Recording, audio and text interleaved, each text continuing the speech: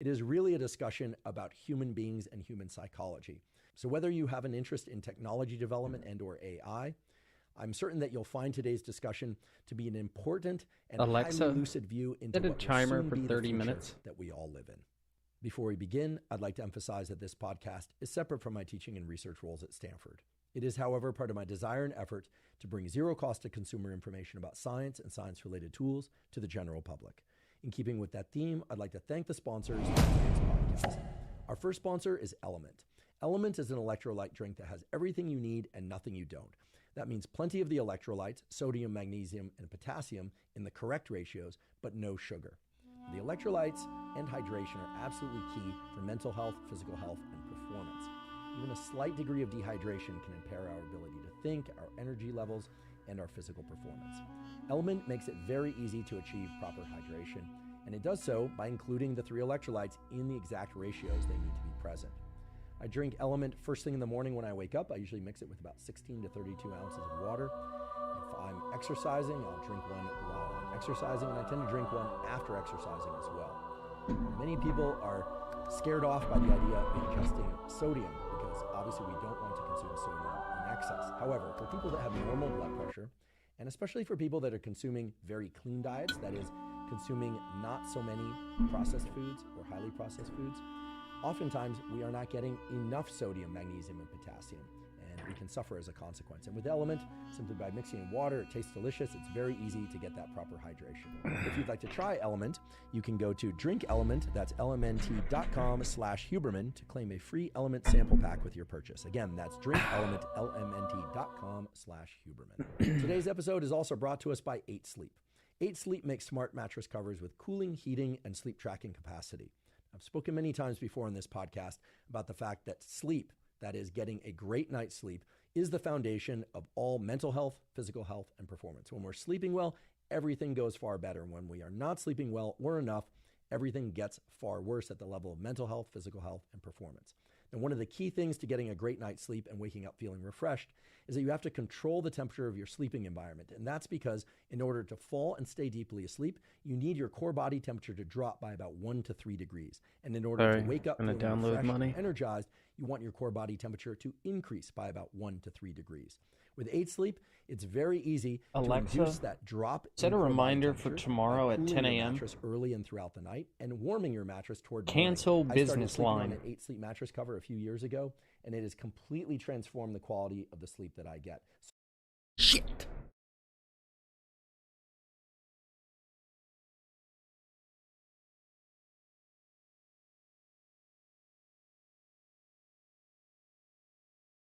Today's episode is also brought to us by 8 Sleep. So many questions for you about innovation, AI, your view of the landscape of tech and humanity in general. I want to start off by talking about innovation from 3 different perspectives.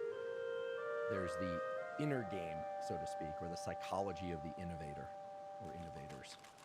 Things like their propensity for engaging in conflict or not, their propensity for having a dream or a vision, and in particular, their innovation as it relates to some psychological trait or expression. We'll get to that in a moment. The second component I'm curious about is the outer landscape around innovators, who they place themselves with, the sorts of choices that they make, and also the sorts of personal relationships that they might have. And then the last component is this notion of the larger landscape that they happen to find themselves in. What time in history? What's the geography? Bay Area, New York, Dubai, etc. So to start off, is there a common trait of innovators that you think is absolutely essential as a seed to creating things that are really impactful? So I'm not a psychologist, but I've picked up some of the concepts, some of the terms, and so it's a great moment of delight in my life when I learned about the big 5 personality traits. So I was like, aha! There's a way to actually describe the answer to this question. And so I think what you're looking for when you're talking about will, I think you're talking about a couple of things. So one is very high in what's called trait openness, which is one of the big 5, which is basically just like flat out open to new ideas. And of course, the nature of trade openness means you're not just open to new ideas in one category, you're open to many different kinds of new ideas. And so we might talk about the fact that a lot of innovators also are very creative people in other aspects of their lives, right, even outside of their specific creative domain. So that's important, but of course, just being open is not sufficient, because if you're just open, you could just be curious and explore, right, and spend your entire life reading and doing, talking to people and never actually create something. So you also need a couple other things. You need a high level of conscientiousness, which is another one of the big five. You need somebody who's really willing to apply themselves, and in our world, typically over a period of many years, right, to be able to accomplish something. They typically work very hard. That often gets obscured because the stories that end up getting told about these people are, it's just like there's this kid and he just had this idea and it was like a stroke of genius and it was like a moment in time and, it's just like, oh, he was so lucky. And it's like, no, like for most of these people, it's years and years and years of applied effort. And so you need somebody with like an extreme, basically willingness to defer gratification and really apply themselves to a specific thing for a long time. And of course, this is why there aren't very many of these people, is there aren't many people who are high in openness and high in conscientiousness, because to a certain extent, they're opposed, right, traits. And so you need somebody who has both of those. Third is you need somebody high in disagreeableness, which is the third of the big five. So you need somebody who's just like basically ornery. Right, because if they're not ornery, then they'll be talked out of their ideas by people who will be like, oh, well, that, because the reaction most people have new ideas is, oh, that's dumb. And so somebody who's too agreeable will be easily dissuaded to not pursue, not pull in the thread anymore. So you need somebody highly disagreeable. Again, the nature of disagreeableness is they tend to be disagreeable about everything, right? So they tend to be these very sort of iconoclastic, kind of renegade characters. And then there's just a table stakes component, which is they just also need to be high IQ, right? They just need to be really smart, because it's hard to innovate in any category if you can't synthesize large amounts of information quickly. And so those are four basically high spikes, very rare traits that basically have to come together. You could probably also say they probably at some point need to be relatively low in neuroticism, which is another of the big five, because if they're too neurotic, they probably can't handle the stress, right? So it's kind of this dial in there, and then of course if you're into like this the sort of science of the big five, basically, these are all people who are on like the far outlying kind of point on the normal distribution across all these traits, and then that just gets you to, I think, the sort of hardest topic of all around this whole concept, which is just there are very few of these people. Do you think they're born with these traits? Yeah, well, so they're born with the traits, and then of course the traits are not, genetics are not destiny, and so the traits are not deterministic in the sense of that, just because they have those personality traits doesn't mean they're going to deliver great creativity, but like they need to have those properties, because otherwise they're just not either going to be able to do the work or they're not going to enjoy it, right? Or I mean, look, a lot of these people are highly capable, competent people. It's very easy for them to get like high-paying jobs in traditional institutions and, get lots of, traditional awards and, end up with big paychecks. And, there's a lot of people at, big institutions that we you and I know well, and I deal with many of these, where people get paid a lot of money and they get a lot of respect and they go for 20 years and it's great and they never create anything new, right? And so there's a lot of administrators. Well, and a lot of them end up in administrative jobs. And that's fine. That's good. The world needs that also, right? The innovators can't run everything, because everything, the rate of change would be too high. Society, I think, probably wouldn't be able to handle it. So you need some people who are on the other side who are going to kind of keep the lights on and keep things running. But there is this decision that people have to make, which is, okay, if I have the sort of latent capability to do this, is this actually what I want to spend my life doing? And do I want to go through the stress and the pain and the trauma, right, and the anxiety, right, and the risk of failure, right? And so do I really want to? Once in a while, you run into somebody who's just like can't do it any other way. Like they just have to. Who's an example of that? I mean, Elon's the paramount example of our time. And I bring him up in part because he's such an obvious example, but in part because he's talked about this in interviews where he basically says, like, he's like, I can't turn it off. Like the ideas come, I have to pursue them, right? It's why he's like running 5 companies at the same time and like working on a 6th, right? It's just like he can't turn it off. Look, there's a lot of other people who are probably have the capability to do it, who ended up talking themselves into, or whatever events conspired to put them in a position where they did something else. Obviously there are people who try to be creative who just don't have the capability. And so there's some Venn diagram there of determinism through traits, but also choices in life. And then also, of course, the situation in which they're born, the context within which they grow up, culture, right, what their parents expect of them, and so forth. And so you have to, you kind of get all the way through this, you have to thread all these needles kind of at the same time. Do you think there are folks out there that meet these criteria who are disagreeable, but that can feign agreeableness. That can, for those just listening, Mark just raised his right hand. Hello, Andrew. In other words, that can sort of, phrase that comes to mind, maybe because I can relate to a little bit, they sneak up through the system, meaning they behave ethically as it relates to the requirements of the system. They're not breaking laws or breaking rules. In fact, quite the opposite. They're paying attention to the rules and following the rules until they get to a place where being disagreeable feels less threatening to their overall sense of security. Yeah, I mean, look, the really highly competent people don't have to break laws, right? Like it's the there was this myth, that sort of happened around the movie The Godfather, and then there was this character Meyer Lansky, who's like ran basically the mafia, 50, 60, 70 years ago, and there was this great line of like, well, if Meyer Lansky had only like applied himself to running General Motors, he would have been the best CEO of all time. It's like, no, not really, right? Like the people who are like great at running the big companies, they don't have to be mob bosses. They don't have to like break laws. They can work. They're smart and sophisticated enough to be able to work inside the system. They don't need to take the easy out. So I don't think there's any implication that they have to break laws. That said, they have to break norms, right? And specifically the thing. This is probably the thing that gets missed the most, because the process of innovating, the process of creating something new, like once it works, like the stories get retconned, as they say, in comic books. So the stories get adapted to where it's like it was inevitable all along. Everybody always knew that this was a good idea. The person has won all these awards. Society embraced them. And it's invariably, if you were with them when they were actually doing the work, or if you actually get a couple drinks into them and talking about it, it'd be like, no, that's not how it happened at all. They faced a wall of skepticism, just like a wall of basically social, essentially denial. No, this is not going to work. No, I'm not going to join your lab. No, I'm not going to come work for your company. No, I'm not going to buy your product, right? No, I'm not going to meet with you. And so they get just like tremendous social resistance. So they're not getting positive feedback from their social network the way that more agreeable people need to have, right? And this is why agreeableness is a problem for innovation. If you're agreeable, you're going to listen to the people around you.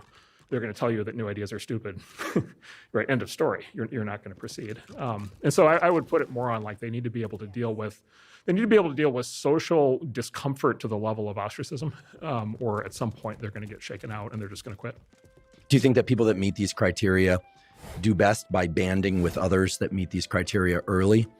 Or is it important that they form this deep sense of self, like the ability to cry oneself to sleep at night, or, lie in the fetal position worrying that things aren't going to work out and then still get up the next morning and get right back out there?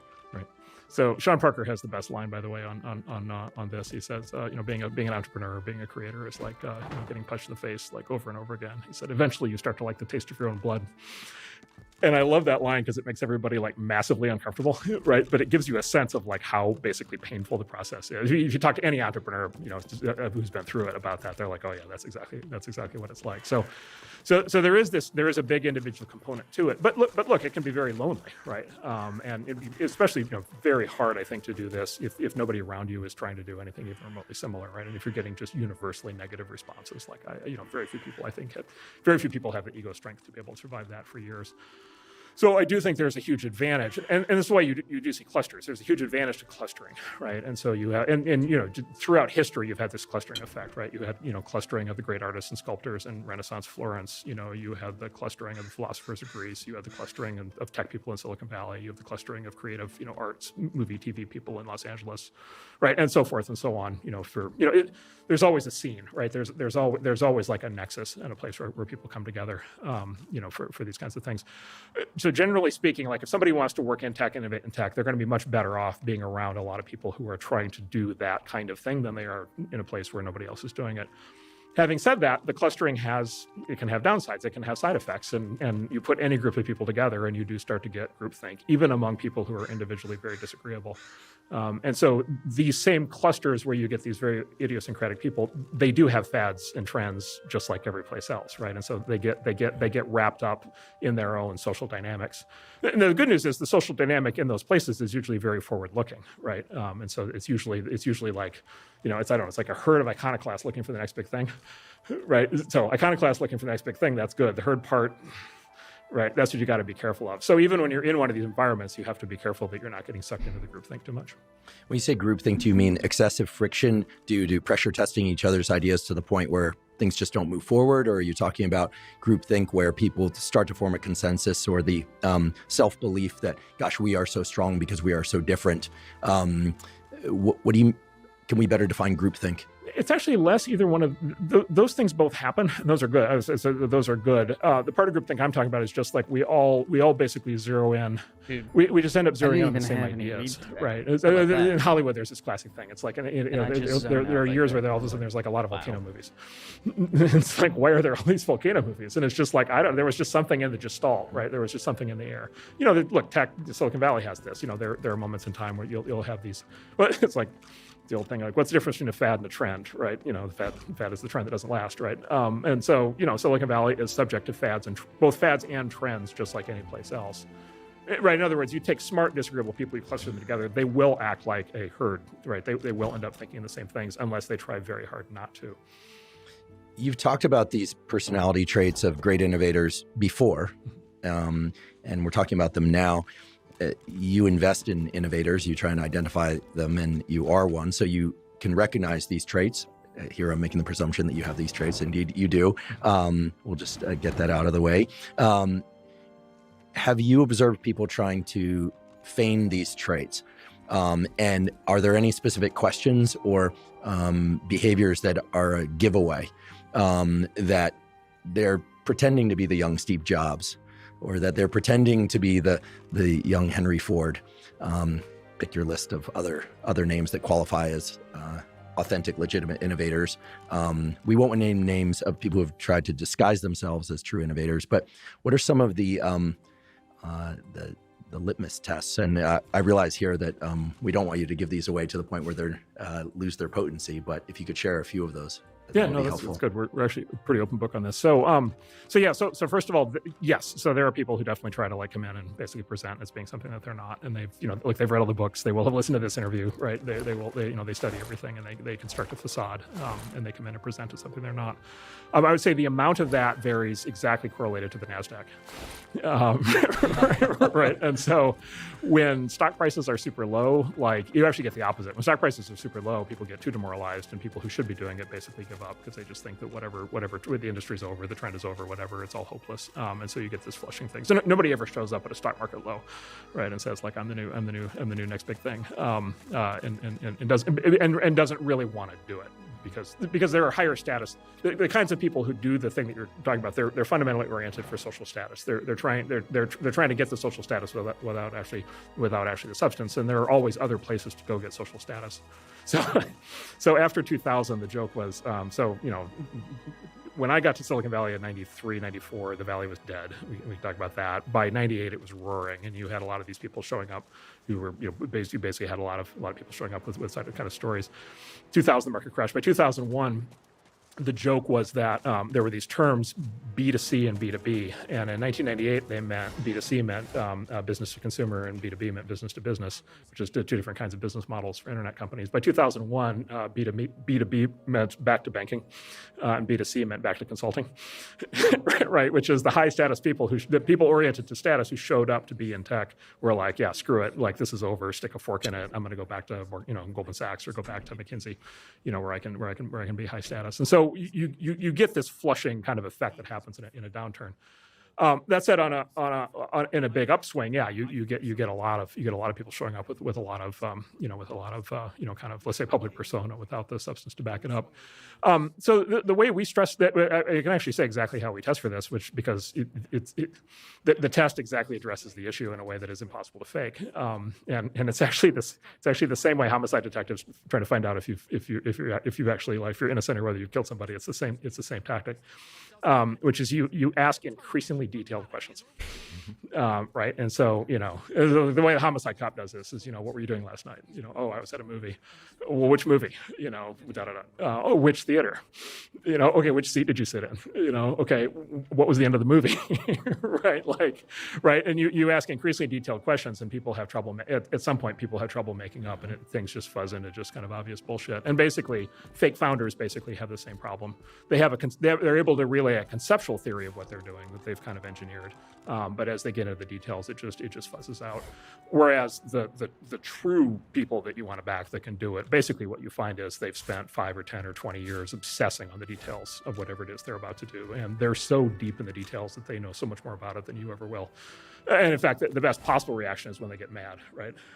Which is also what the homicide cops say, right? What you actually want is you actually want the emotional response of like, I can't believe that you're asking me questions this detailed and specific and picky, and they kind of figure out what you're doing, and then they get upset. Like, that's good. That's perfect, right? But they have, but then they have to prove in themselves in the sense of like they have to be able to answer the questions in great detail. Do you think that people that are able to answer those questions in great detail have actually taken the time to systematically think through the if-ands of all the possible implications of what they're going to do, and they have a specific vision in mind of how things need to turn out or will turn out? Or do you think that they have a vision and it's no matter what, it will work out because the world will sort of bend around it? I mean, in other words, do you think that they place their vision in context, or they simply have a vision and they have that tunnel vision of that thing, and that's going to be it? Let's use you for an example with Netscape. I mean, that's how I first came to know your name. When you were conceiving Netscape, did you think, okay, there's this search engine and this browser, and it's going to be this thing that looks this way and works this way and feels this way? Did you think that, and also think about, that there was going to be a gallery of other search engines and it would fit into that landscape of other search engines? Or were you just projecting your vision of this thing as this unique and special brainchild? Well, let me give the general answer, and then we can talk about the specific example. So the general answer is with entrepreneurship, creativity, innovation is what economists call decision-making under uncertainty. Right, and so in both parts, those are important. Decision-making, like you're going to make a ton of decisions because you have to decide what to do, what not to do. And then uncertainty, which is like the world's a complicated place, right? And in mathematical terms, the world is a complex adaptive system with feedback loops. And like, it's really, it's extreme. Isaac Asimov wrote in his novels, he wrote about this field called psychohistory, right? Which is the idea that there's like a supercomputer that can predict the future of like human affairs, right? And it's like, we don't have that. Not yet. Not yet. Well, we'll get to that later. Right. We certainly don't have that yet. And so you're just dealing, military commanders call this the fog of war, right? You're just dealing with a situation where the number of variables are just off the charts. It's all these other people, right, who are inherently unpredictable, making all these decisions in different directions. And then the whole system is combinatorial, which is these people are colliding with each other, influencing the decisions. And so, look, the most straightforward kind of way to think about this is, it's amazing. Like, anybody who believes in economic central planning, it always blows my mind, because it's just like try opening a restaurant. Like, try just opening a restaurant on the corner down here, and like 50-50 odds the restaurant's going to work. And like, all you have to do to run a restaurant is like have a thing and serve food, and like, and it's like most restaurants fail, right? And so, and people who run restaurants are like pretty smart. Like, they usually think about these things very hard, and they all want to succeed. And it's hard to do that. And so, to start a tech company, or to start an artistic movement, or to fight a war, like, you're just going into this, like, basically conceptual battleground, or military terms, real battleground, where there's just like incredible levels of complexity, branching future paths. And so there's nothing, there's nothing predictable. And so what we look for is basically the sort of the really good innovators. They've got a drive to basically be able to cope with that and deal with that. And they basically do that in 2 steps. So one is they try to pre-plan as much as they possibly can. And we call that the process of navigating we call the idea maze, right? And so the idea maze basically is, I've got this general idea. I did an experiment though. I didn't smoke when I woke up. And then it's like, okay, in their head, they have thought through, like, okay, if I go this way, that way, this third way, here's what will happen. Then I have to do that. Then I have to do this. Then I have to bring in somebody to do that. Here's the technical challenge I'm going to hit. And they've got in their heads, as best anybody could, they've got as complete a sort of a map of possible futures as they could possibly have. And this is where I say, when you ask them increasingly detailed questions, that's what you're trying to kind of get them to kind of chart out. Is, okay, how far ahead have you thought, and how much are you anticipating all of the different twists and turns that this is going to take? Okay, so then they start on day one, and then of course what happens is, now they're in it. Now they're in the fog of war, right? They're in true uncertainty, and now that idea maze is maybe not helpful practically, but now they're going to be basically constructing on the fly, day by day, as they learn and discover new things, and as the world changes around them. And of course, it's a feedback loop, because they're going to change. If their thing starts to work, it's going to change the world, and then the fact the world is changing is going to cause their plan to change as well. And so, yeah, the great ones basically they course correct. The great ones course correct every single day. They take stock of what they've learned. They modify the plan. The great ones tend to think in terms of hypotheses, right? It's a little bit like a scientific sort of mentality, which is they tend to think, okay, I'm going to try this. Like, I'm going to go into the world. I'm going to announce that I'm doing this for sure, right? Like I'm going to say, like, this is my plan. And I'm going to tell all my employees that. I'm going to tell all my investors that. And I'm going to put a stake in there. This is my plan. And then I'm going to try it, right? And even though I sound like I have complete certainty, I know that I need to test to find out whether it's going to work. And if it's not, then I have to go back to all those same people and I have to say, well, actually, we're not going left, we're going right. And they have to run that loop thousands of times, right? And they had, to get through the other side. And this led to the creation of this great term pivot, which has been very helpful in our industry because the word when I was young, the word we used was fuck up. Pivot sounds like so much better. It sounds like so much more professional. But yeah, you make mistakes. It's just too complicated to understand. You course correct, you adjust, you evolve. Often these things, at least in business, the businesses that end up working really well tend to be different than the original plan. But that's part of the process of a really smart founder basically working their way through reality, right, as they're executing their plan. The way you're describing this has parallels to a lot of models in biology and the practice of science, random walks, but that aren't truly random, pseudo-random walks in biology, et cetera. But one thing that is becoming clear from the way you're describing this is that I could imagine a great risk to early success. Mm-hmm. So for instance, somebody develops a product, people are excited by it, they start to implement that product, but then the landscape changes and they don't learn how to pivot, to use the less profane version of it, right? They don't learn how to do that. In other words, and I think of everything these days, or most everything in terms of reward schedules and dopamine reward schedules, because that is the universal currency of reward. And so when you talk about the Sean Parker quote of learning to enjoy the taste of one's own blood, that is very different than learning to enjoy the taste of success. That's right. Right? It's about internalizing success as a process of being self-determined and less agreeable, et cetera. In other words, building up of those 5 traits becomes the source of dopamine, perhaps, in a way that's highly adaptive. So on the outside, we just see the product, the end product, the iPhone, the MacBook, the Netscape, et cetera.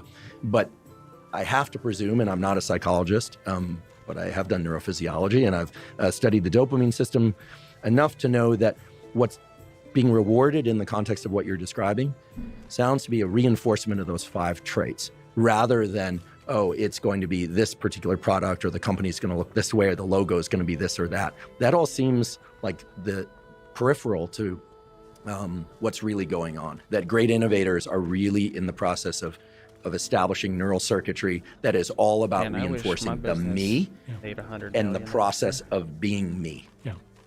Yeah, so this goes to, so this is like extrinsic versus intrinsic motivation. So the Steve Jobs kind of Zen version of this, right, or the sort of hippie version of this was the journey is the reward, right? He always told his employees that. It's like, look, everybody thinks in terms of these big public markers like the stock price or the IPO or the product launch or whatever. He's like, no, it's actually the process itself is the point. Right, and if you, to your point, if you have that mentality, then that's an intrinsic motivation, not an extrinsic motivation, and so that's the kind of intrinsic motivation that can keep you going for a long time. Another way to think about it is competing against yourself, right? It's like, can I get better at doing this, right? And can I prove to myself that I can get better? There's also a big social component to this, and this is one of the reasons why Silicon Valley punches so far above its weight as a place. There's a psychological component, which also goes to the comparison set.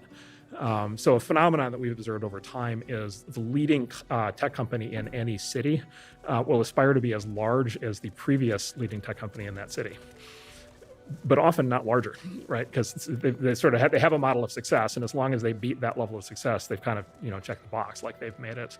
And then but then in contrast, you're in Silicon Valley and you look around and it's just like Facebook and Cisco and Oracle and Hewlett Packard and gladiators. And you're just like looking at these giants, and many of them are still, Mark Zuckerberg's still, going to work every day and like trying to do, and so like these people are like, the role models are like alive, right? They're like right there, right? And it's so clear like how much better they are and how much bigger their accomplishments are. And so what we find is young founders in that environment have much greater aspirations, right? Because they just, again, maybe at that point, maybe it's the social status, maybe there's an extrinsic component to that. but or maybe it helps calibrate that internal system to basically say, actually, no, the opportunity here is not to build a local, what you might call a local maximum form of success, but let's build to a global maximum form of success, which is something as big as we possibly can. Ultimately, the great ones are probably driven more internally than externally when it comes down to it. And that is where you get this phenomenon where you get people who are, extremely successful and extremely wealthy, who very easily can punch out and move to Fiji and just call it. And they're still working 16-hour days. Right. And so obviously something explains that has nothing to do with external rewards. And I think it's an internal thing. As many of you know, I've been taking AG1 daily since 2012. So I'm delighted that they're sponsoring the podcast. AG1 is a vitamin mineral probiotic drink that's designed to meet all of your foundational nutrition needs. Now, of course, I try to get enough servings of vitamins and minerals through whole food sources that include vegetables and fruits every day, but oftentimes I simply can't get enough servings. But with AG1, I'm sure to get enough vitamins and minerals and the probiotics that I need, and it also contains adaptogens to help buffer stress. Alexa. Simply put, I always feel better when I take AG1. I have more focus and energy, and I sleep better, and it also happens to taste great. For all these reasons, whenever I'm asked, if you could take just one supplement, what would it be? I answer AG1. If you'd like to try AG1, go to drinkag1.com/Huberman to claim a special offer. They'll give you 5 free travel packs plus a year's supply of vitamin D3K2. Again, that's drinkag1.com/Huberman. I've heard you talk a lot about the inner landscape, the inner psychology of these folks, and I appreciate that we're going even deeper into that today. And we will talk about the landscape around whether or not Silicon Valley or New York, whether or not there are specific cities that are ideal for certain types of pursuits. I think there was an article written by Paul Graham some years ago about the conversations that you overhear in a city will tell you everything you need to know about whether or not you belong there in terms of your professional pursuits. Some of that's changed over time, and now we should probably add Austin to the mix because it was written some time ago. In any event, I want to return to that, but I want to focus on an aspect of this intrinsic versus extrinsic motivators in terms of something that's a bit more cryptic, which is one's personal relationships. Mm-hmm. If I think about the catalog of innovators in Silicon Valley, some of them, like Steve Jobs, had complicated personal lives, romantic personal lives early on. And then it sounds like he worked it out. I don't know. I wasn't their couples therapist, but he when he died, he was in a marriage that for all the world seemed like a happy marriage. You also have examples of innovators who have had many partners, many children with other partners. Elon comes to mind. I don't think I'm disclosing anything that isn't already obvious. Those could have been happy relationships and just had many of them. But the reason I'm asking this is you can imagine that for the innovator, the person with these traits who's trying to build up this thing, whatever it is, that having someone or several people in some cases who just truly believe in you when the rest of the world may not believe in you yet or at all, right, could be immensely powerful. And we have examples from cults that embody this. We have examples from politics. We have examples from tech innovation and science. And I've always been fascinated by this because I feel like it's the more cryptic and yet very potent form of allowing someone to build themselves up. It's a combination of inner psychology and extrinsic motivation, because obviously if that person were to die or leave them or cheat on them or pair up with some other innovator, which we've seen several times recently and in the past, it can be devastating to that person. But what are your thoughts on the role of personal and in particular romantic relationship as it relates to people having an idea and they're feeling that they can really bring that idea to fruition in the world? So it's a real mixed bag. You have lots of examples in all directions, and I think it's something like following. So first is we talked about the personality traits of these people. They tend to be highly disagreeable. Doesn't foster a good romantic relationship. Highly disagreeable people can be difficult to be in a relationship. I may have heard of that once or twice before. A friend may have given me that example. Yeah, right. And maybe you just need to find the right person who complements that and is willing to. There's a lot of relationships where it's always this question about relationships, right? Which is, do you want to have the same personality, growth profile, the same behavioral traits basically as your partner? Or do you actually want to have, is it an opposite Alexa, thing? And, look, I'm sure you've seen this. There are relationships where you'll have somebody who's highly disagreeable who's paired with somebody who's highly agreeable. And it actually works out great. Because one person just gets to be on their soapbox all the time, and the other person's just like, okay, right? And it's fine, right? It's fine. It's good. You put two disagreeable people together, maybe sparks fly and they have great conversations all the time, and maybe they come to hate each other, right? And so anyway, so these people, if you're going to be with one of these people, you're fishing out of the disagreeable end of the pond. And again, when I say disagreeable, I don't mean, these are normal distributions. I don't mean like 60% disagreeable or 80% disagreeable. The people we're talking about are 99.99% disagreeable, right? So these are ornery people. So part of it's that. And then, of course, they have the other personality traits, right? They're super conscientious. They're super driven. As a consequence, they tend to work really hard. They tend to not have a lot of time for, family vacations or other things. They don't enjoy them if they're forced to go on them. And so again, that kind of thing can fray at a relationship. So there's a fair amount in there that's loaded. Like somebody who's going to partner with one of these people needs to be signed up for the ride, and that's a hard thing. It's a hard thing to do. Or you need a true partnership with two of these, which is also hard to do. So I think that's part of it. And then look, I think a big part of it is, people achieve a certain level of success, and, either in their own minds or, publicly. And then they start to be able to get away with things, right? And they start to be able to, it's like, well, okay, now we're rich and successful and famous, and now I deserve, and this is where you get into, I view this now in the realm of personal choice. Right? You get in this thing where people start to think that they deserve things. And so they start to behave in, very bad ways. And then they blow up their personal worlds as a consequence, and maybe they regret it later, and maybe they don't. Only works right? for me like that, right? Always a question. So I think there's that. And then I don't know, some people just need, maybe the other part of it is some people just need more emotional support than others, and I don't know that I don't know that tilts either way. Like I know some of these people who have like great loving relationships and seem to draw very much on having this kind of firm foundation to rely upon. And then I know other people who are just like their personal lives are just a continuous train wreck, and it doesn't seem to matter. Like professionally, they just keep doing what they're doing. And maybe maybe we could talk here about whatever is the personality trait for risk taking, right? Like some people are so incredibly risk prone that they need to take risk in all aspects of their lives at all times. And if part of their life gets stable, they find a way to blow it up. And that's some of these people you could describe in those terms also. Yeah, let's talk about that. Yeah. Because I think risk-taking and sensation-seeking is something that fascinates me for my own reasons and in my observations of others. Yep. Does it dovetail with these 5 traits in a way that can really serve innovation in ways that can benefit everybody? The reason I say to benefit everybody is because there is a view of how we're painting this picture of the innovator as this like really cruel person. But oftentimes what we're talking about are innovations that make the world far better for billions of people. Yeah, that's right. Yeah. And by the way, everything we're talking about also is not just in tech or science or in business. It's also everything we're also talking about is true for the arts, right? So the history of like artistic expression is you have people with all these same kinds of traits. Right. Well, I was thinking about Picasso and his regular turnover of lovers and partners, and he was very open about the fact that it was one of the sources of his productivity / creativity.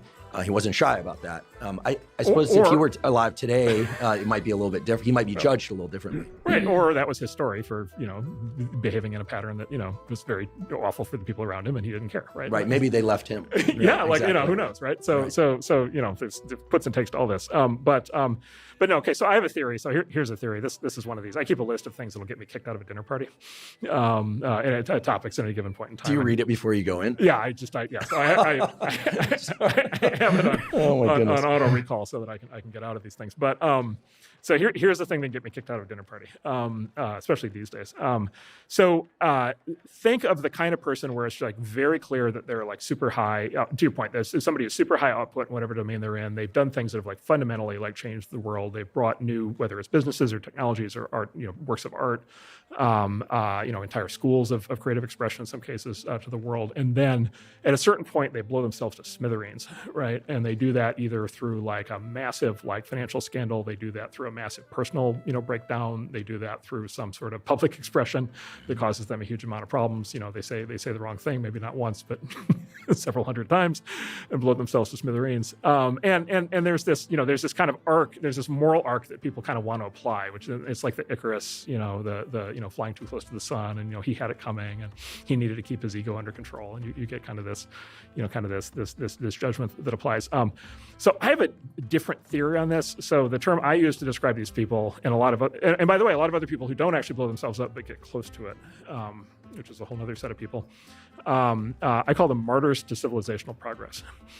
right? So and we're backwards, civilizational progress. So look, the only way civilization gets moved forward is when people like this do something new, right? Because civilization as a whole does not do new things, right? Groups of people do not do new things, right? These things don't happen automatically. Like by default, nothing changes. The only way civilizational change on any of these axes ever happens is because one of these people stands up and says, no, I'm going to do something different than what everybody else has ever done before. So this is progress. Like, this is actually how it happens. Sometimes they get lionized or rewarded. Sometimes they get crucified. Sometimes the crucifixion is literal. Sometimes it's just, symbolic. But they are those kinds of people. And then murders. Like when they go down in flames, like they have, and again, this is where it really screws with people's moral judgments, because everybody wants to have this sort of super clear story of like, okay, he did a bad thing and he was punished. And I'm like, no. He was the kind of person who was going to do great things and also was going to take on a level of risk and take on a level of sort of extreme behavior such that he was going to expose himself to flying too close to the sun, wings melt and crash to ground. But it's a package deal, right? The reason you have the Picassos and the Beethovens and all these people is because they're willing to take these extreme level of risks. They are that creative and original, not just in their art or their business, but in everything else that they do, that they will set themselves up to be able to fail. A psychologist would probably, or a psychiatrist would probably say, maybe, to what extent do they actually like have a death wish? Do they actually, at some point, do they want to punish themselves? Do they want to fail? That I don't know. But you see this, they deliberately move themselves too close to the sun. And you can see it when it's happening, because like, if they get too far from the sun, they deliberately move back towards it, right? They come right back and they want the risk. And so anyway, like so murders to civilizational progress, like this is how progress happens. When these people crash and burn, the natural, inclination is to judge them morally. I tend to think we should basically say, look, like, and I don't even know if this means like giving them a moral pass or whatever, but it's like, look, like this is how civilization progresses. And we need to at least understand that there's a self-sacrificial aspect to this that may be tragic and often is tragic, but it is quite literally self-sacrificial. Are there any examples of great innovators who were able to compartmentalize their risk-taking to such a degree that they had what seemed to be a morally impeccable life in every domain except in their business pursuits? Yeah, that's right. So some people are very highly controlled like that. Some people are able to like very narrowly. And I don't really want to cite myself an example in a lot of this, but I will tell you, like, as an example, like I will never use debt in business. Number one, number two, like I have the most placid personal life you can imagine. Number three, I'm the last person in the world who's ever going to do an extreme sport. I mean, I'm not even going to go in the sauna and the ice bath. Like I'm not doing any of this. Like I don't do anything. I'm not skiing. No obligation to do the ice bath. I'm not on the Titan. I'm not going down to see the Titanic. Thank goodness you weren't there. I'm not doing any of this. I'm not doing any of this stuff. I have no interest. I don't play golf. I don't ski. I have no interest in any of this stuff. Right. And so like there are, and I know people like this, right, who are very high achievers. It's just like, yeah, they're completely segmented. They're extreme risk takers in business. They're completely buttoned down on the personal side. They're completely buttoned down, financially. They're scrupulous with following every rule and law you can possibly imagine. But they're still fantastic innovators. And then I know many others who are just like, their life is on fire all the time in every possible way. And whenever it looks like the fire is turning into embers, they figure out a way to like relight the fire, right? And they just really want to live on the edge. And so I think that's an independent variable. Mm-hmm. And again, I would apply the same thing. I think the same thing applies to the arts. Classical music is an example. Like I think Bach was, as an example, one of the, kind of best musicians of all time, had just a completely sedate personal life. Never had any aberrant behavior at all in his personal life. Family man, tons of kids. Apparently, pillar of the community. Right. And so like if Bach could be Bach and yet not like burn his way through, 300 mistresses or whatever, maybe you can too. So in thinking about these two different categories of innovators, those that take on tremendous risk in all domains of their life and those that take on tremendous risk in a very compartmentalized way, I don't know what the percentages are, but I have to wonder if in this modern age of the public being far less forgivable, what I'm referring to is cancel culture. Do you think that we are limiting the number of innovations in total, like by just simply frightening or eliminating an enormous category of innovators because they don't have the confidence or the means or the strategies in place to regulate? So they're just either bowing out or they're getting crossed off, they're getting canceled one by one. So do you think the public is less tolerant than they used to be or more tolerant?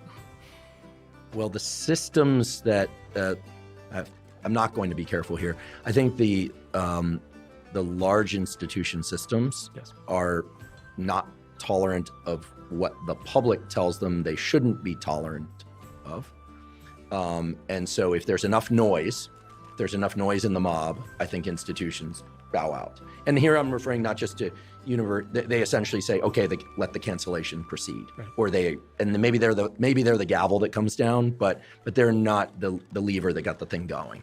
And so I'm not just thinking about universities, I'm also thinking about advertisers. I'm thinking about the big movie houses that cancel a film that a given actor might be in because they had something in their personal life that's still getting worked out. I'm thinking about people who are in a legal process that's not yet resolved, but the public has decided they're a bad person, et cetera.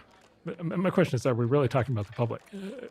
I agree with your question, and I'm going to come back to it. But I'm going to examine one part of your question, which is this really the public we're talking about? And I would just say Exhibit A is who is the current front runner for the Republican nomination today. The public, at least on one side of the political aisle, seems very on board, right? Number two, look, there's a certain musician who, flew too close to the sun, blew himself to smithereens. He's still hitting all-time highs on music streams every month. The public seems fine. I think the public might, I would argue the public is actually more open to these things than it actually maybe ever has been. And we could talk about why that's the case. I think it's a differentiation, and this is what your question was aiming at, but it's a differentiation between the public and the elites. And so my view is everything that you just described is an elite phenomenon, and actually the public is very much not on board with it. Interesting. And so what's actually happening is the division, what's happened is the public and the elites have gapped out. The public is more forgiving of what previously might have been considered kind of aberrant or extreme behavior, right? F. Scott Fitzgerald, there are no second acts in American lives. It turns out completely wrong. It turns out there's second acts, third acts, fourth acts. Apparently you can have a limited number of acts. The public is actually up for it. Yeah, I mean, I think of somebody like Mike Tyson, right? I feel like his life exemplifies everything that's amazing and great and also terrible about America. If we took Mike Tyson to dinner tonight at any restaurant anywhere in the United States, what would happen? He would be loved. Oh, he would be adored. The outpouring of enthusiasm and passion and love would be incredible. It would be unbelievable. This is a great example. It just and again, I'm not even going to draw more. I'm not even going to say I agree with that or disagree with that. It's just I think we all intuitively know that the public is just 100%, absolutely. He's a legend. He's a legend. He's a living legend. People love right? Mike. He's a cultural touchstone. Absolutely. And you see it when he shows up in movies, right? I don't remember the big breakthrough where I figured this out with respect to him, because I don't really follow sports, but when he showed up it was that first Hangover movie, and he shows up, and I was in a theater, and the audience just goes bananas crazy. They're so excited to see him. Yeah, he evokes delight. I always say that Mike Tyson is the only person I'm aware of that can wear a shirt with his own name on it, and it somehow doesn't seem wrong. In fact, it just kind of makes you like him more. Yeah. His ego feels very contoured in a way that he knows who he is and who he was, and yet there's a humbleness woven in, maybe as a consequence of all that he's been through. I don't know. But yeah, people love Mike. Public loves him. Now, exactly. Now, if he shows up to lecture at Harvard, right? I think you're probably going to get a different reaction. Right? I don't know. I don't know. Well, David Simon, the guy who wrote The Wire, gave a talk at Harvard, and it sounded to me, based on his report of that, which is very interesting, in fact, that people adore people who are connected to everybody in that way. I feel like everybody loves Mike from above his status, the sides, below his status. He's just he occupies this halo of love and adoration. Okay, all right. Yeah. And then look, the other side of this is the elites, and you kind of alluded to this with the institutions. So basically, it's the people who are at least nominally in charge, or feel like that they should be in charge. Yeah, I want to make sure we define elite. So you're not necessarily talking about people who are wealthy. You're talking about people who have authority within institutions. So the ultimate definition of an elite is who can get who fired. right? Like that's the ultimate test. Who can get who fired, boycotted, blacklisted, ostracized? Like when push, prosecuted, jailed. Like when push comes to shove, right? I think that's always the question: who can destroy whose career? And of course, you'll notice that is heavily asymmetric when these fights play out. Like there's very clear which side can get the other side fired, and which side can't. And so yeah, so look, I think we live in a period of time where the elites have gotten to be extreme in a number of dimensions, and I think it's characterized by, for sure, extreme groupthink, extreme sanctimony, extreme, moral, I would say dudgeon, extreme, this weird sort of modern Puritanism, and then an extreme sort of morality of like punishment and terror against their perceived enemies. But I wanted to go through that because I actually think that's a very different phenomenon. I think what's happening to the elites is very different than what's happening in the population at large. And then of course I think there's a feedback loop in there, which is I think the population at large is not on board with that program, right? I think the elites are aware that the population is not on board with that program. I think they judge the population negatively as a consequence. That causes the elites to harden their own positions. That causes them to be even more alienating to the population, and so they're in sort of an oppositional negative feedback loop. And yeah, it's going to be, but again, it's a sort of question, okay, who can get who fired? And so, elites are really good at getting like normal people fired, ostracized, banned, hit pieces in the press, like whatever. For normal people to get elites fired, they have to really like band together, right, and really mount a serious challenge, which mostly doesn't happen, but might be starting to happen in some cases. Do you think this power of the elites over stemmed from social media sort of going against its original purpose? I mean, when you think social media, you think you're giving each and every person their own little reality TV show, their own voice. And yet we've seen a dramatic uptick in the number of cancellations and firings related to immoral behavior based on things that were either done or amplified on social media. Right. It's almost as if the public is holding the wrong end of the knife. Yeah. So the way I describe it, so I use these two terms, and they're somewhat interchangeable, but elites and institutions, and they're somewhat interchangeable because who runs the institutions? The elites, right? And so it's a sort of a self-reinforcing thing. Institutions of all kinds, institutions, everything from the government, bureaucracies, companies, nonprofits, foundations, NGOs, tech companies, on and on and on. Like people who are in charge of big complexes, and that carry a lot of basically power and influence and capability and money as a consequence of their positional authority. Right. So, the head of a giant foundation may never have done anything in their life that would cause somebody to have a high opinion of them as a person, but they're in charge of this, gigantic multi-billion-dollar complex and have all this power that results. And so that's just to define terms, at least institutions. So it's actually interesting. Gallup has been doing polls on on the question of trust in institutions, which is sort of therefore proxy for trust in elites, basically since the early 1970s. And what you find, and they do this across all the categories of big institutions. Basically everyone I just talked about, a bunch of others: big business, small business, banks, newspapers, broadcast television, the military, police. So they've got like 30 categories or something. And basically what you see is almost all the categories basically started in the early 70s at like 60 or 70% trust. And now they've basically almost across the board, they've just had a complete basically linear slide down for 50 years, basically my whole life. And they're now bottoming out, Congress and journalists bottom out at like 10%. Right, like the two groups everybody hates are like Congress and journalists, and then it's like a lot of other big institutions are like in their 20s, 30s, 40s. Actually, big business actually scores fairly high. Tech actually scores quite high. The military scores quite high, but basically everything else has really caved in. And so this is sort of my fundamental challenge to everybody who basically says, and you didn't do this, but you'll hear this, the simple form of this, which is social media caused the current trouble. And let's call this an example: collapse in faith in institutions and elites. Let's call that part of the current trouble. Everybody's like, well, social media caused that. I was like, well, no, social media is new, right? In the last, social media is effectively new, practically speaking, since 2010, 2012 is when it really took off. And so if the trend started in the early 1970s, right, and has been continuous, then we're dealing with something broader. And Martin Gurry wrote, I think, the best book on this called The Revolt of the Public, where he goes through this in detail. And he does say that social media had a lot to do with what's happened in the last decade. But he says, if you go back, you look further, it was basically two things coinciding. One was just a general change in the media environment. And in particular, the 1970s is when you started to, and especially in the 1980s, is when you started to get specifically talk radio, which was a new outlet. And then you also got cable television. And then you also, by the way, it's actually interesting, in the 50s, 60s, you had paperback books, which was another one of these, which was an outlet. So you had like a fracturing of the media landscape that started in the 50s through the 80s. And then, of course, the internet like blew it wide open. Having said that, if the elites and the institutions were fantastic, you would know it more than ever because information is more accessible. And so the other thing that he says, and I agree with, is the public is not being tricked into thinking the elites and institutions are bad. They're learning that they're bad. Right. And the mystery, and therefore the mystery of the Gallup poll is why those numbers aren't all just zero. Right. Which is, arguably, in a lot of cases where they should be. I think one reason that... Oh, and by the way, he thinks this is bad. So he and I have a different view. So here's where he and I disagree. He thinks this is bad. So he basically says you can't replace elites with nothing. You can't replace institutions with nothing because what you're just left with is just going to be wreckage. You're going to left with a completely, basically, atomized, out of control society that has no ability to marshal, any sort of activity in any direction. It's just going to be a dog-eat-dog, awful, world. I have a very different view on that, which we could talk about. Yeah, I'd love to hear your views on that. Yeah. I'd like to take a quick break and acknowledge our sponsor, Inside Tracker. Inside Tracker is a personalized nutrition platform that analyzes data from your blood and DNA to help you better understand your body and help you meet your health goals.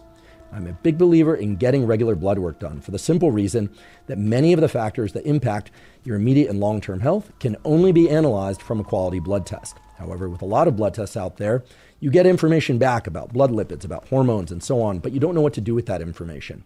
With Inside Tracker, they have a personalized platform that makes it very easy to understand your data, that is, to understand what those lipids, what those hormone levels, et cetera, mean, and behavioral, supplement, nutrition, and other protocols to adjust those numbers to bring them into the ranges that are ideal for your immediate and long-term health. Inside Tracker's ultimate plan now includes measures of both ApoB and of insulin, which are key indicators of cardiovascular health and energy regulation.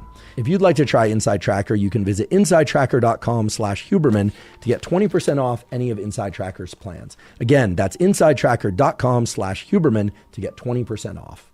The quick question I was going to ask before we go there is, I think that one reason that I and many other people sort of reflexively assume that social media caused the demise of our faith in institutions is, well, first of all, I wasn't aware of this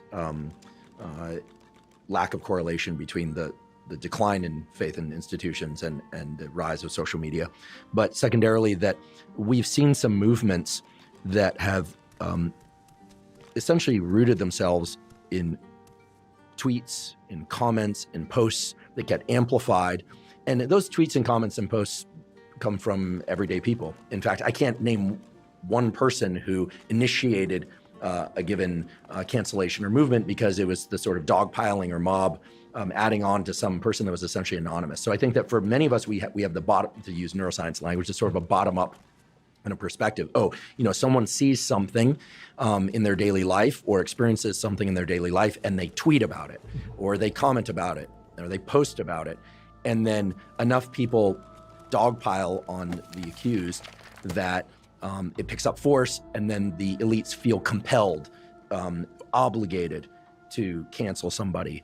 And that tends to be the narrative. And so I think the logical conclusion is, social media allows for this to happen, whereas normally someone would just be standing on the corner shouting or calling lawyers that don't have faith in them. And, you get the Aaron Brockovich model of, that turns into a movie, but that's a rare case of this lone woman who's got this idea in mind about how big institution is doing wrong, or somebody is doing wrong in the world, and then can leverage big institution, But the way that you describe it is that the elites are leading this this shift. Yeah. So 100%. So what is the role of the public in it? I mean, just to give it a concrete example, if, for instance, no one tweeted or commented a Me Too, or no one tweeted or commented about some ill behavior of some, university faculty member or business person, would the elite have come down on them anyway? Oh, yeah. So what's happening? So based on what I've seen over the years, is there is so much astroturfing right now. there are entire categories of people who are paid to do this. Some of them we call journalists. Some of them we call activists. Some of them we call, NGO, nonprofit. Some of them we call university professors. Like some of them we call grad students. Like whatever, they're paid to do this. I don't know if you've ever looked into the misinformation industrial complex. There's this whole universe of basically these funded groups that basically do quote unquote misinformation, and they're constantly mounting these kinds of attacks. They're constantly trying to gin up this kind of basically panic to cause somebody to get fired. So it's not grassroots. No, it's the opposite of grassroots. No, and almost always when you trace these things back, it was a journalist, it was an activist, it was a public figure of some kind. These are these are entrepreneurs in a sort of a weird way. Like they're basically they're paid their job, mission, calling it's all wrapped up together. Like they're true believers, but they're also getting paid to do it. And there's a giant funding. There's a very large funding complex. I did see it. Sorry, from, certain high profile people who put huge amounts of money into this. Is this well known? Yes. Well, so it is in my world. So. This is what the social media companies have been on the receiving end of for the last decade. It's basically a people media activism complex with very deep pockets behind it, and you've got people who literally so people who sit all day and watch the TV network on the other side or watch the Twitter feed on the other side, and they wait. Yeah. They basically wait. It's like every politician. This has been the case for a long time now. Every politician who goes out and gives stump speeches, you'll see there's always somebody in the crowd with a camcorder or now with a phone recording them, and that's somebody from the other campaign who's paid somebody to just be there and record every single thing the politician says, so that when Mitt Romney says whatever the 47% thing, they've got it on tape, and then they clip it and they try to make it viral. So this stuff is, and again, look, these people believe what they're doing. I'm not saying it's even dishonest. These people believe what they're doing. They think they're fighting a holy war. They think they're protecting democracy. They think they're protecting civilization. They think they're protecting whatever it is they're protecting. But they and then they know how to use the tools. I know, right? And so they know how to they know how to try to gin up the outrage. And then by the way, sometimes it works in the social cascade. Sometimes it works. Sometimes it doesn't. Distracted. Turn on music.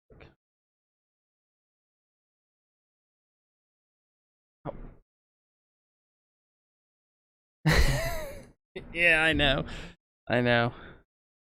Yeah, it's terrible.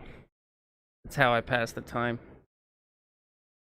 But I'm gonna route it separately so nobody has to listen to that. I just gotta figure out the routing. But that guy, one of the guys who's talking, is one of the fathers of the internet. So he's like a gazillionaire. And he keeps guessing right on stuff. How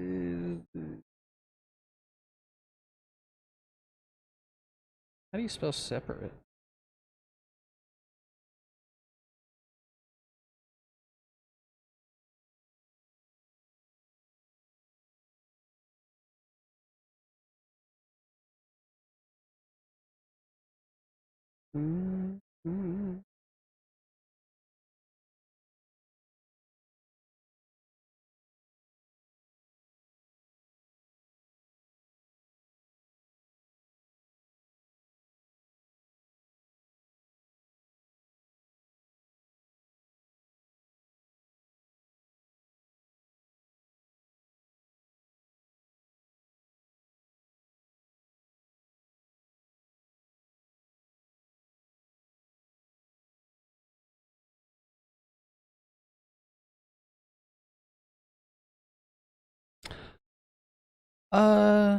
No, I just got busy.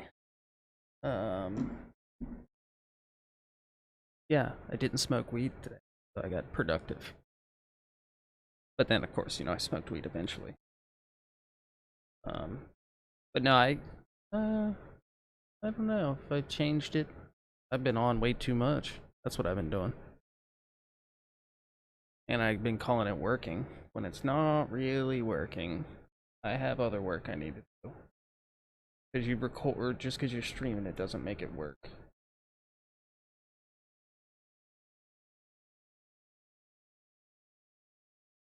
My humidifier electrified me today, or electrocuted me. I threw it in the garbage.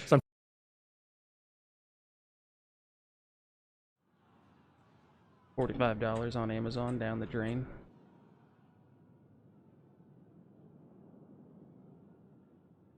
No, funeral, unfortunately, not done. Looks like I'm probably gonna have to be a pallbearer, which is fine. But I think all 8 of her grandchildren, the boys, all 8 boys, will be there. And we're all healthy, so we can manage to carry her. But yeah, that'll be Thursday and Friday, unfortunately. So another drive, another fucking drive. But that's okay. At least we got to see her. You know, before she went and kicked the bucket.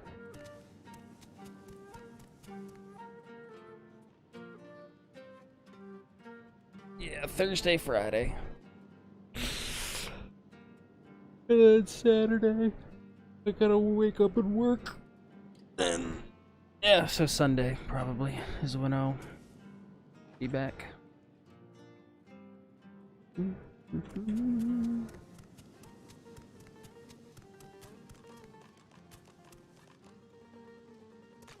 Let's talk to. Ah.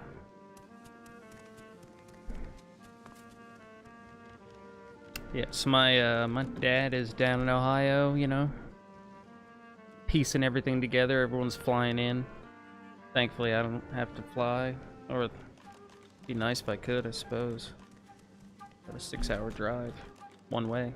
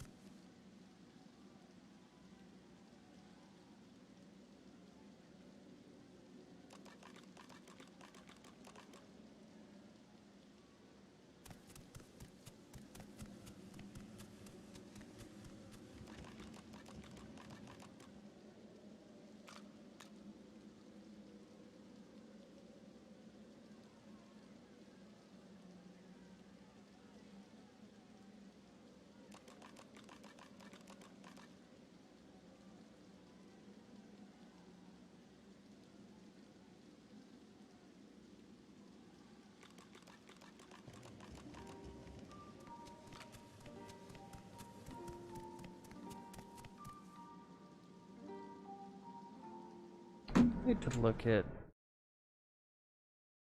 other Twitch profiles. That's what I should do, since I've never ever done that.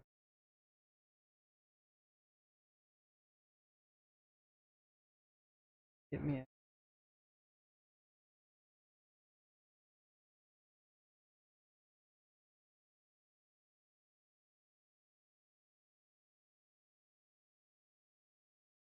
Tanya, stay down. This time, I protect you.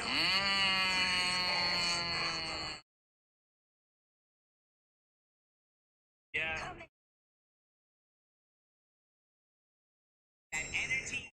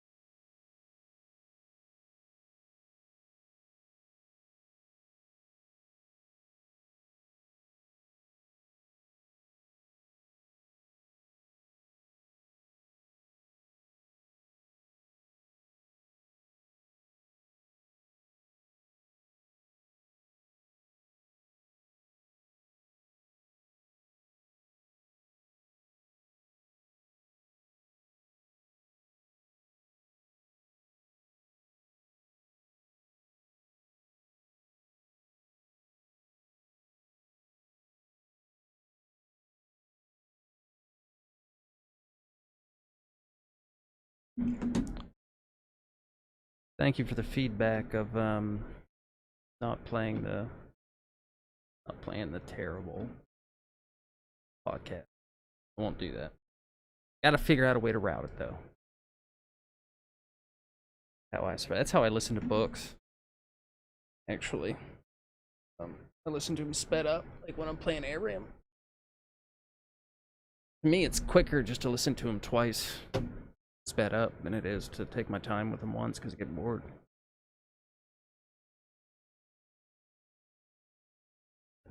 Back to the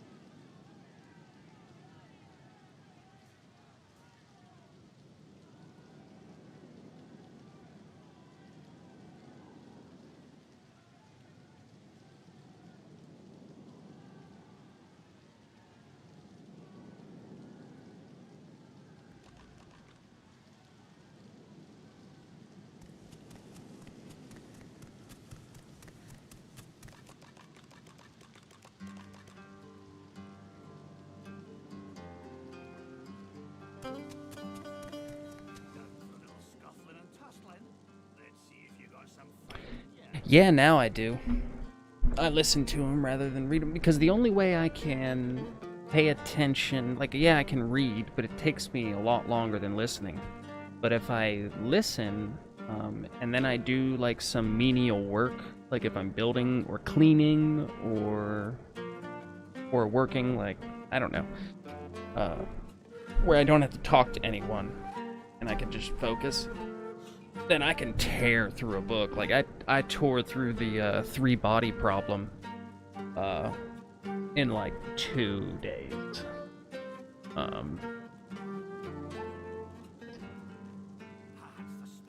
And that was not a good book. I hope it's a better show. I don't think it translated well or something. It was boring, but I actually read like a bunch of the like sci-fi classics because I realized I'd never read like any of the space, you know, Dune. So I read Dune. I read Ender's Game, whatever book, those 2 books. World War Z. The book was nothing like the movie, and I loved the movie, but it was nothing like the book.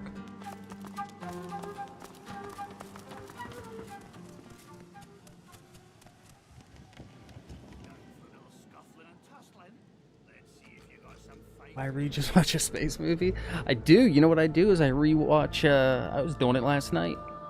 I was rewatching that Cosmos by Neil deGrasse Tyson. Probably one of the greatest shows ever. Got cartoons, got music, teaches me science facts. And then, but my favorite, one of my like top 5 favorite movies is Interstellar.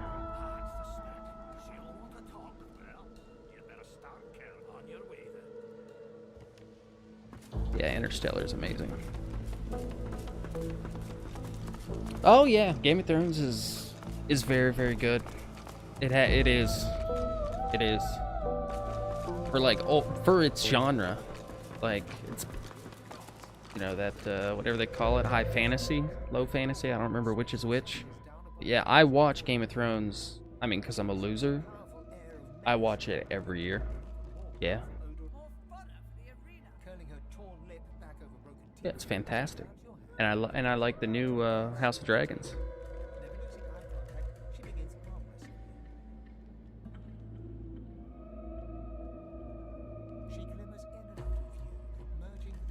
Yeah, I know, right? It's HBO. Just there's so many good shows on HBO. Succession, True Blood, True Detective. Axe was alright. There's other ones. But yeah, Game of Thrones, House of Dragons, good shit.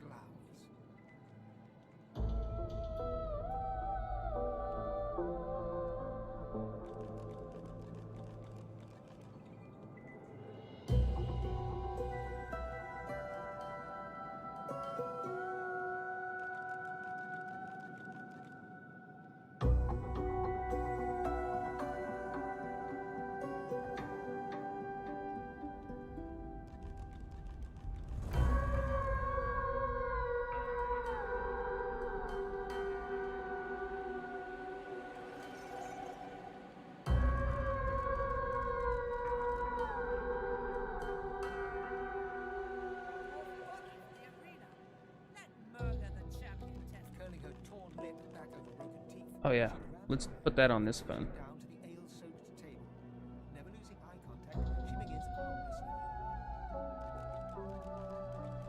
There we go.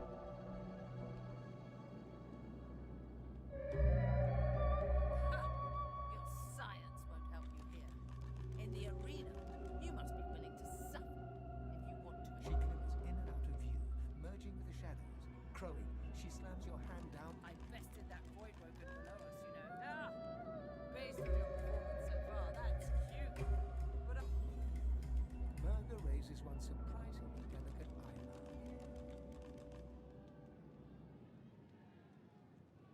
Yeah. I dig it. I dig it. Yeah.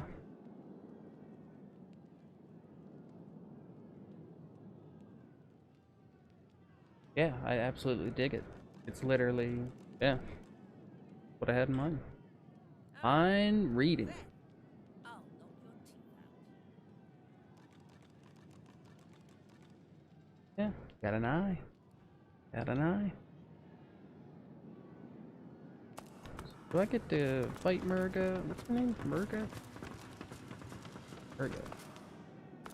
Name.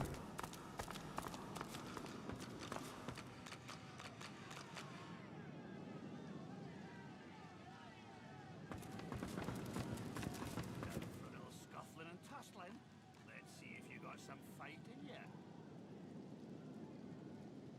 I love that I can quick save at any time. Well, looks like the crowd will get its money's worth, for sure. You accept her challenge, eh?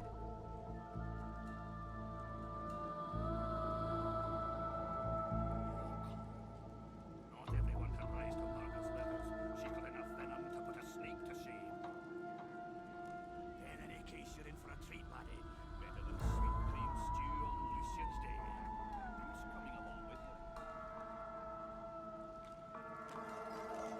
Alright. Figure it's time to prove yourself. Is that so? Well, looks like the crowd, right? I'll try it blindfolded. You're in for a treat, laddie. Better than sweet cream stew on Lucian's Day.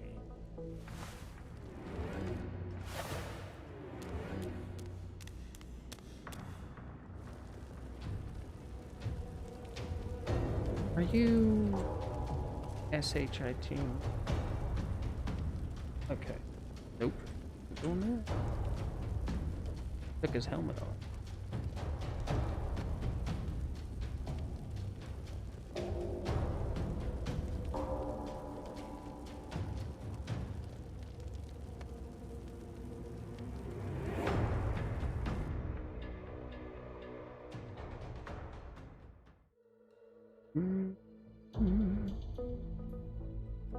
To try playing Lois. Every time I play one of these games, I always tell myself I'm gonna play it differently, but then I accidentally end up playing it pretty much the same. Because, you know, I can't do, like, all the evil acts. Like Fable. It's a niche game.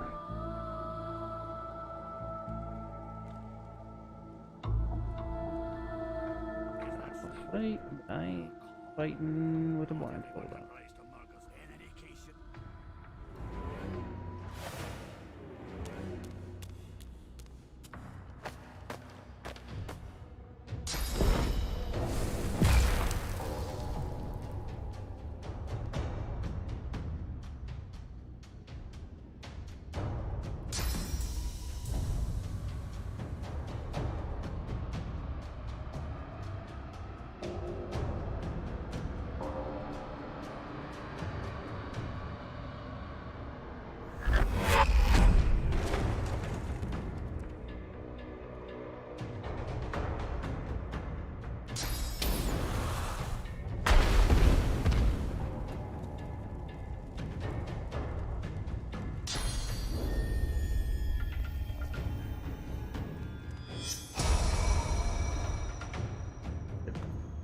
else.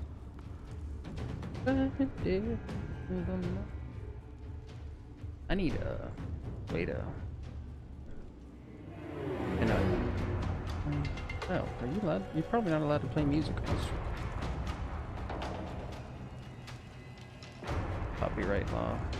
Copyright law is about to get a huge shakeup. Patent law, all of it.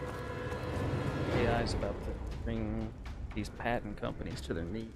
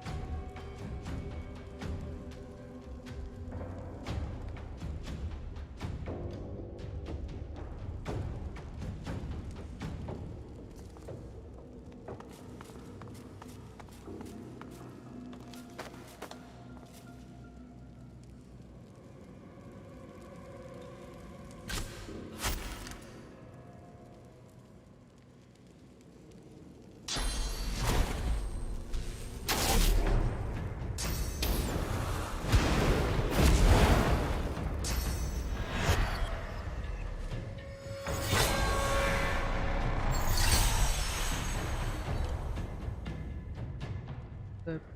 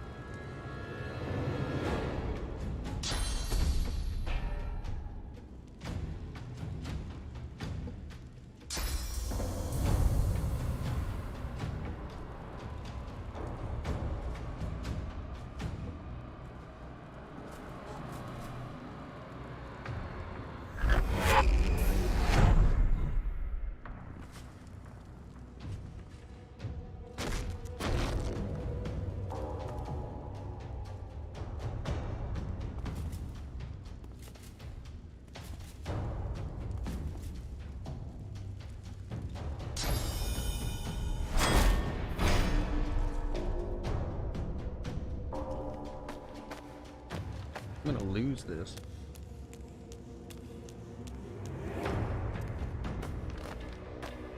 Yes.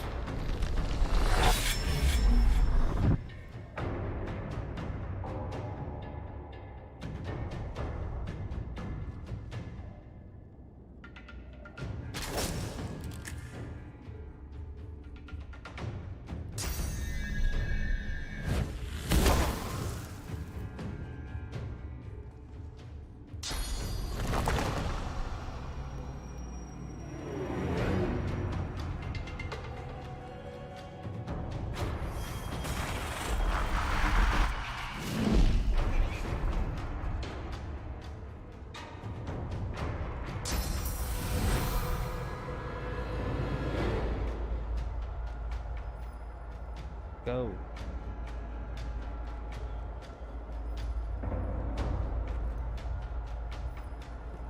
What do you mean target's too far?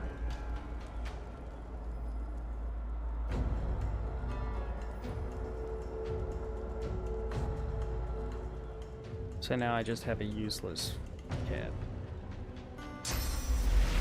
Kitty cat.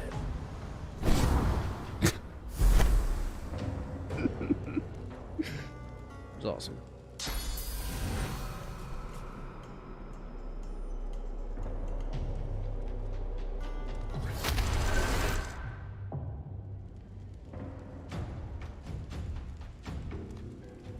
Kitty cat.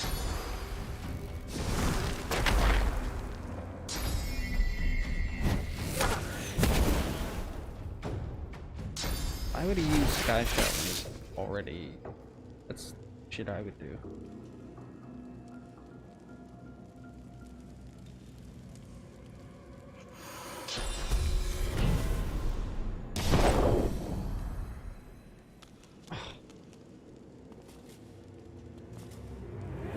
Thank you. Looks awesome. Cannot wait. I can wait though.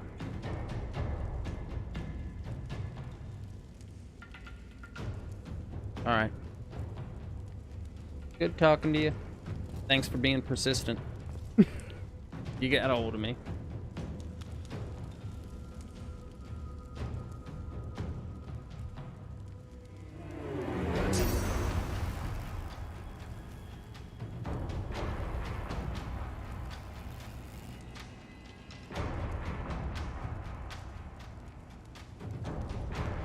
Yeah, that is.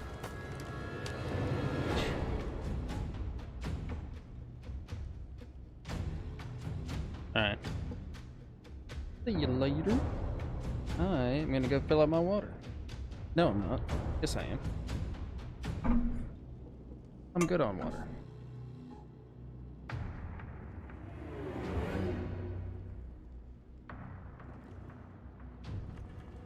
Soup du jour.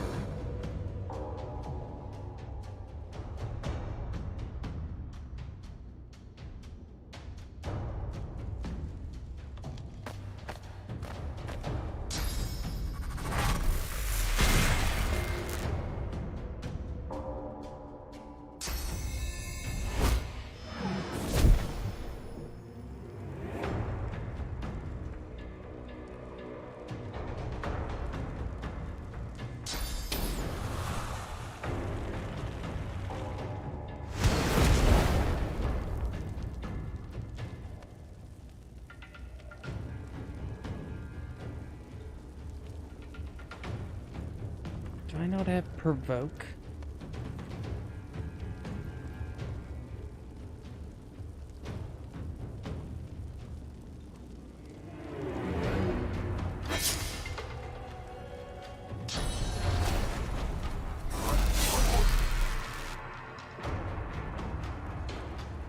That was uneventful. Wait, did I hit everyone? No. That was dumb.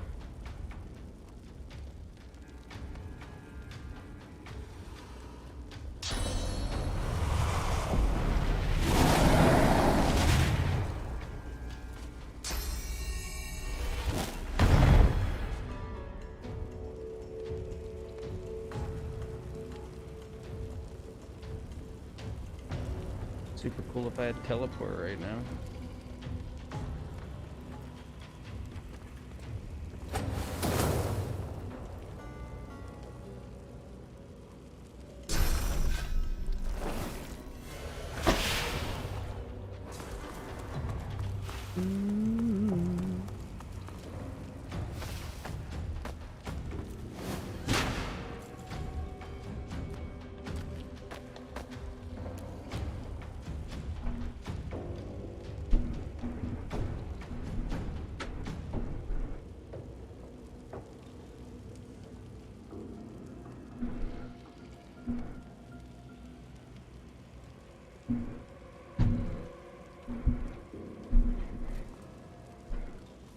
Oof. Alexa, what's the temperature?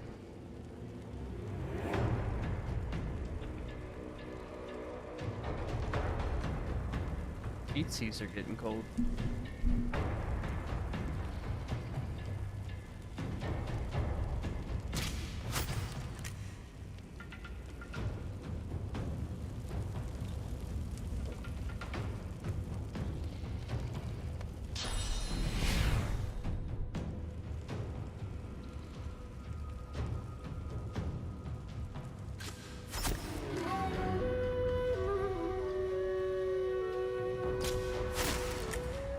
Free.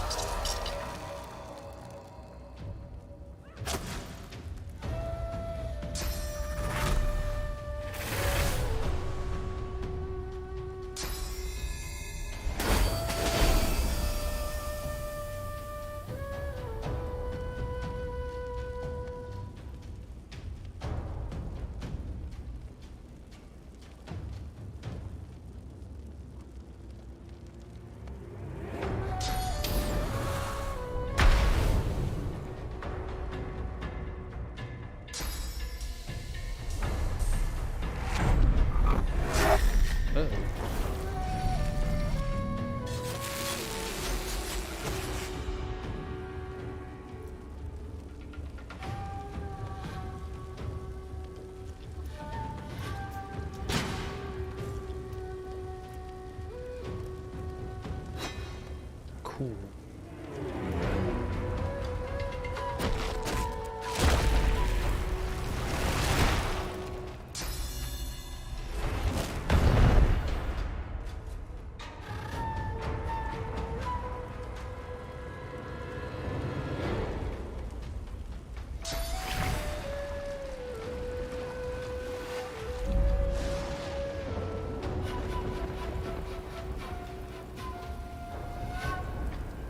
Okay, that's cool.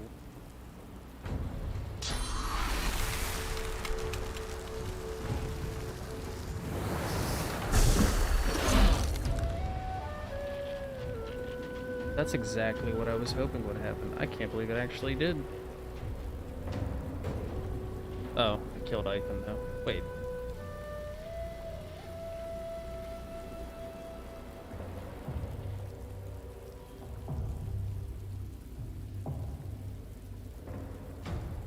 I need Ivan back.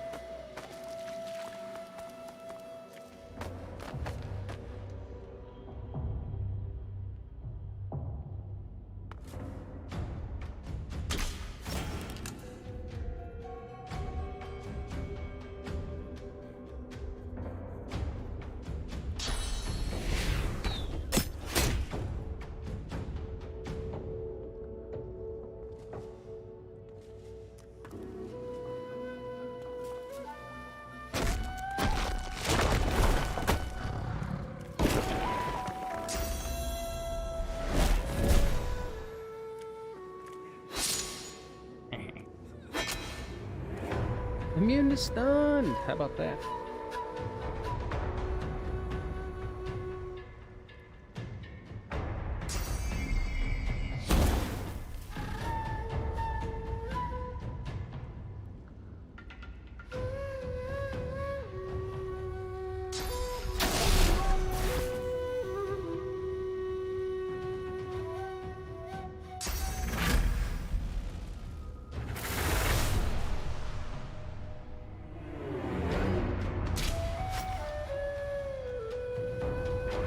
Just step foot into town.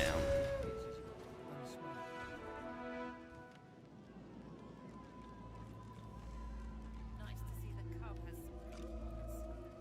But you removed your blindfold in the arena. Alright, I gotta pee. Fails my challenge. Now I'll never taste my victory in your blood.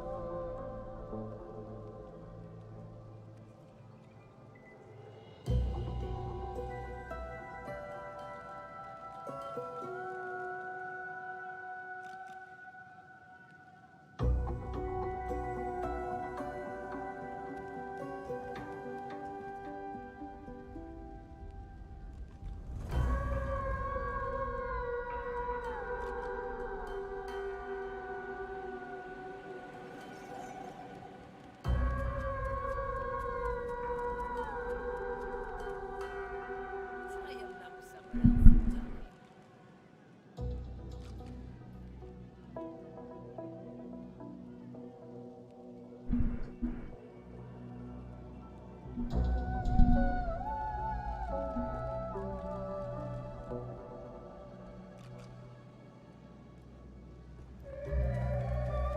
your hands squeezed some more. Plenty of lonely drinkers upstairs might be more amenable. Really, it's like she wants me to go back there and instigate a...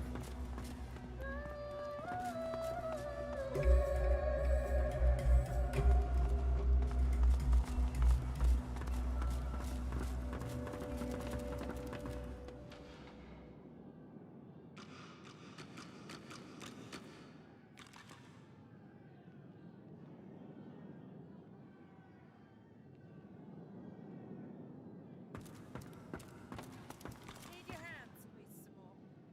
Plenty of lonely drinkers upstairs might be more amenable to that than me, chap. I only fight risk takers.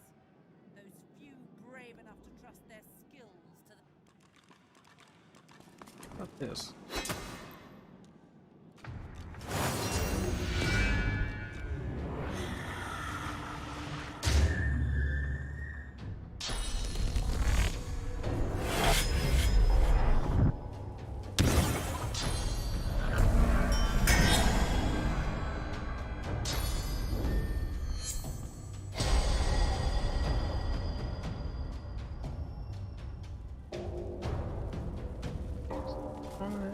On fire, charmed.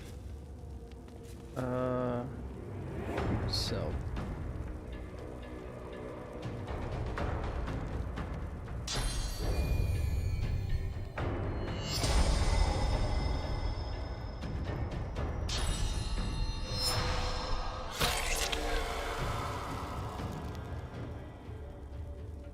Gotta be kidding me.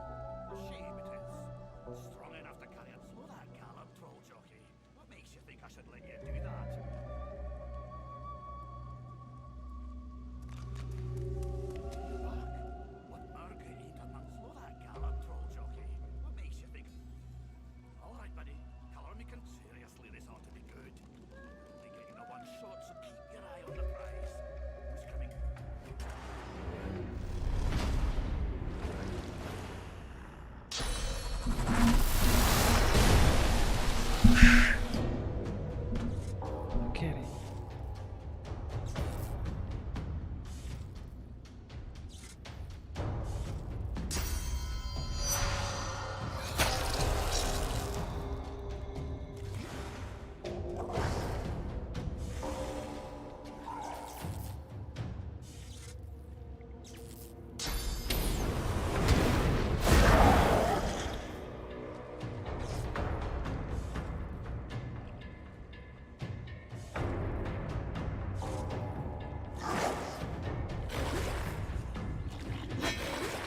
That's not good.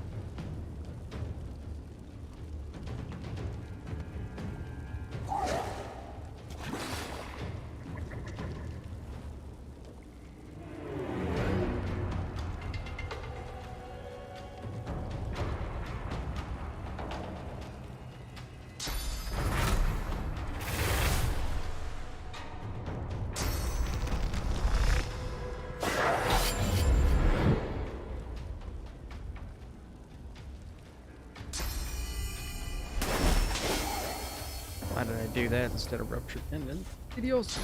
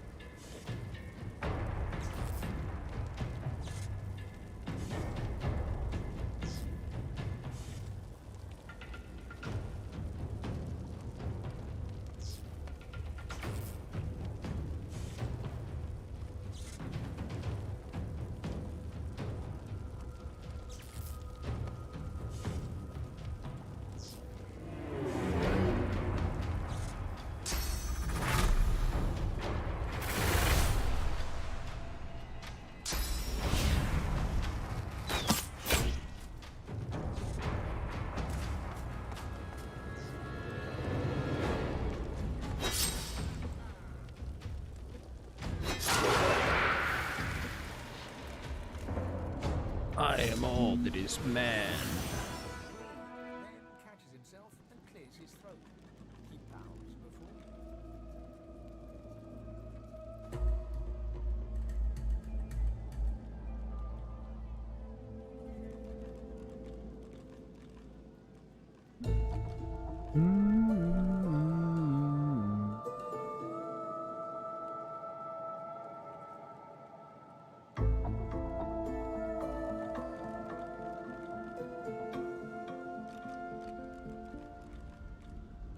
Extraordinary, son, just extraordinary.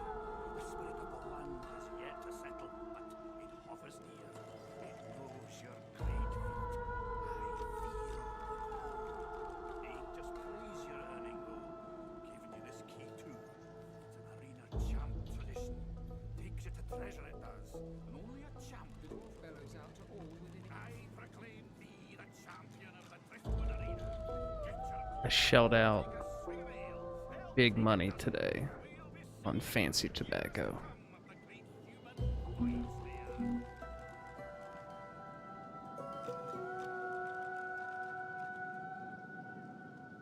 I can get like 2 of these for about 16 bucks, or I can get about 12 of these for 30 bucks. So, yeah.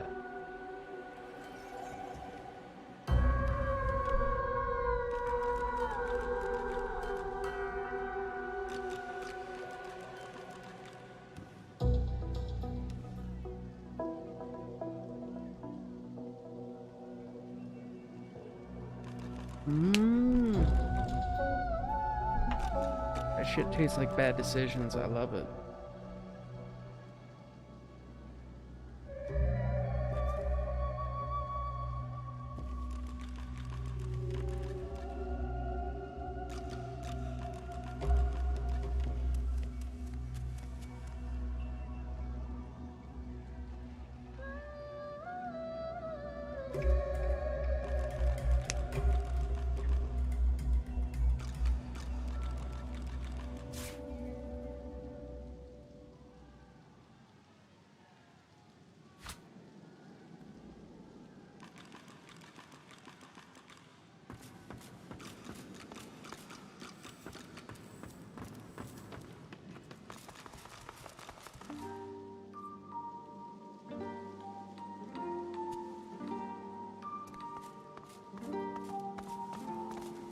Oh man, this song, it had a beat.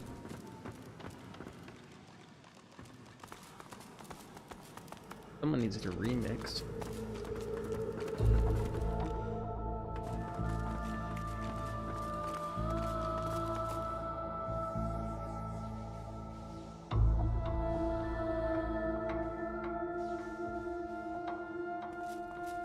Yeah, isn't there fuck all in here?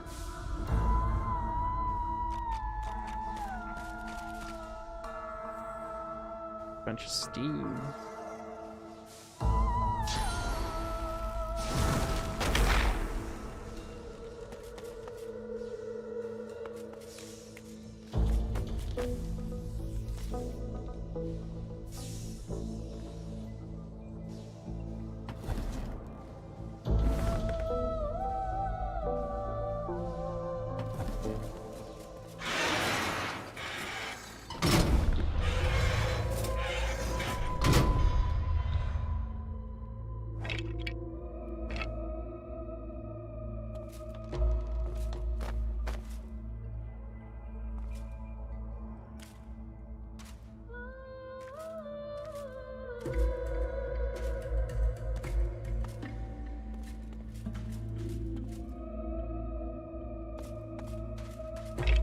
Really?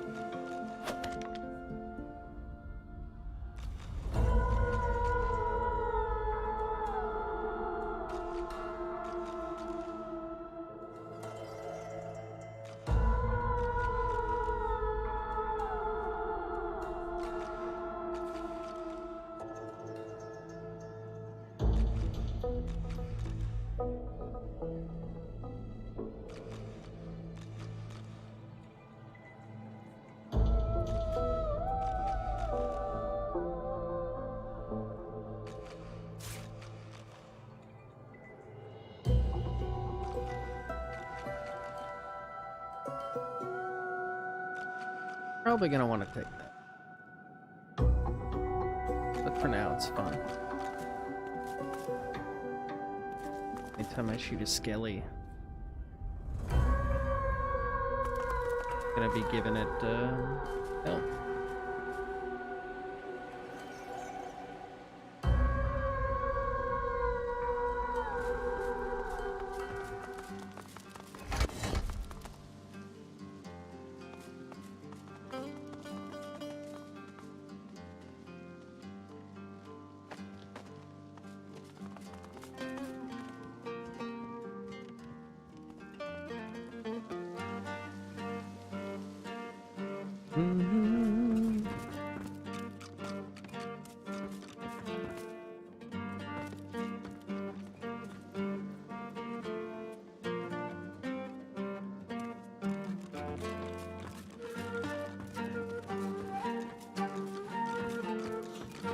My good sir, I see that you accompany no other than His Royal Majesty, the Red. Of course he'll be so kind to speak freely. Directions, my lord. I was bid to send you to none other than Ramos the Wonderful.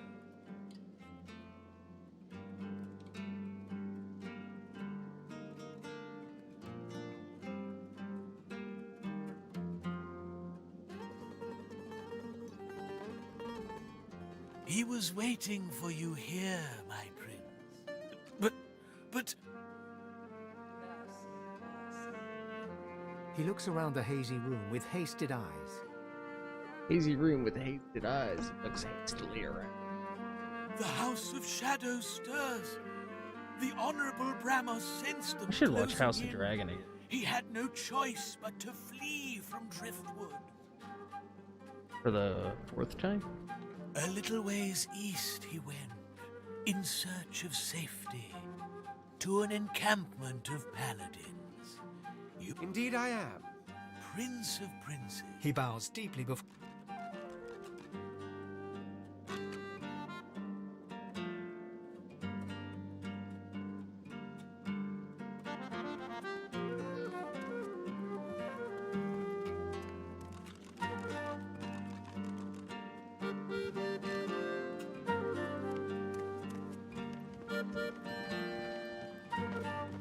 The House of Shadows stirs, an ominous phrase. It's as if I can feel the onset of night. Quite. But you must realize that until a short while ago, the very existence of the House of Shadows was a mystery to us. If this thing of darkness steps into the light, it must be desperate. And desperate means dangerous.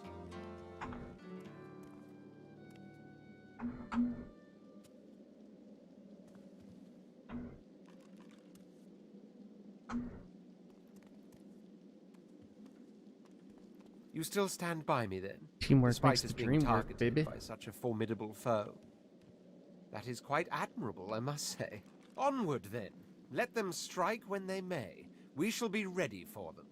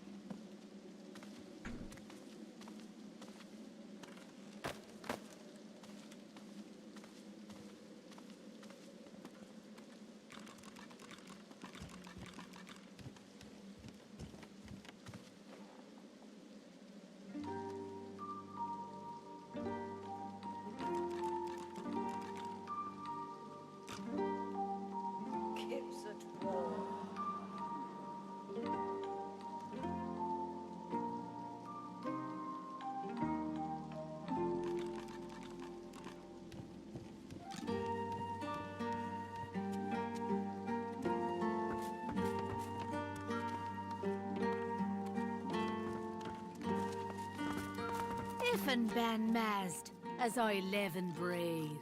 I didn't. She reaches out to pinch your cheek. So what's your poison, Governor? Take all the time. Pleasure doing business with you, Governor. Governor.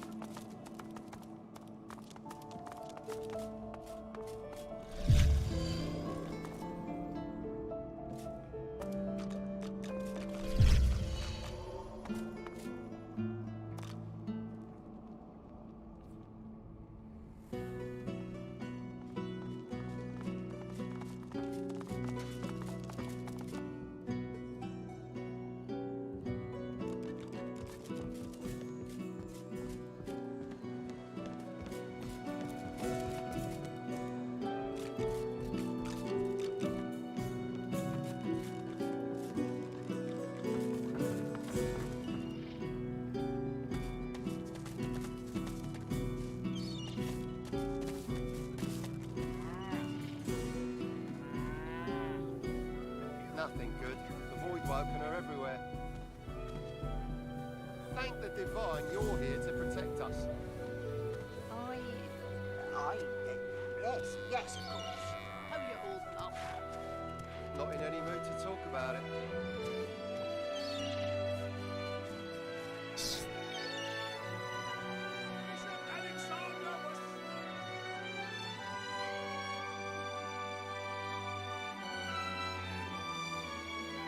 See if anyone wants to start some shit.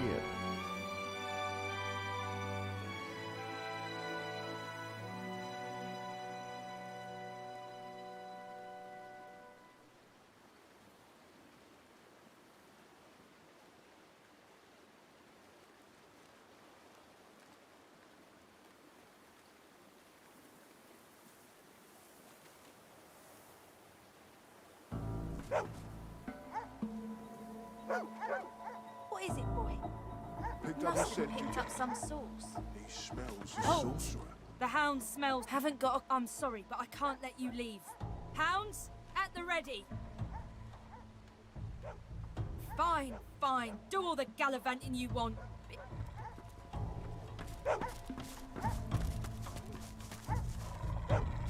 You met me as a lone wolf, but did I ever tell you of my past in the Divine Order?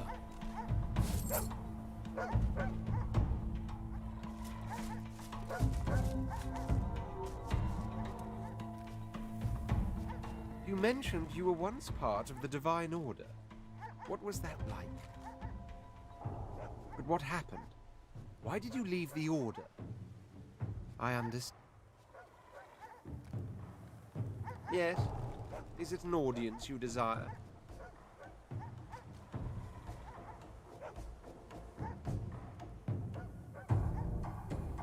I fucking clicked through that shit and I didn't want to.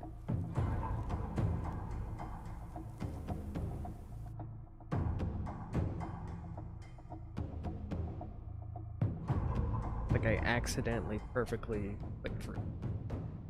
I wanted to do here.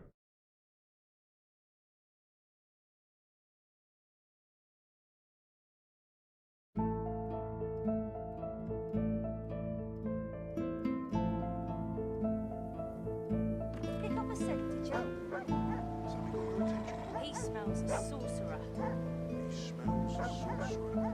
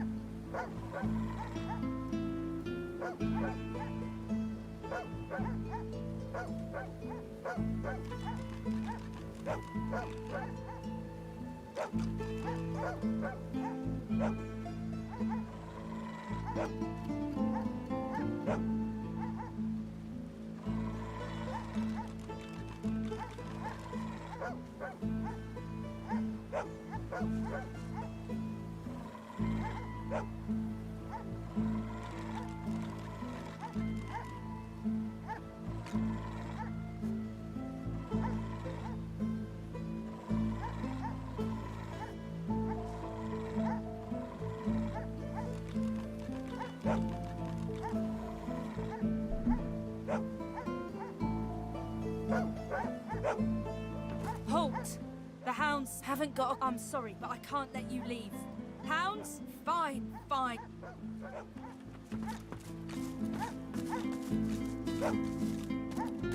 You met me as a lone wolf, but did I ever tell you of my past in the Divine Order?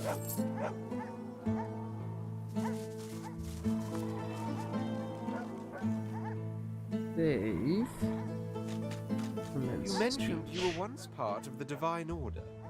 What was that like? But what happened? Why did you leave the Order? Trust me, today's Divine Order has nothing to do with Lucians. Everything started to go downhill during the war, right after my last mission. You know, sacrifices had to be made during the war? Well, Lucian knew he needed to use Death Fog to eliminate the Black Ring. But doing that would kill the elves also. So we came up with a plan. Let me guess. It failed. That it did. I was to hurry through the forests with a rift portal for the elves, so they could escape before the Death Fog exploded. But something went wrong. I was too late. But you tried to save the elves. But why didn't Lucian wait?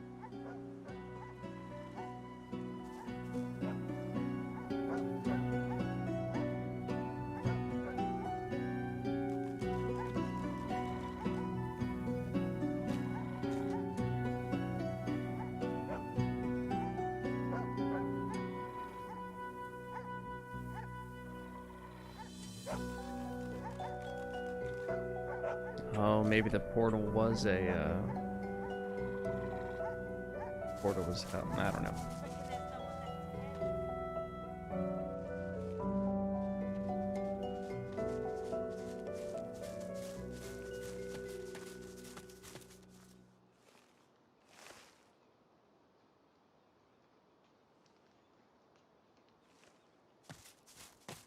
Oh, pissed.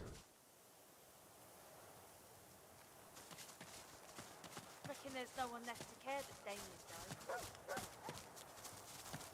Pipe down.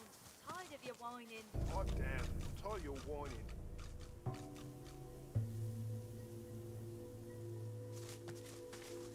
Were I to ambush a mark, this ravine.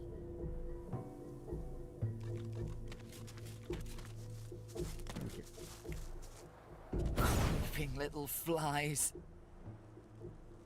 Go back! Get out of my realm! There's a little fly in our ointment.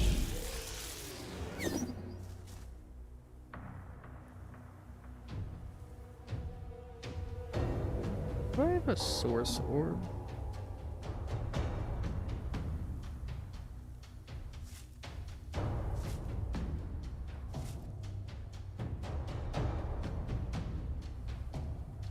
No.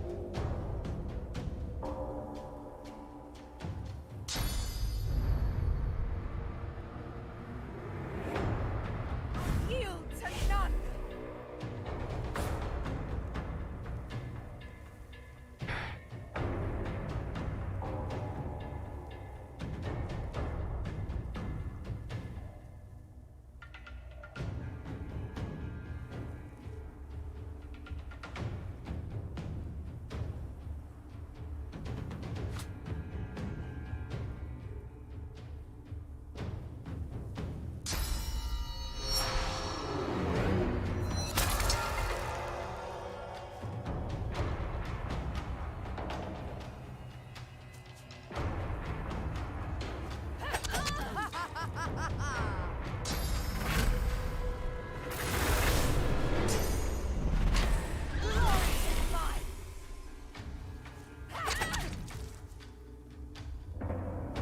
Yeah, try to move.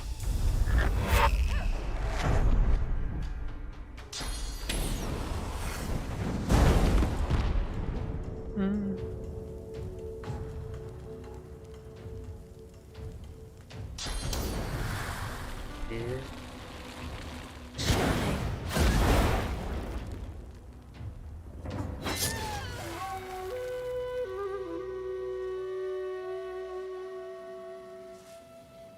That's his only loot.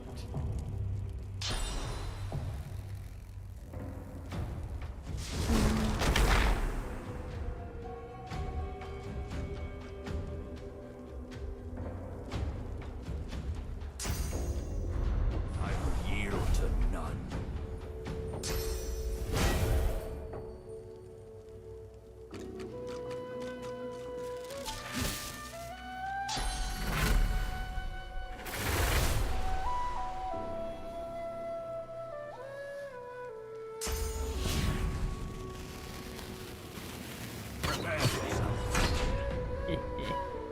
I kind of want to play the forest. Or the sun's the forest. I haven't played that yet.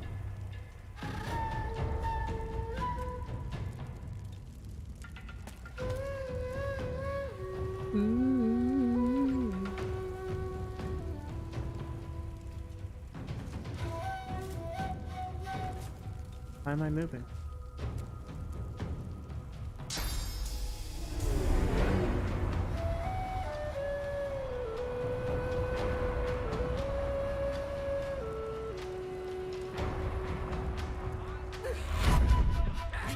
Yes, okay.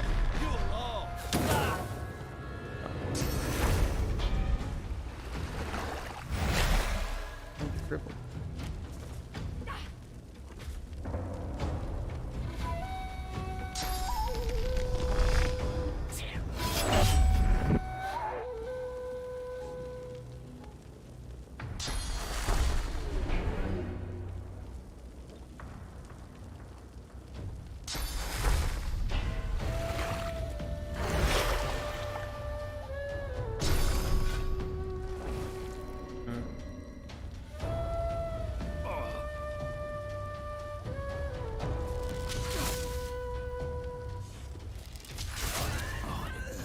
Did you see their eyes?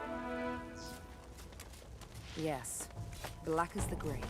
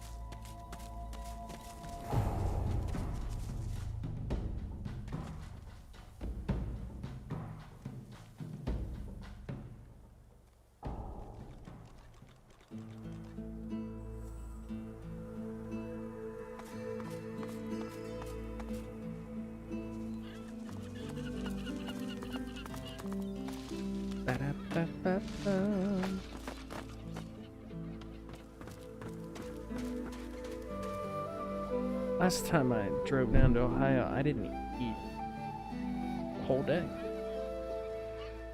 And I think it ended up keeping me awake.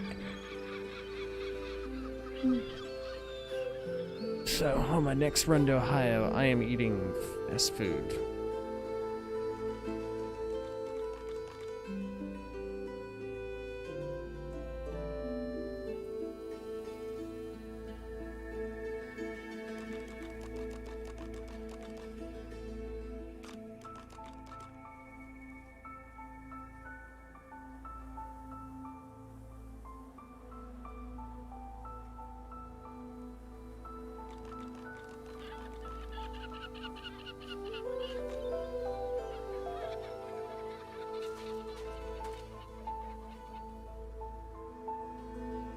A fisherman stares at the water, muttering to... The missus will kill me. Fish will bite, all right.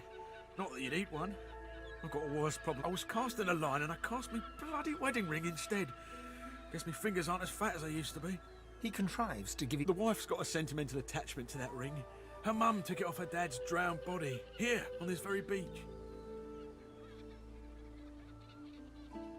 Maybe she cut his finger off first. Do you think about that, smarty pants? Ah, I'm joshing ya. Scammed it off a drunken elf in the tavern a few years back. But still, I could do that. I could. But seeing as the ring has a bit of sauce to it, like as not, going in there will attract Voidwoken. All things equal, between an angry wife and Voidwoken, I'm leaning towards the wife. Can you go in the water? I wasn't aware you fellas were ambidextrous. Well, if you fancy a paddle, you can go right ahead.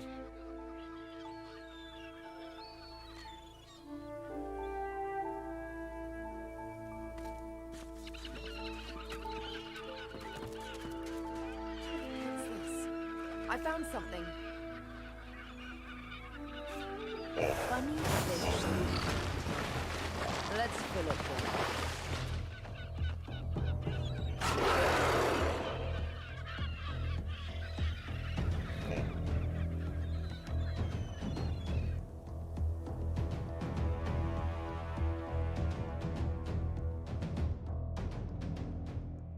Can't do that.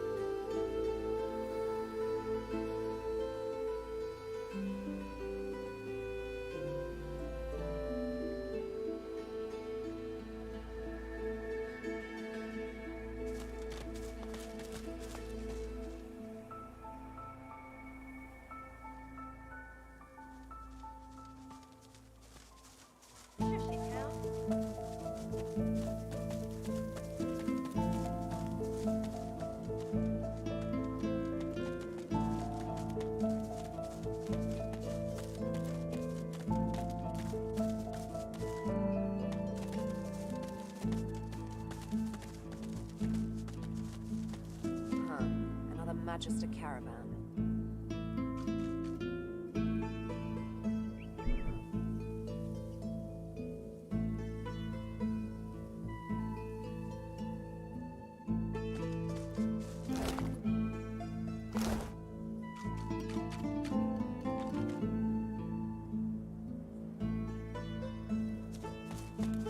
Persistent little flies. Buzz back to your dung heap. Whatever is driving them will soon feel the pierce of my needle.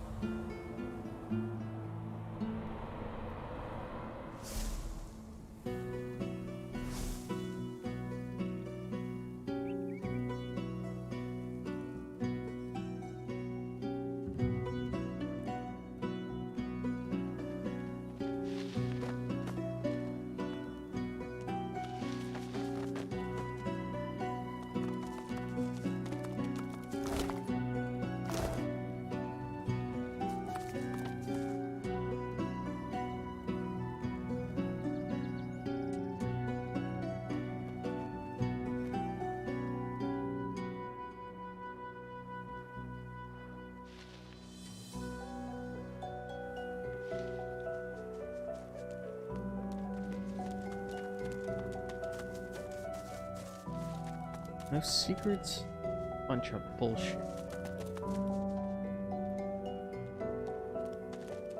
Whatever happened here, it was a massacre.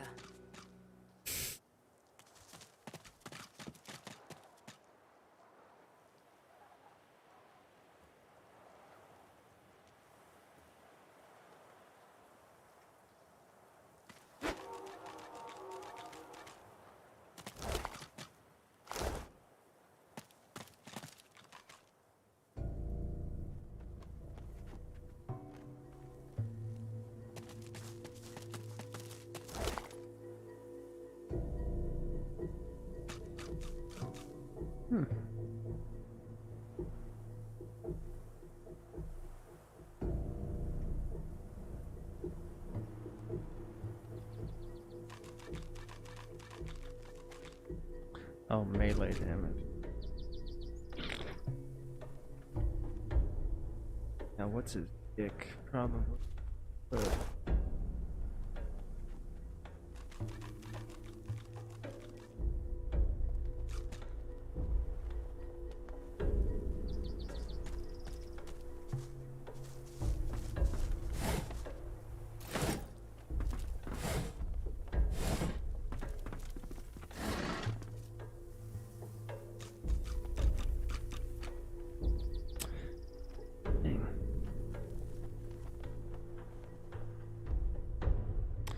You need to get stunned, dude.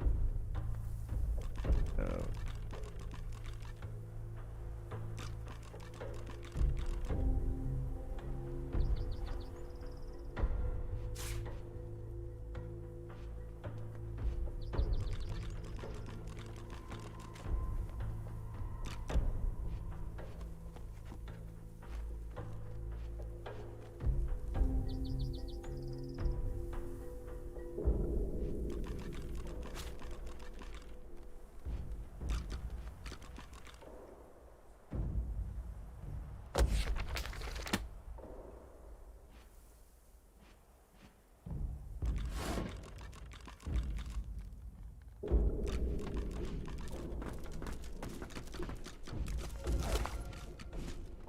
Ooh. EA.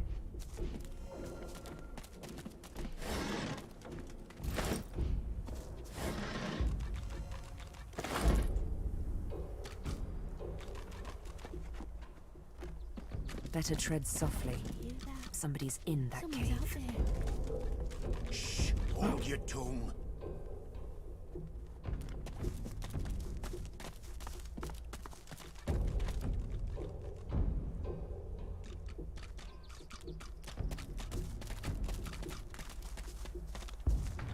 Fuck!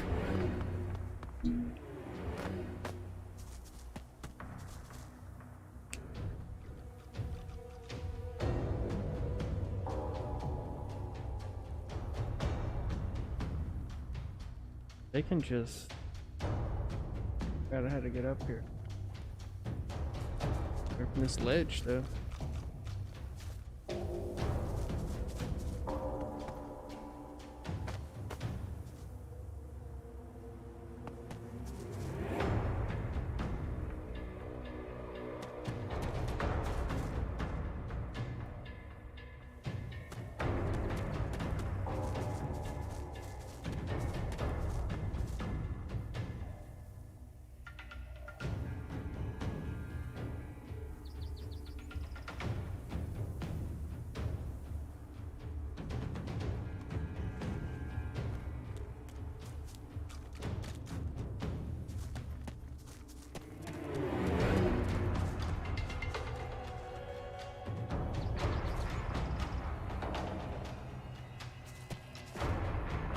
Okay, so they're useless.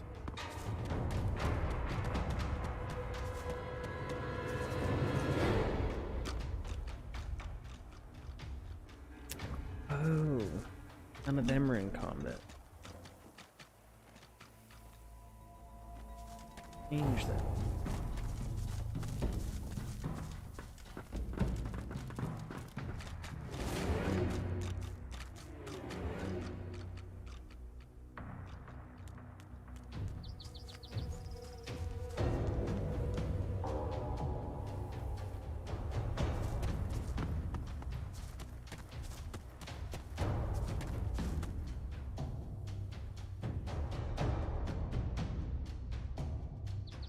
You will die. You will all die.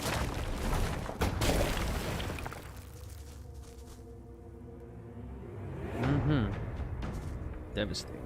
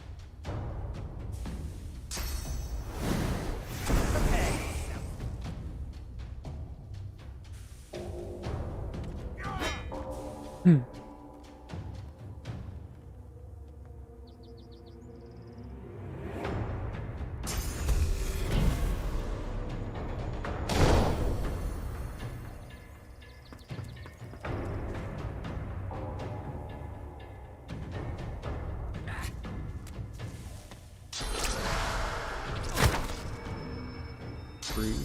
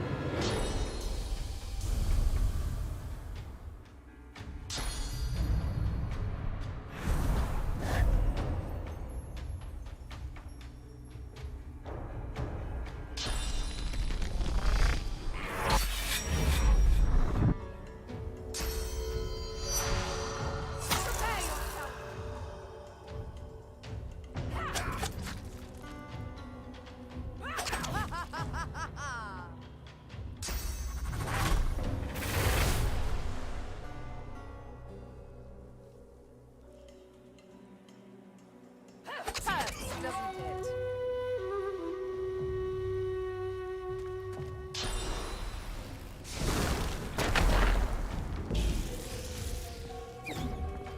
Mm.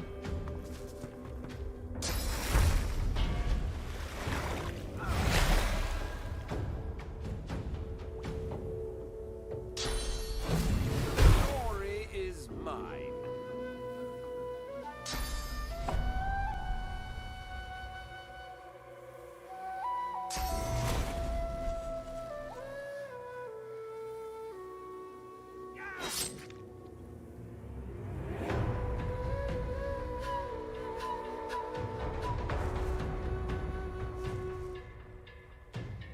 What?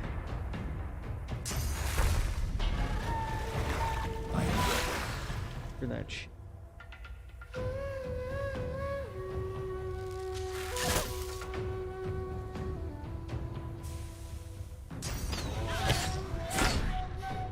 Careful.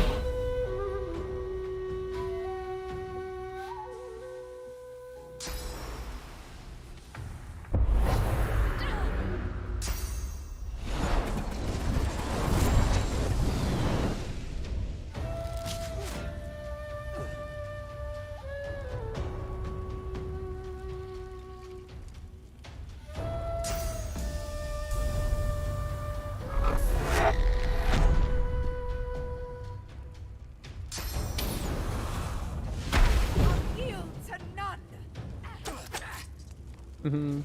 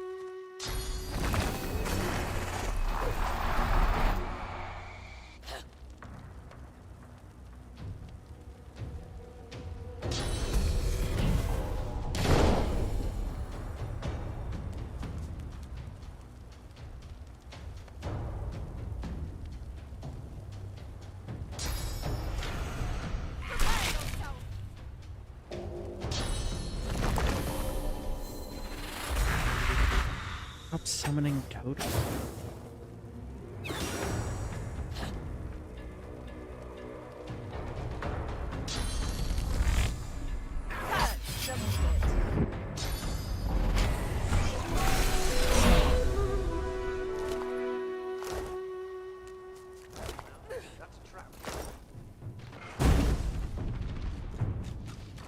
Oh, hey, what's up, guys?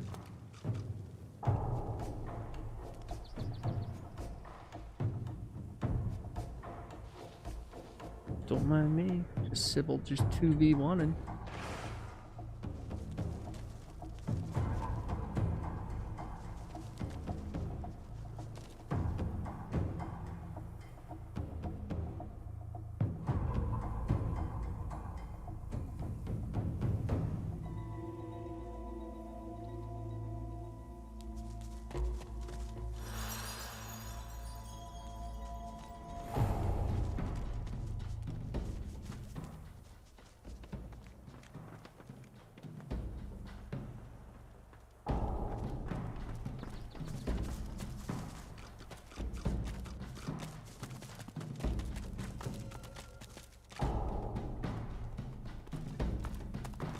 Keep on walking, bud.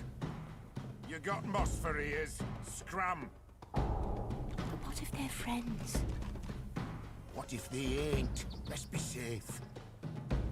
The face of a dwarf appears from the shadows. You notice a couple of fresh scratches. You got a problem with simple leave. Now.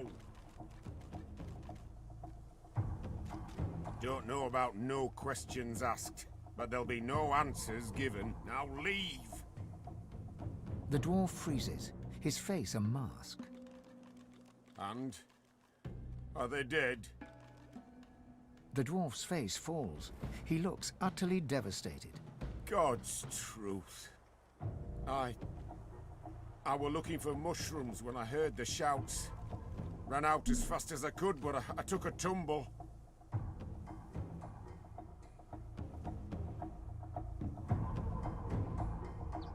The crew was fighting amongst themselves, tearing each other apart. They had these pitch-black eyes and fought like demons. Hell, maybe they were demons. I only managed to drag Valine in here before the bloody Void Woken turned up to finish the job. I've never seen such slaughter. Best we could do was save ourselves and try to report back to Driftwood. Lohar's got to know about this.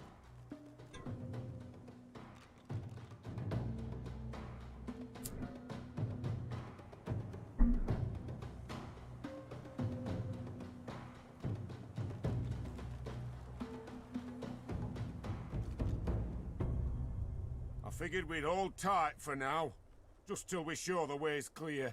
Then we'll make a run for Driftwood. No point taking a risk and ending up split open on the grass. Now, I'll beg your pardon and get back to settling things in here.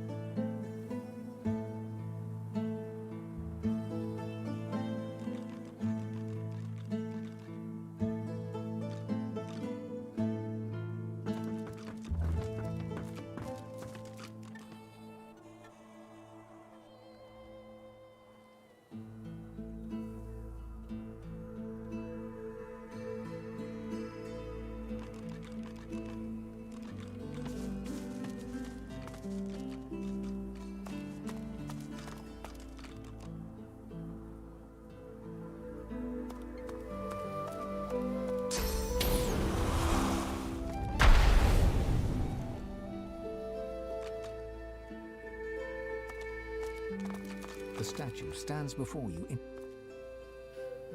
Here lies Patrick, prophet.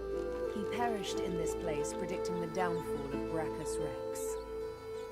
A slow and painful death, no doubt. Messy, too.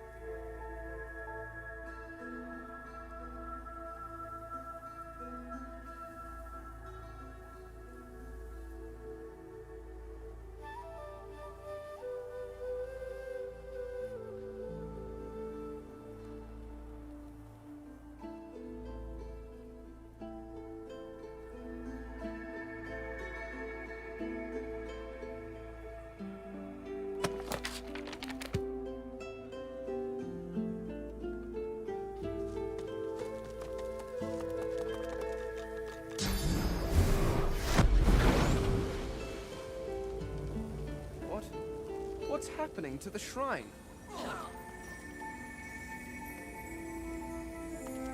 As the torches around you flicker and crack to life, you hear a low groan. Brachus Rex! Gods damn you to this hell in which I suffer! Gods damn these burning flames! My blood boils in on death, and you ask if it hurts. Just when the agony subsides, more come to the shrine and put flame to the torches. They think to honor me. Instead, they incinerate me. The curse is everlasting. Whenever I am honored, I knew him and knew his secrets. I saw his rise and fall as woven into the tapestry of time. He branded my truth as blasphemy, and I burn for it. A prophet is not a fortune teller for hire. I cannot... Wait. You... I see it. You must take my gift from among the flames. With it, you will know... The rumble reaches a deafening forte. Then...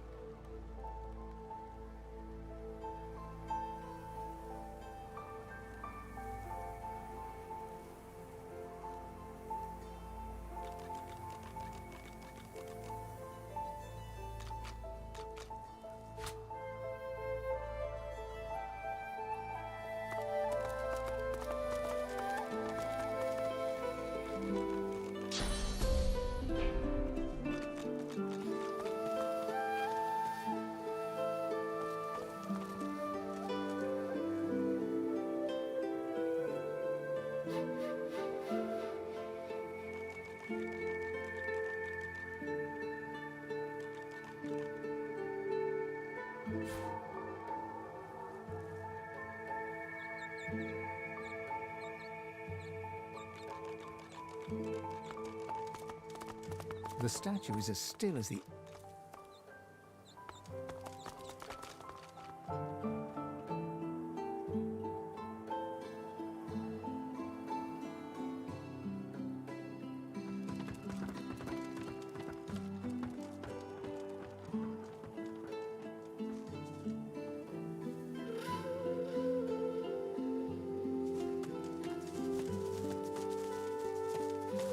The enormous stone slab is covered with cryptic engravings, obscured in places by smears of dry symbols radiate from the slab's central rune. The central rune is stained black with 1,000 years' worth of blood. A relatively fresh coating flakes off in the wind.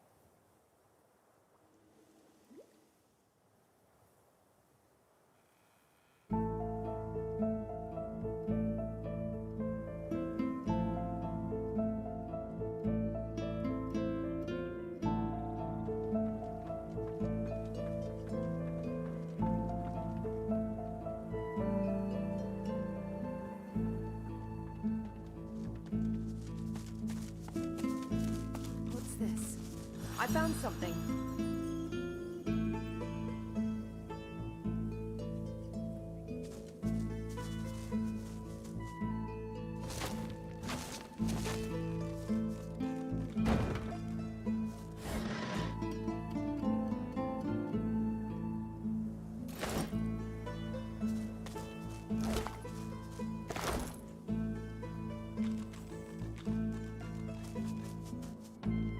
Careful.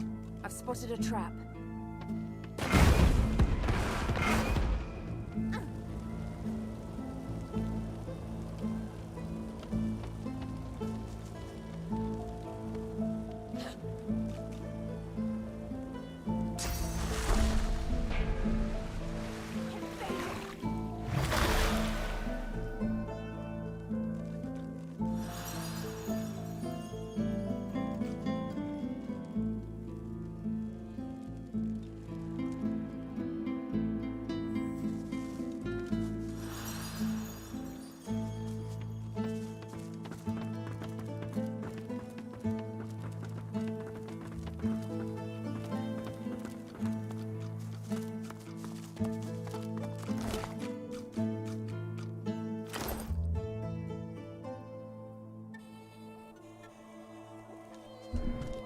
Very funny developers.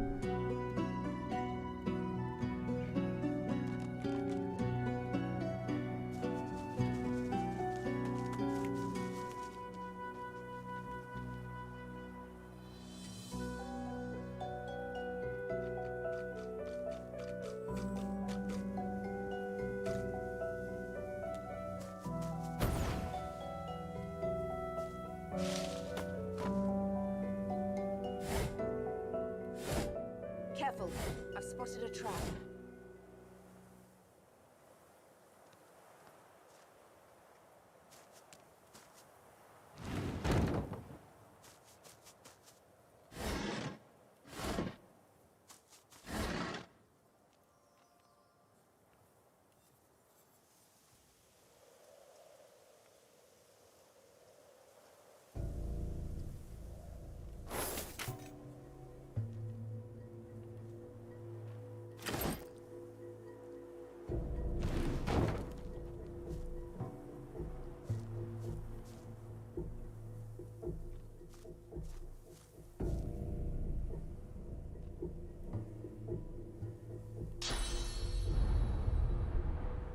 Careful. I've spotted a trap.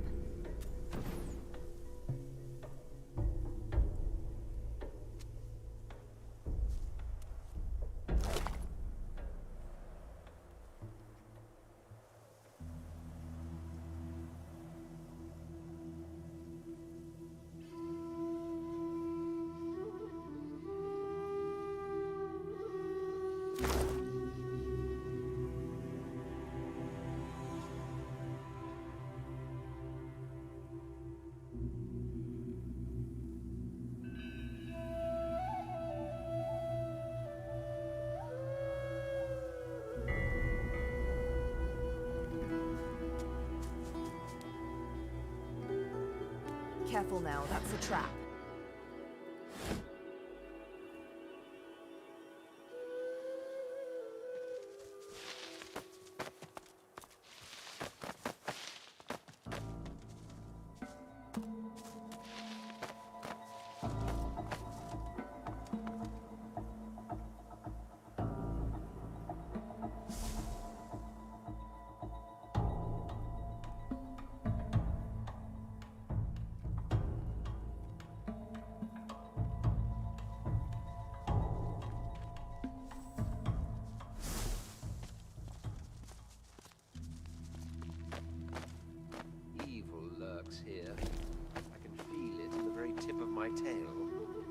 Holy shit.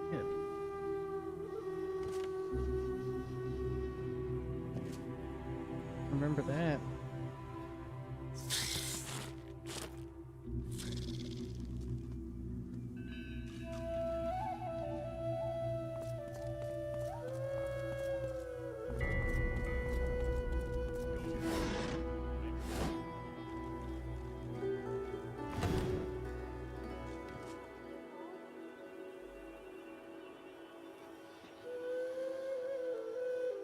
Were they talking to that Voidwoken?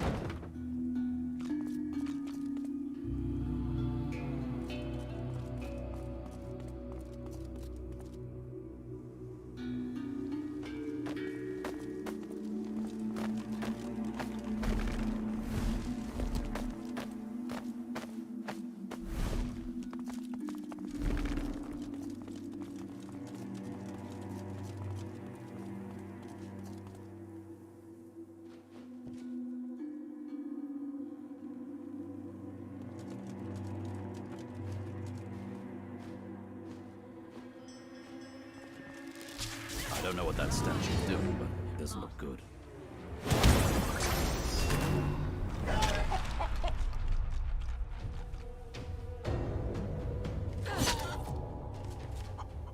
Eating my chicken meat. You wriggling little worms!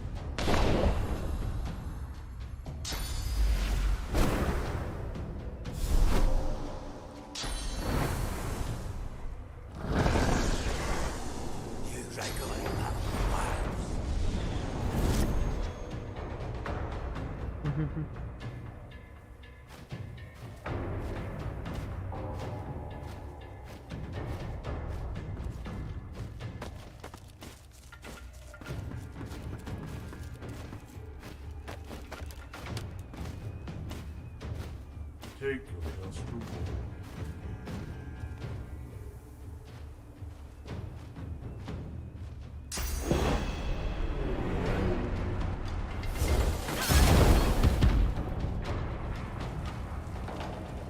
That worked out.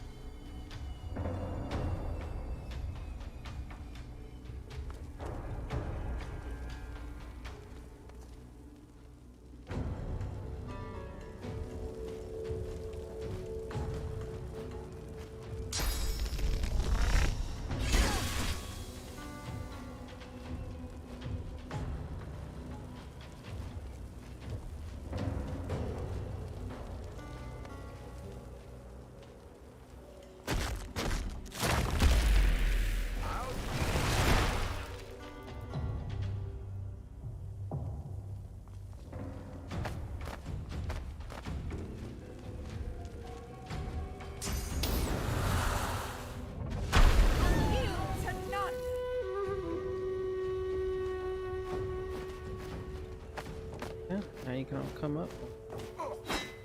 Hey.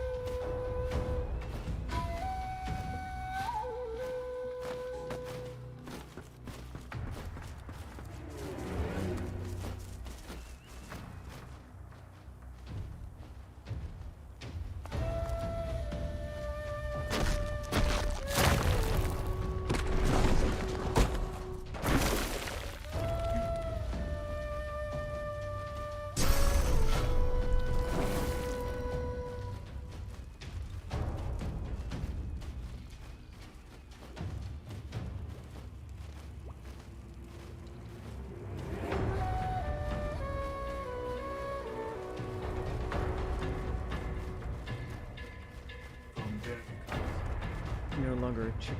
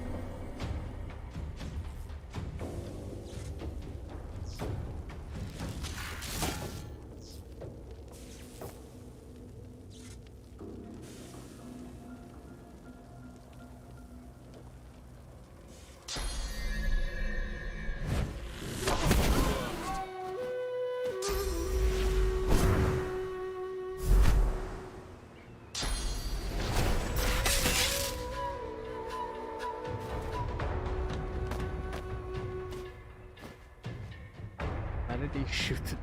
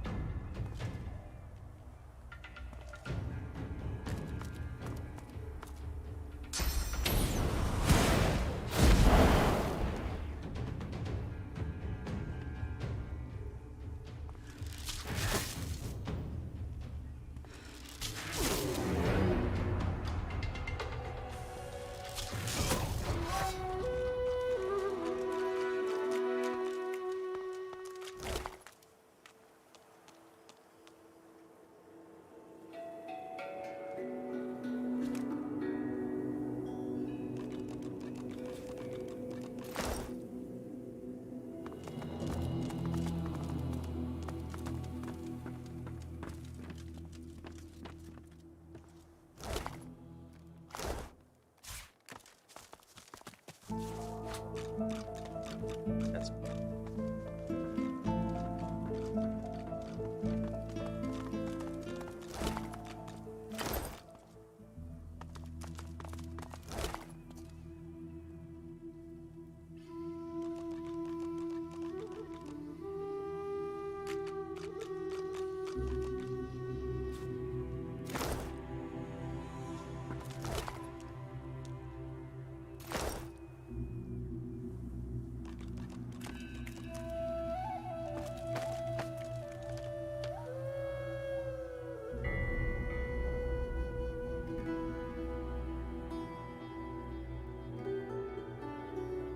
gotta pee.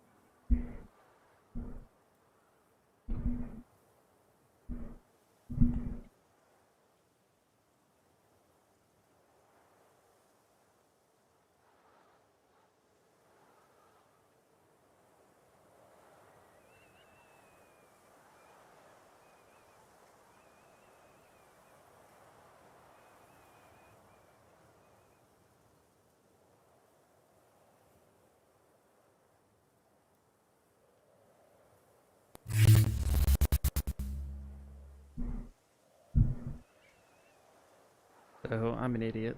This dog upstairs was licking my hand and then running away. Licking my hand and then running away, acting like a goofball. Why is she licking my hand? Is it sweet? So I licked my hand. Right where she was.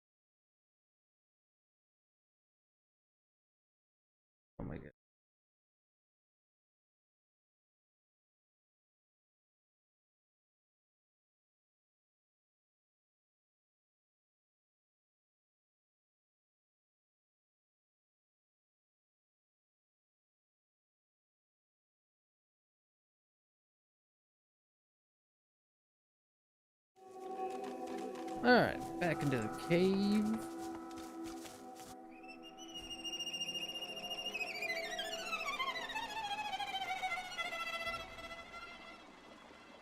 I think I want to be in here. Yep. Some ports. I'm not.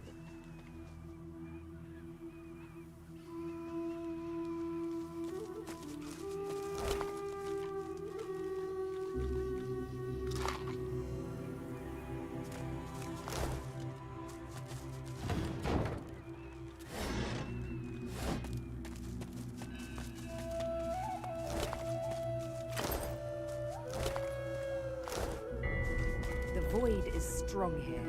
Even the stone is infected. What can I consider?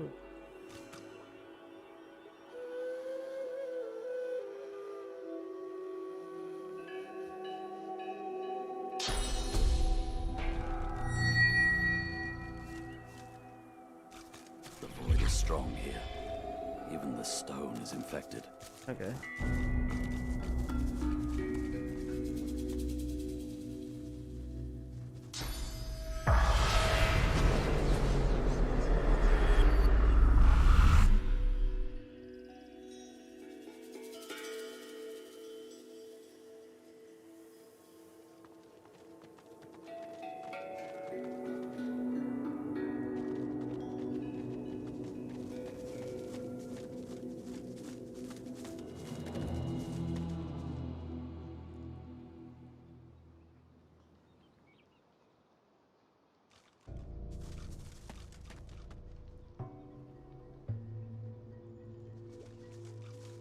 It smells like blood and death.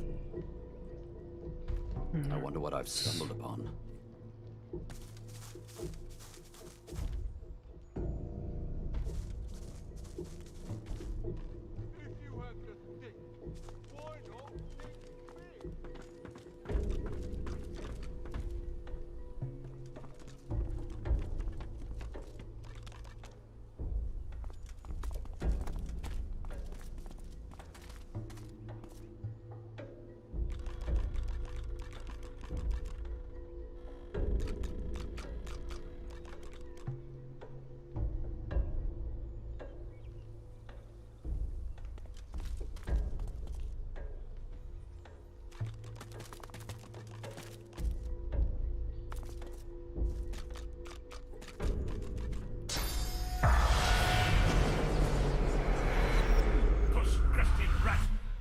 Sniffing whelp. Wait, snake called round a pile of filth. Puddle of sick dog's piss. My apprentice! I loved him as my own. I want his head in my hands. I want his head in the dirt, sticky with worms. Picked to the... Bring it to me! Bring it to me! Head of the dog. Spoiled like green milk, like a stinking egg. His hands were bigger than his head. He wanted and wanted, but didn't know enough. Never enough. He'll got the business. Same as he did me. Rat. Pig. Dog. Find him. Feel his heart. Squeeze it dry. Squeeze it dead. Bring the head.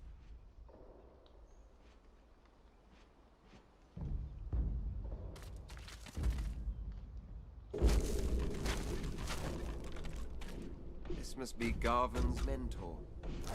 Buried in a shallow grave, poor fellow.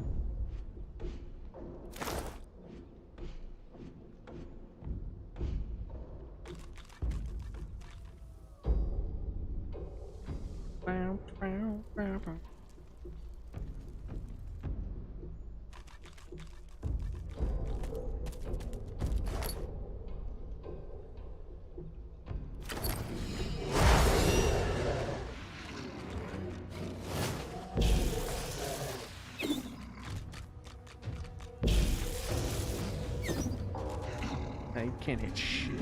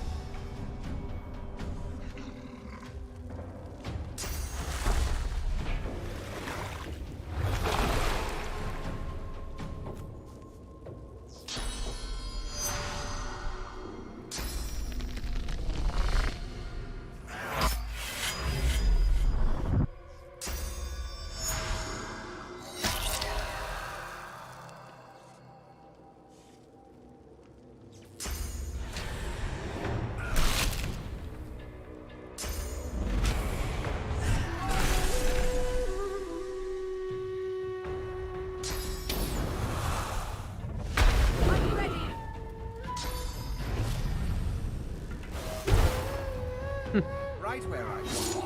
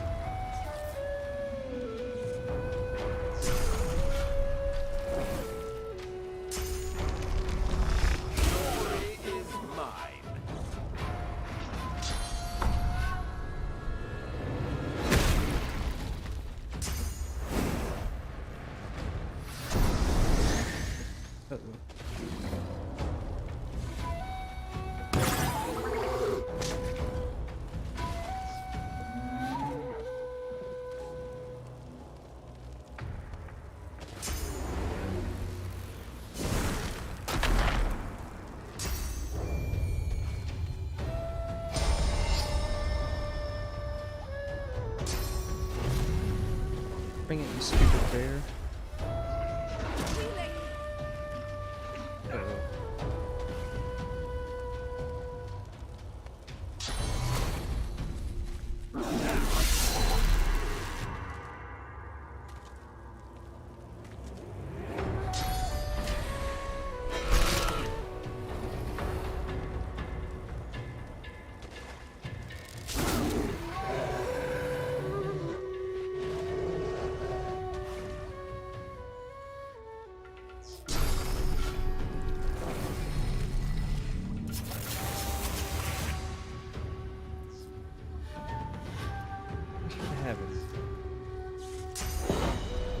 I'll yield to none.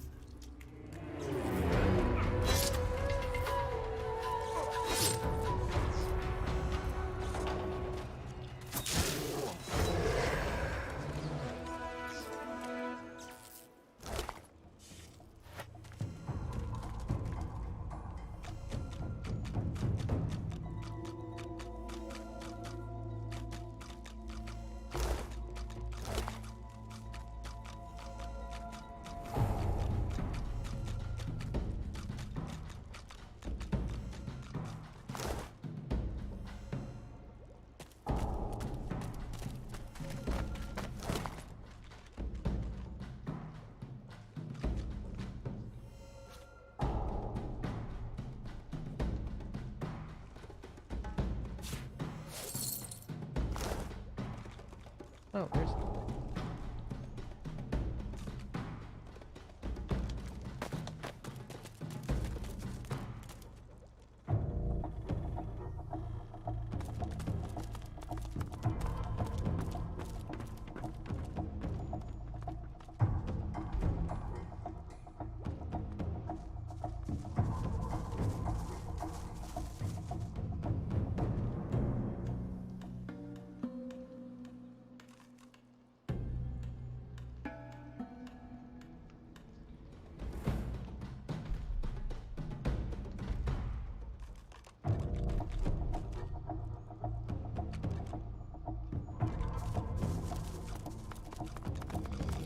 Back off, pigeon! This The enormous, unusually red troll looms over you with his fists clenched. didn't hear me the first time. He smiles a jagged and magnanimous. We'll see. You want to cross? Well, I killed them. Mind you, they hadn't tongues to bargain with, nor pockets for coin. But still, a troll must stand by his principles.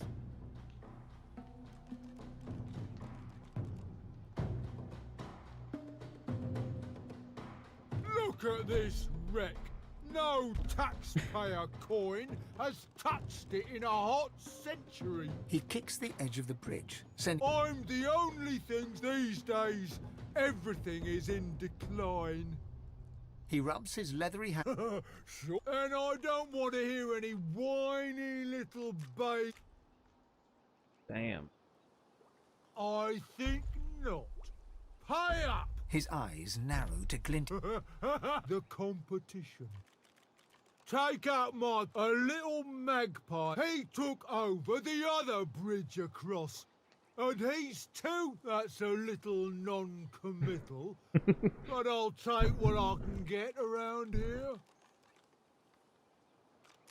Grog drags a rough map in the dust of the bridge with one claw. He then spends an inordinate amount of time sketching a highly vulgar doodle of this Marge he wants you to take care of.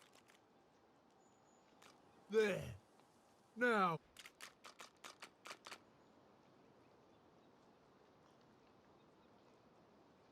Only beta trolls hide under bridges.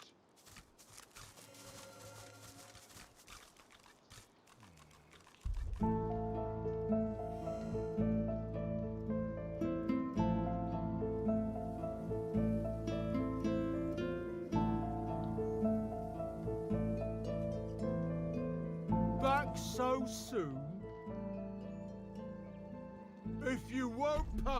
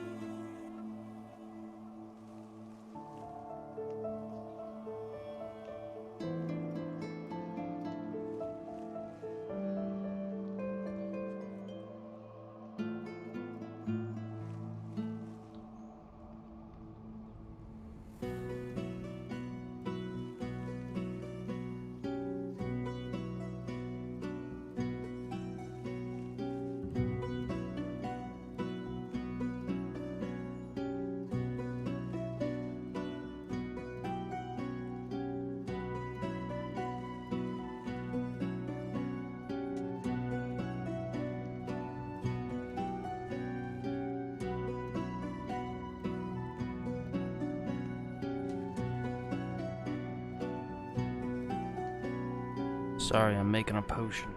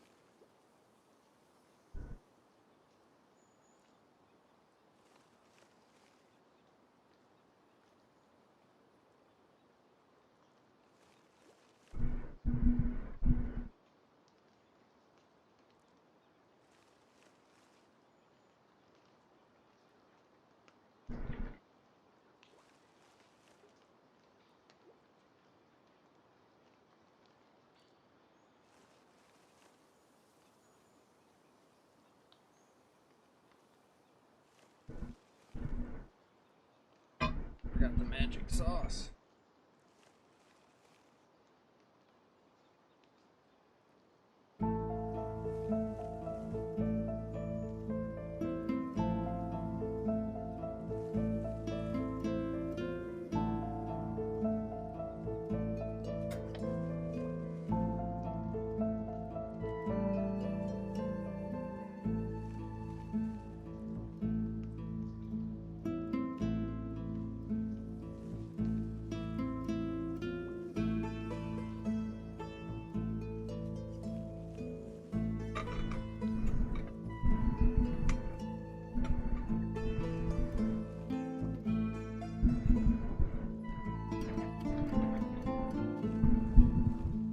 I should become a Kratom advocate if I get enough followers.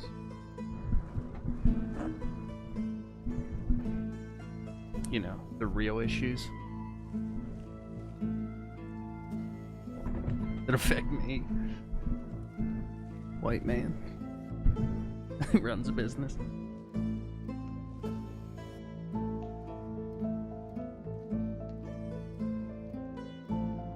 Not all the other millions of better things to be an advocate for. Just Kratom.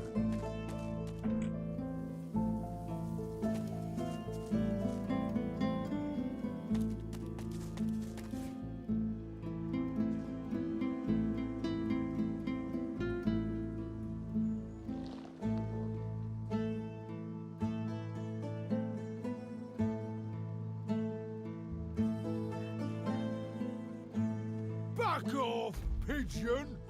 This is mine! The enormous... Didn't hear me the first, if you won't! Dude.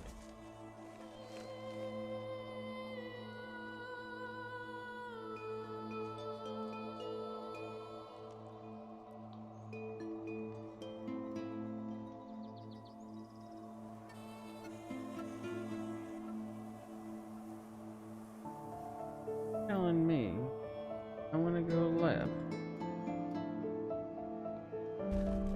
This...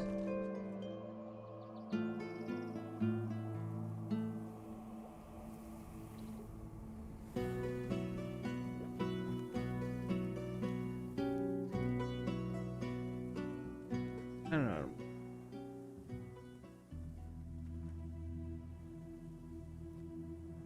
How you holding up? I get lost in video games with a map and a compass. I mean, can you imagine what I'm like in real life? It's bad.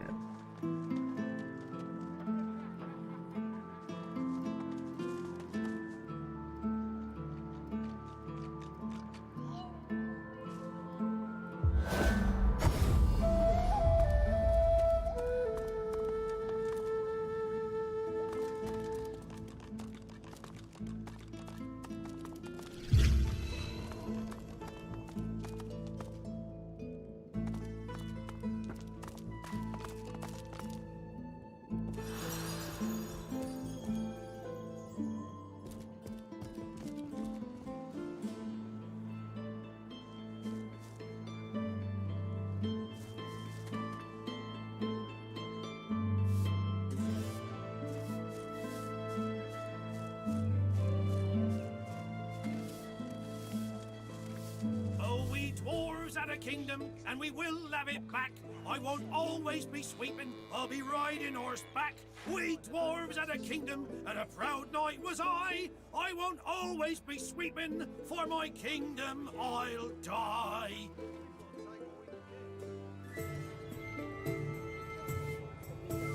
Heavens to Bessie, another one.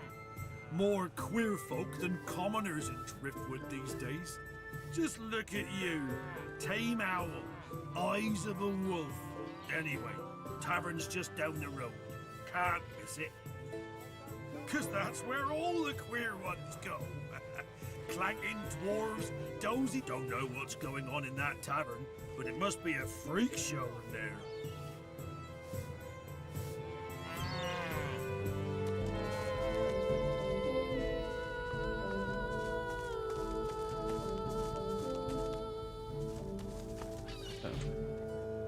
You're safe among friends. Never forget it. Hear ye! Bishop Alexander was slain by... Back for a return visit? Have at it. Got yourself situated? Not in any mood to talk about it.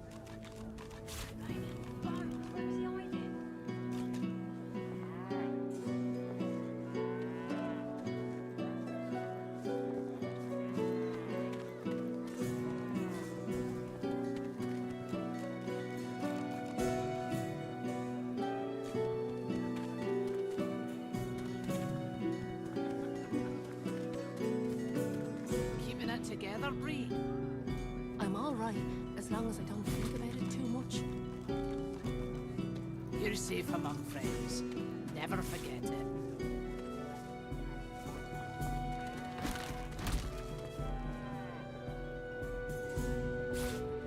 Smells worse over here than a dozen rotten eggs dropped I'm in a never vat gonna of make vinegar. arrows. Never. I don't. Come over. Not like you're buying anything. If I don't come visit your tongue, who will? Wouldn't you like to know?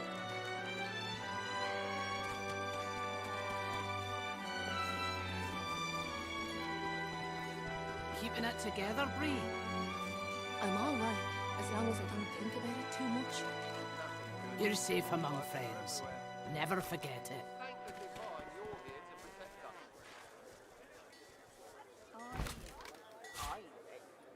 Yes, of course.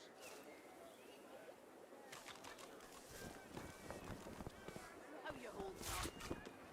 Not in any mood to talk about it.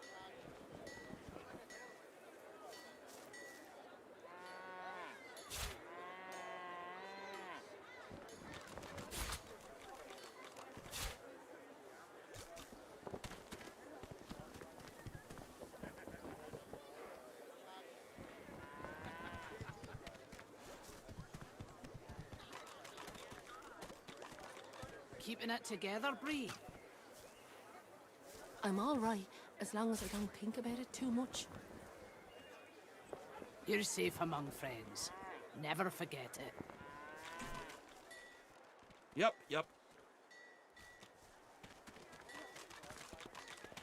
Smells worse over here than a dozen rotten eggs dropped in a vat of vinegar. Then don't come over. Not like you're buying anything.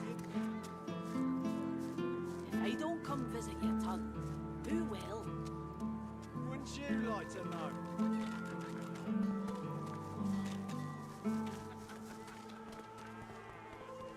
Keeping it together, Bree. I'm all right, as long as I don't think about it too much. You're safe among friends. Never forget it.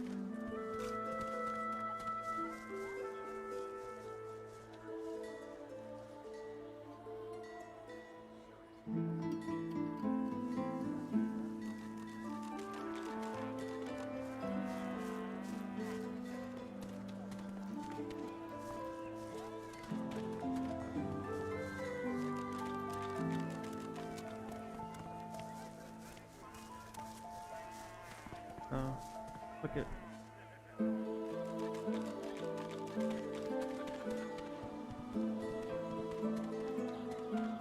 Keeping it together, Bree. I'm all right, as long as I don't think about it too You're safe among friends. Your fish Never stinks of forget the void. What kind of rat would sell such filth? The kind that don't fancy starving, along with the rest of this town. It's all well and good for you with your rations. We've got to take what we Keeping it together, Bree. Keep talking to all for you like that bit of sawdust from a self-floor. You're safe among friends. Never forget it.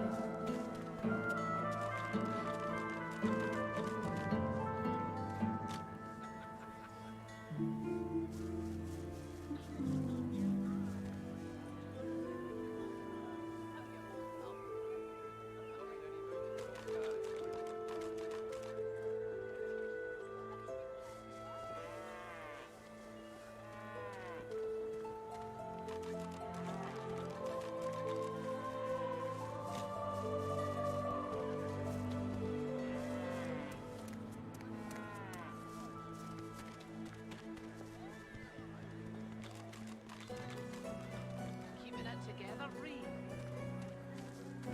I'm all right, as long as I don't hurt too much. You're safe among friends. Never forget it.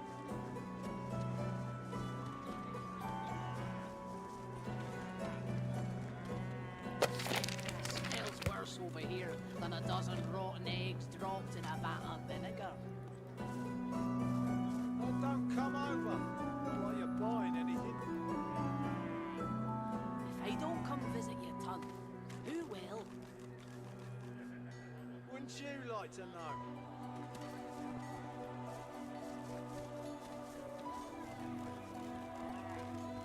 Keeping it together, Bree. I'm all right, as long as I don't think about it too much. You're safe among friends. Never forget it.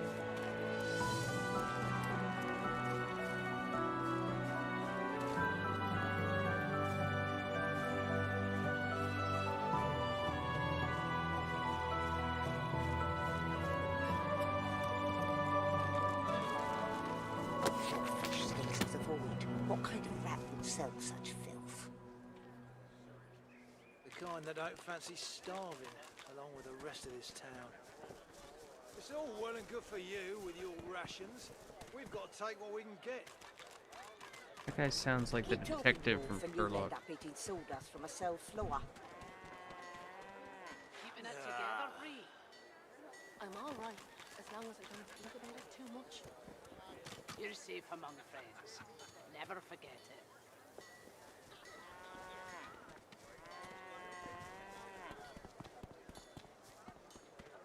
Smells worse over here than a dozen rotten eggs dropped in a vat of vinegar. Don't come Gotta get over. out of this town. Bishop Alexander was slain by Seekers. Culprits still at large. Who will?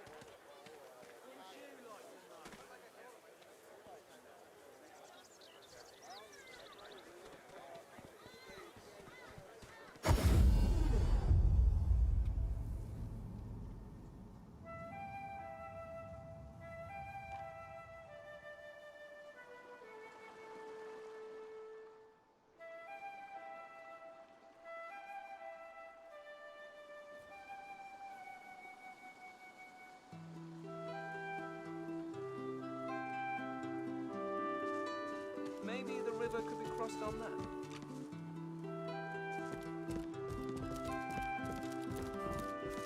The shadow, the crawler. I see He a has cave. 10,000 Is that a names, demon? all true and cruel. 10,000 masks of cowardice, each and every one of them. He'll carve them all. One by slowly one into your quivering flesh. He can do what he will. But one day his one true name I'll know, and so undo him.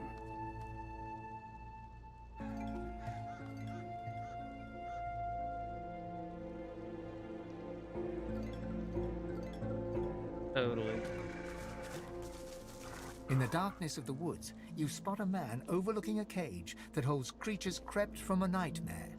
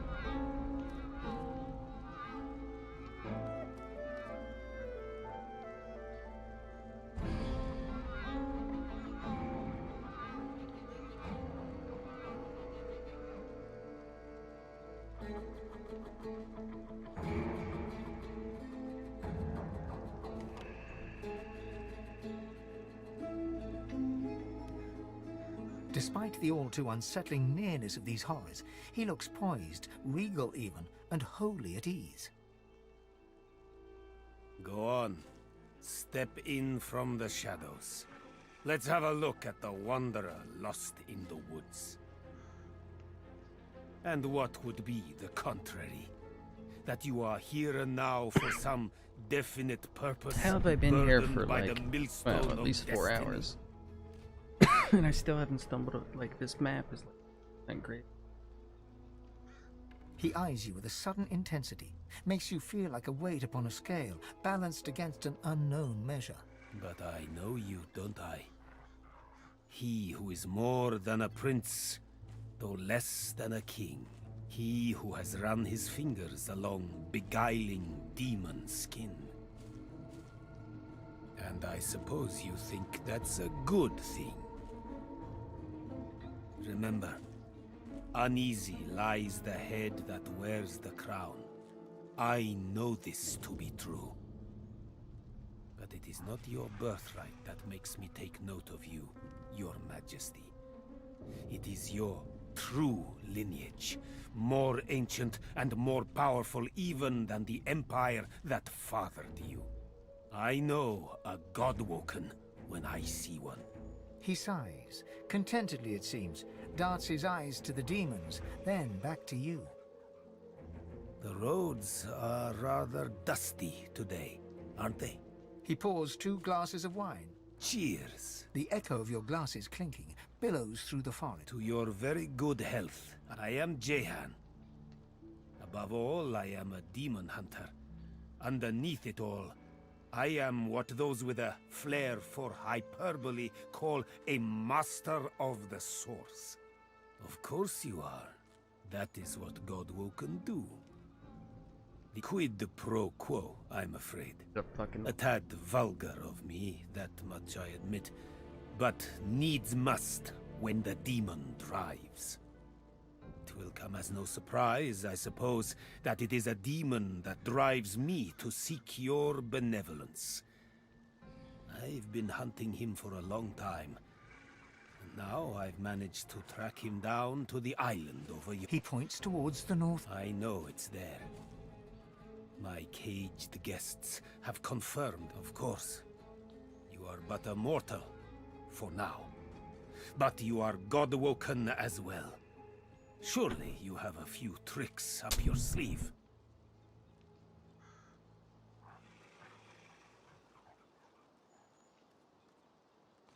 Consider it a test. Kill the demon, and I will be your teacher. Your hesitance disappoints me. But the demon's guise, or vessel, one can't be quite certain, is that of a lizard known only as the Advocate. Like all of his ilk, he is kind, he is charming. He will offer you what you desire most at seemingly no cost at all. There is no such thing as no cost at all. My advice is to strike before he even has a chance to speak.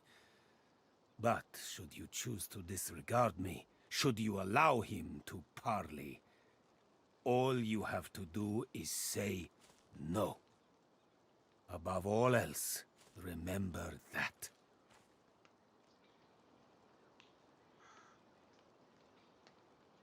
Death fog. There is more than the mist alone there, though. Magic that evades my eyes. I also spotted a sloop further down the shoreline. But of course, a quiet afternoon's boating trip will be quite ruined once one hits death fog-shrouded waters.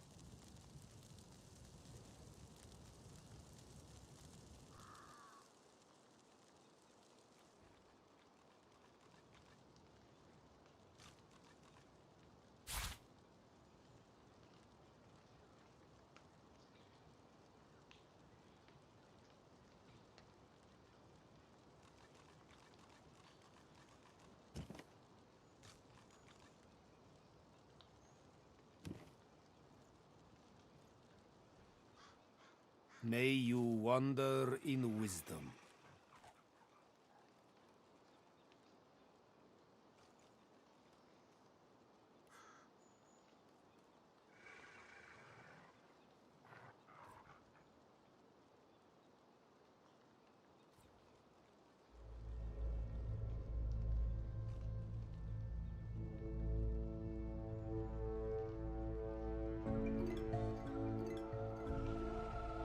Oh, it's probably.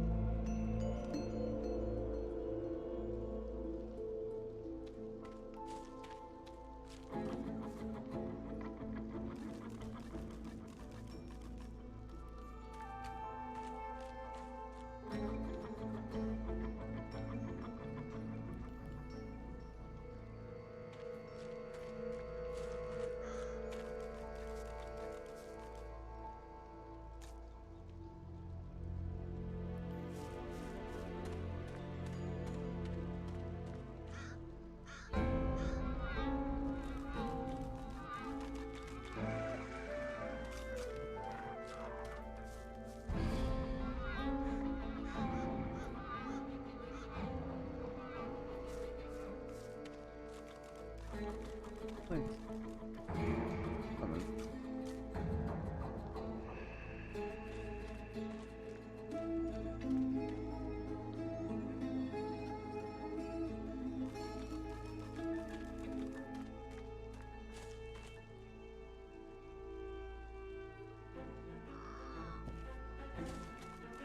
Perfect.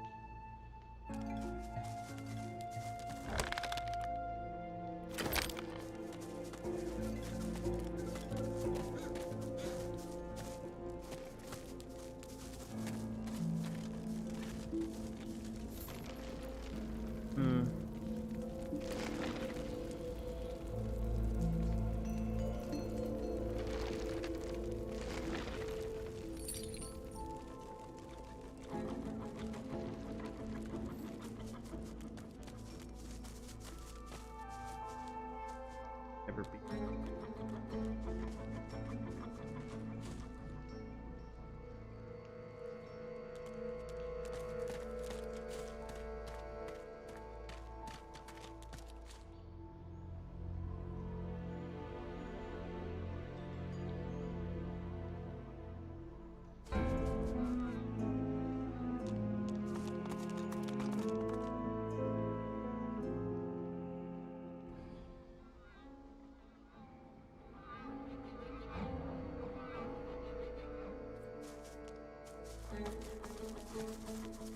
Magisters, Your powers of observation astonish me.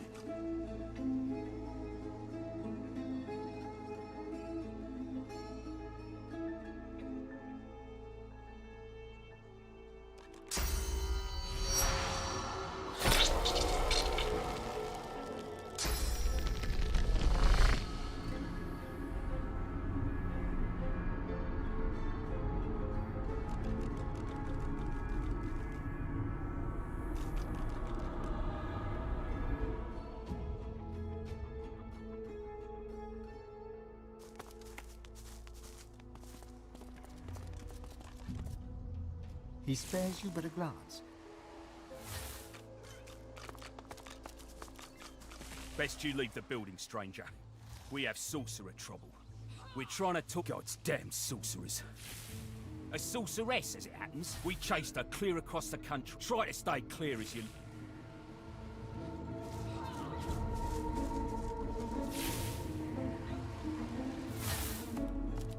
Best you leave the building, stranger. God's damn sorcerers. A sorceress, as it happens. A master of portals. And a lizard, too. And there's naught wrong with that. Our snake-scaled sorcerer seems unable to escape. But we can't get close enough to bring her down. We chased her clear across the country, and she's left devastation in her wake. We expect a Voidwoken attack here, too, at any moment. That, or worse.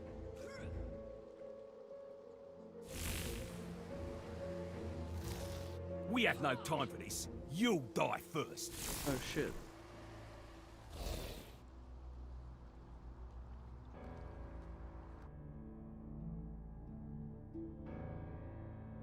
Kind of.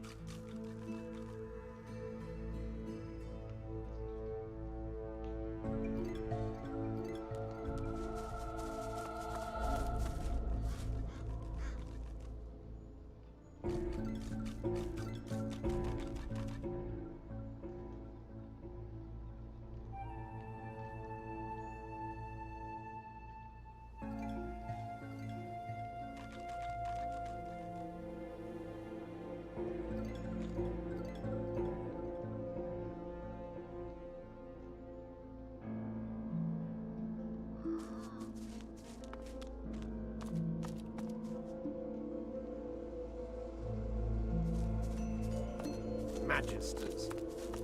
Your powers of observation astonish me. Best you leave the building, stranger. We have sorcerer trouble. We're trying to talk her down without a fight. God's damn sorcerers. A sorceress. We chased her clear across the country. And well, it's your funeral. Try not to let her use sorcery on you. I'd like to avoid that. We'll keep her distracted while you get close. Go on then, if you're going.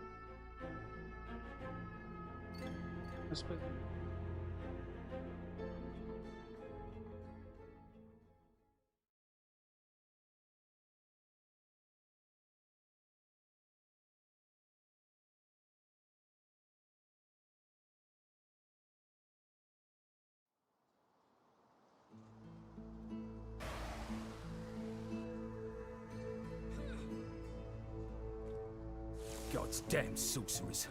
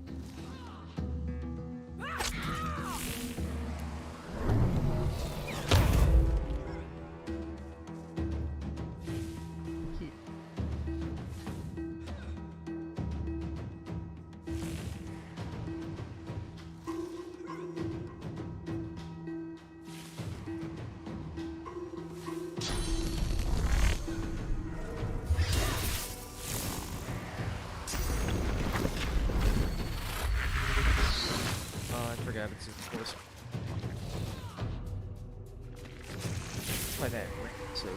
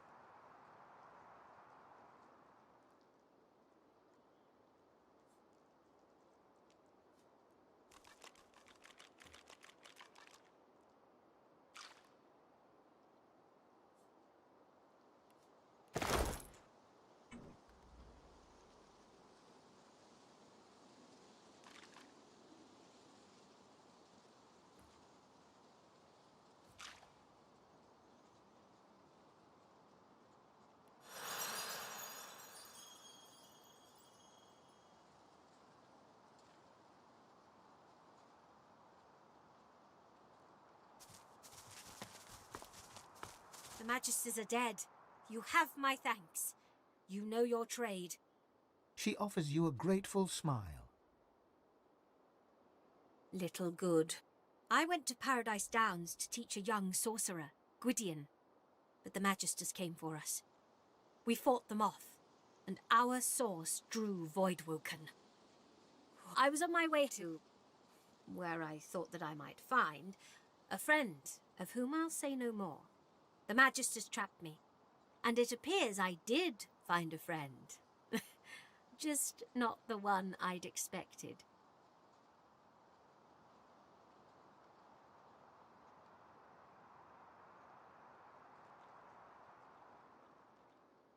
I shall return home to the Empire when the Magisters... She gives you a shy smile. It's charming, and it may be her tell. She may well be lying. Oh my god.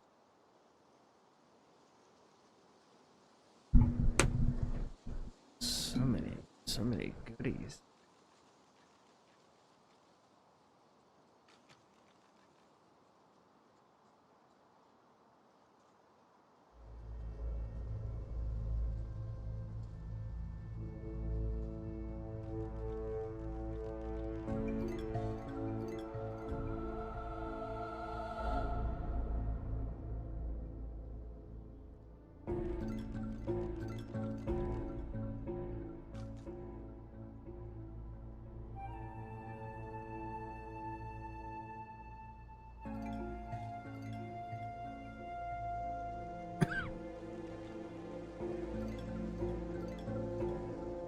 It's getting hot.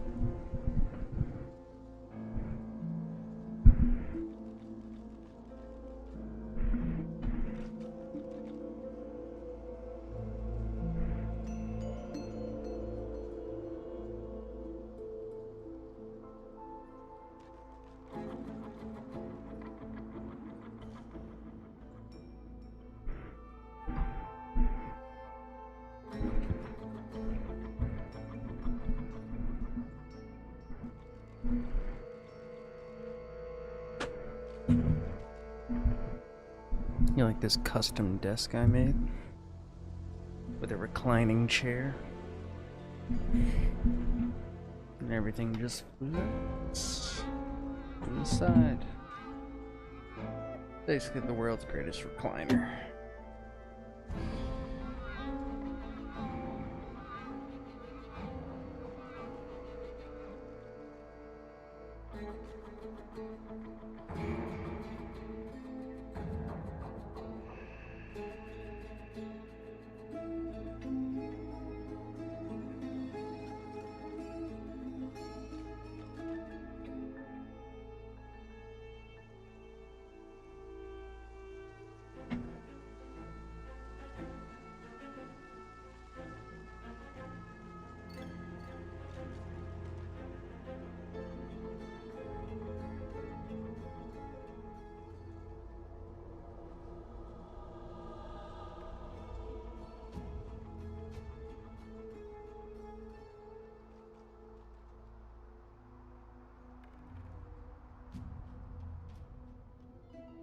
She gives you a long look, considering the request. You have proven yourself a friend at least, but you must prove your heart.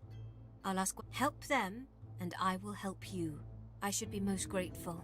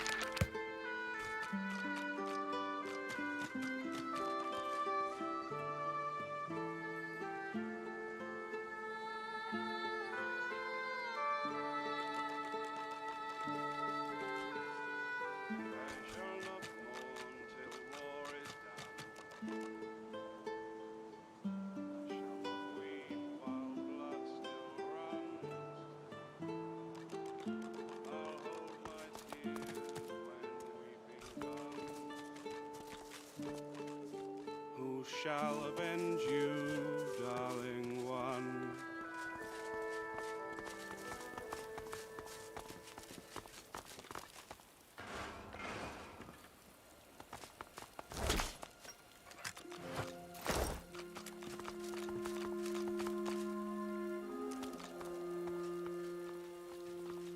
They beat all those Voidwoken. I'm impressed.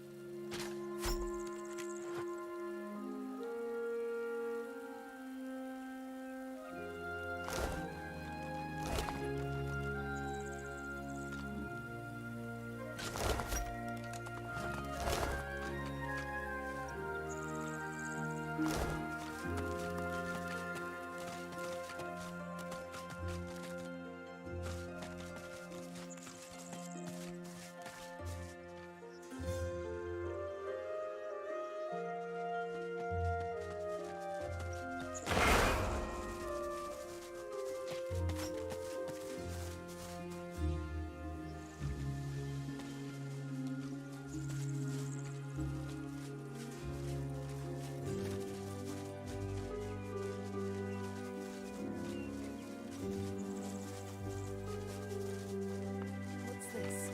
I found something. Just about to use peace of mind.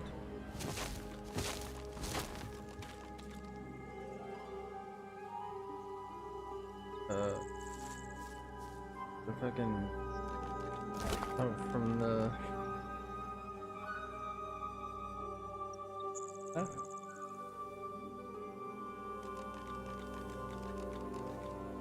Kind of morbid. Dig it.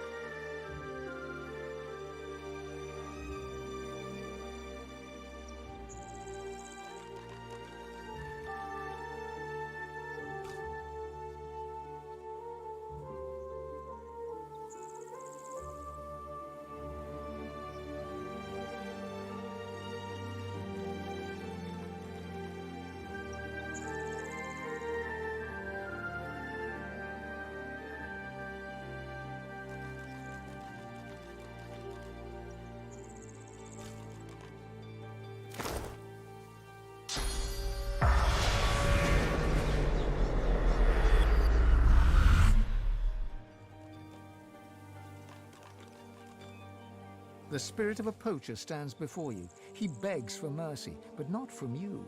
He has no eyes for you. Please, Master Acker. It was a mistake. I'd never have killed that deer, not if I knew who it belonged to.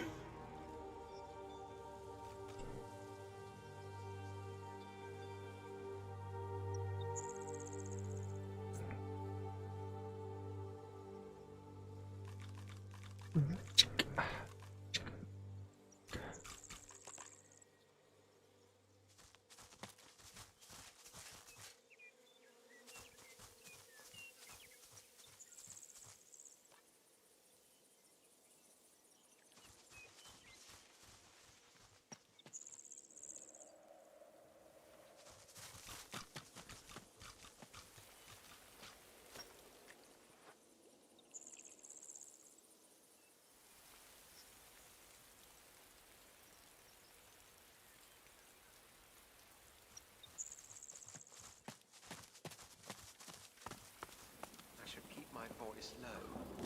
No need to wake the dead. Look who's come to join the party.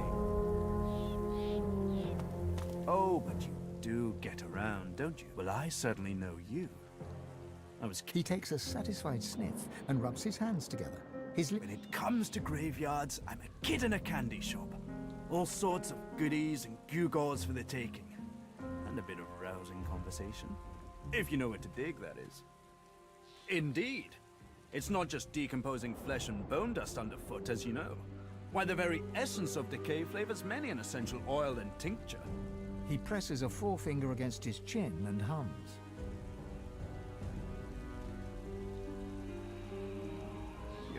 savvy one. I must confess, I'm not just here for random baubles and whatnot. There's something my heart, such as it is set on.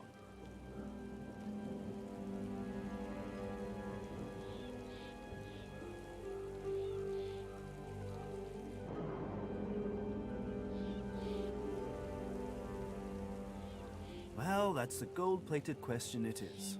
I dare say you'll enjoy this story. Somewhere in this graveyard lies an object of tremendous power. Or so the legends say, anyway. Belonged to a family buried near here, the Surreys. I've been reading up on them. An ancient clan of eccentrics and oddballs. Old Joanna was the last. The poor, poor dear. Had no money, no children, just this incredible heirloom passed down to her through the generations. Problem is, no one knows what this object is. Only that it's an astounding piece of work. Seems Joanna took its secrets to her grave. Rather literally.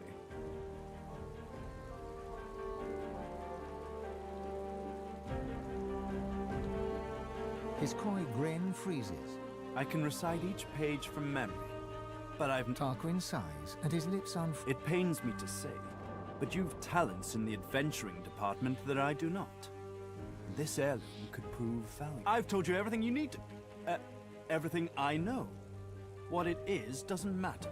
What it does, well, if I am right, it will... He looks toward the graveyard. Let's make this easy.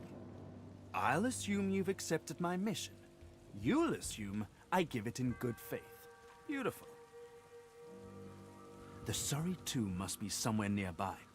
And whatever that object is in there, I bet it's impressive. I do wish I could wander inside. It would be nice to look up some old friends. See if they're in good spirits.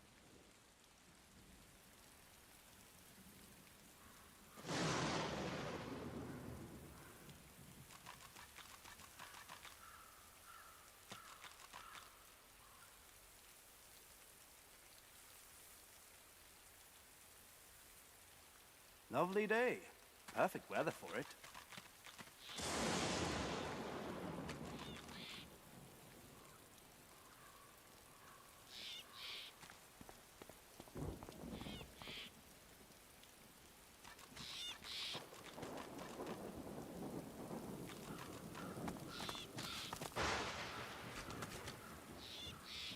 Ah, my sun-baked friend. Any luck in old lady Surrey's tomb?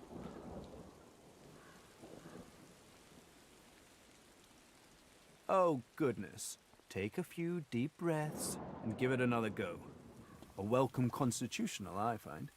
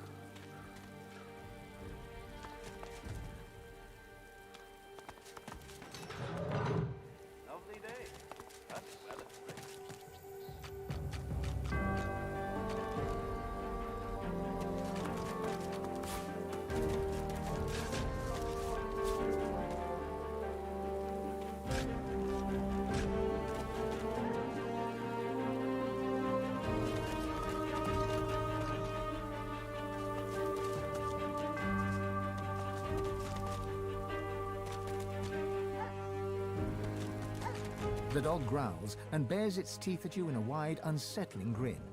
You swear you see a worm emerge from its grey-pink gums, then burrow back in.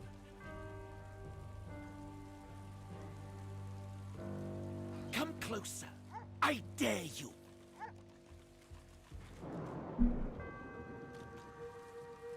He sniffs, he snarls.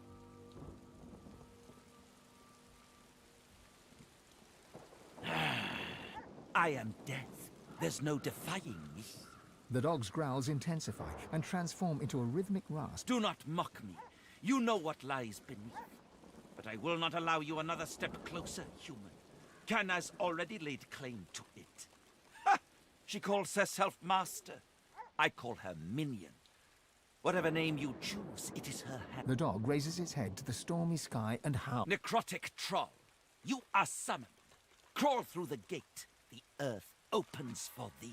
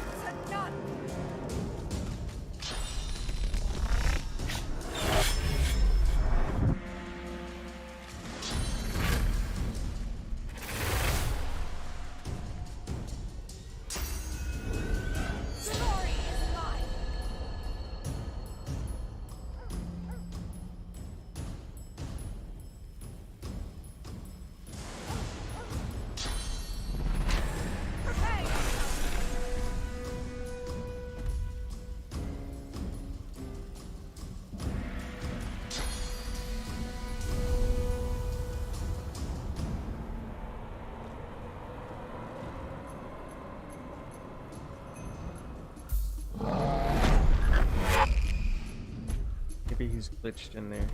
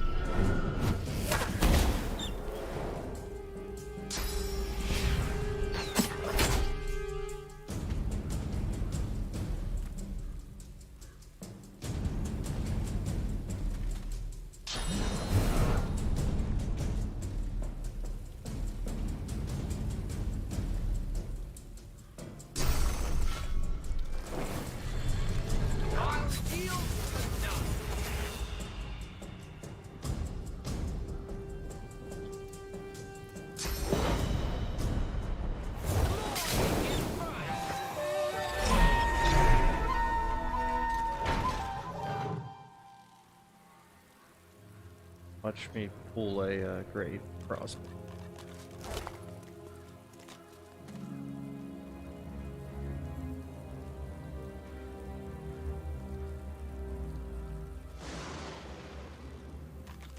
Alexa, turn off all the lights. Alexa, turn on light 2.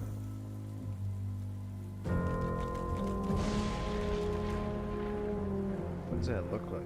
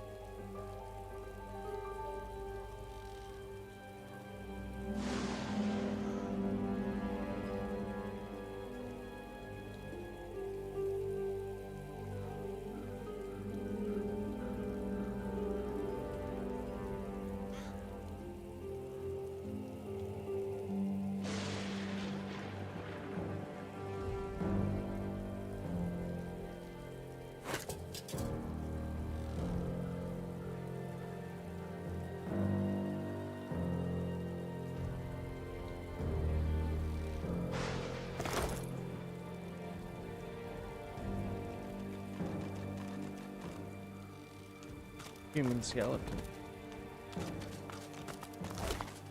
Put that. I mean, not in the ground. Hanging about. Hanging the boot. Human graves. Let's hope none are earmarked for me.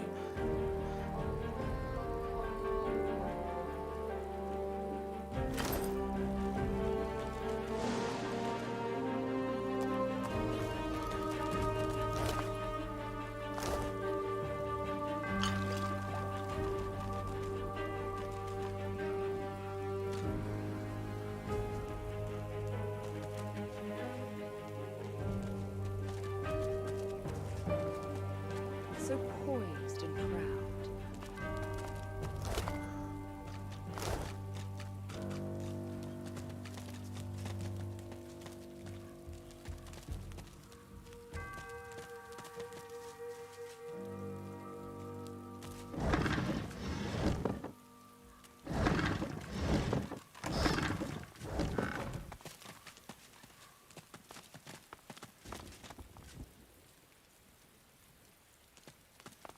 He prays in silence, but to what god, I wonder?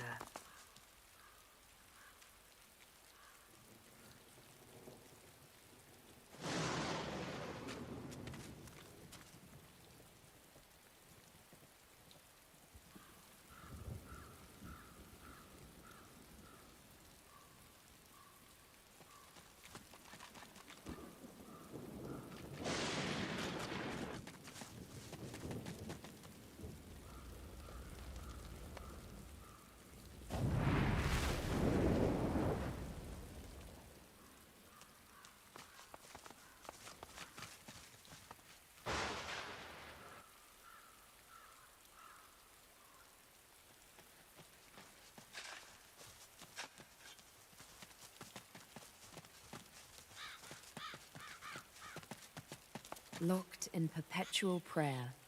Keep trying, my friend.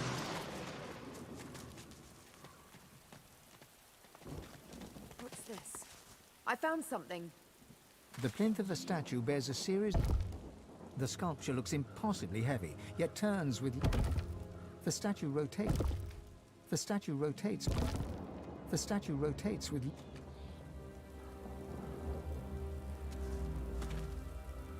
I've spotted something. The headless statue looms over you. It's... Don't have a statue. Play that one. Yes.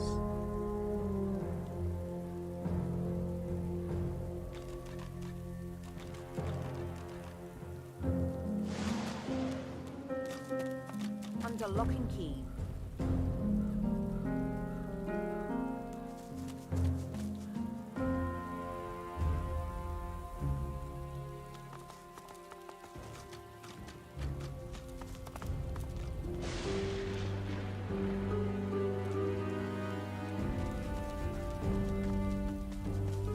An ancestor tree.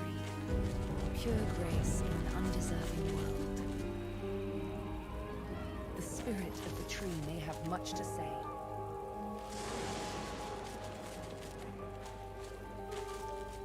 The roots of a great ancestor tree. You are a scion of the... But then, you hear a voice. A friendly whisper from beyond.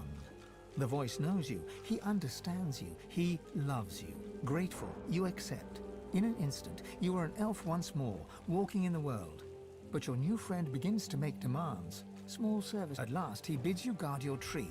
He expects you shall have guests. You shall kill the Godwoken when they come. Then, you shall be free.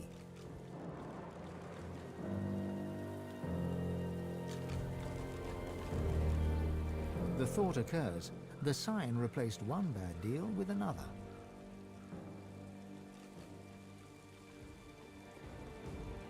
No such thing as luck.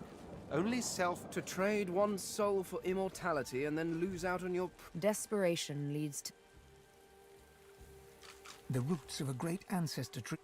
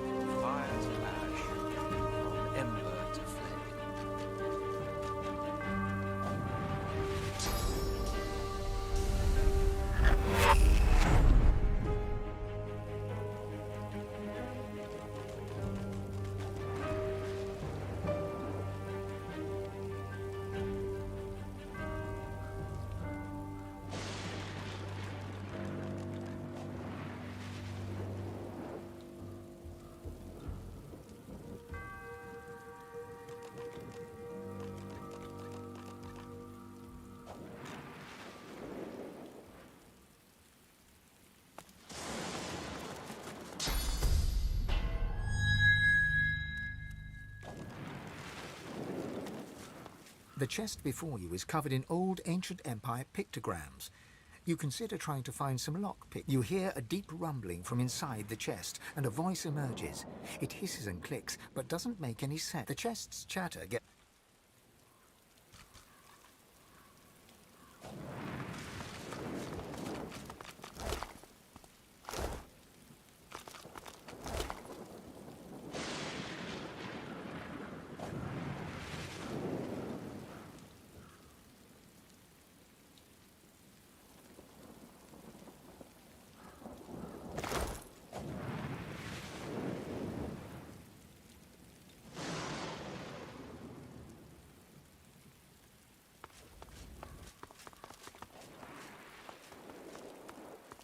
The chest before you is... You hear a... This chest recognizes Consul Zara as master.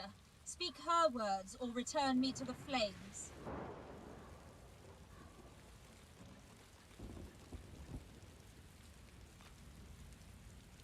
This chest does not answer the questions of fools. Speak the words of Consul Zara or return me to the flames.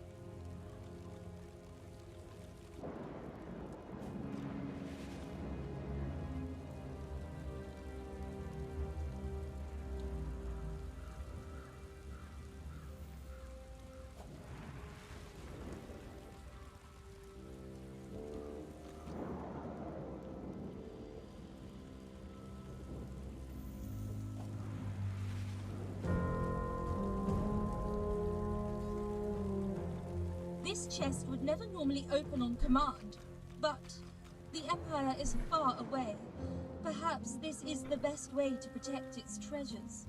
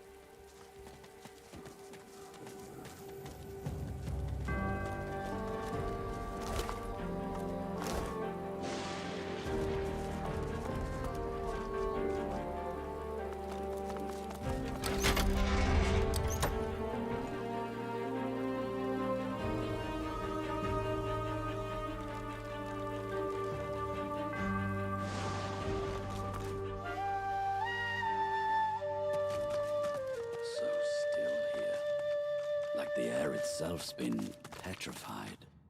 The petrified woman cannot speak, but her eyes...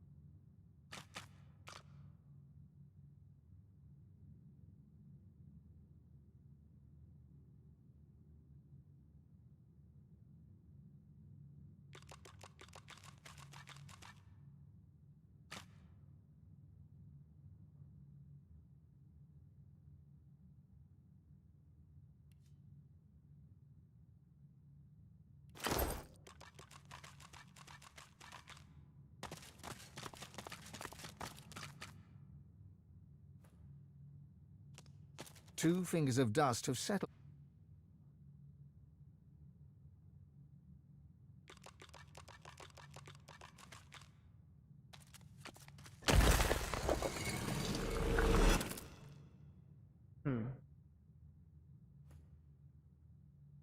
Too heavy.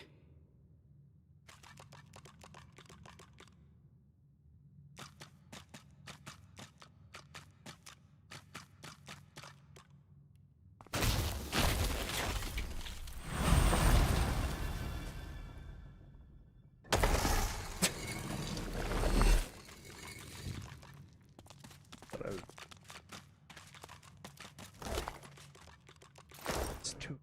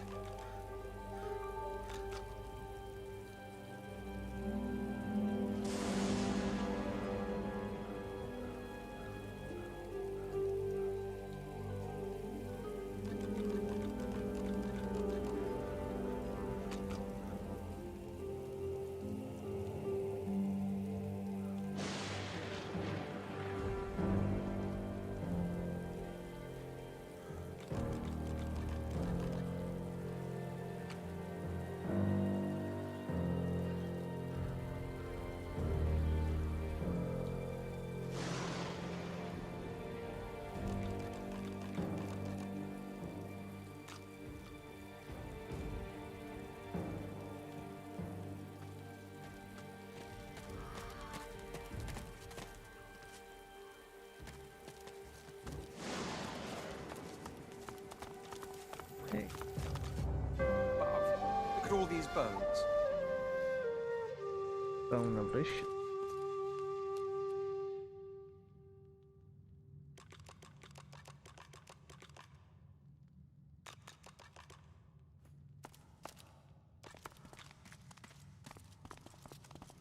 I've spotted something.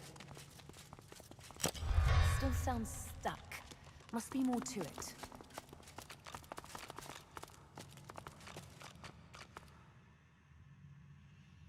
Ugh, it's broken.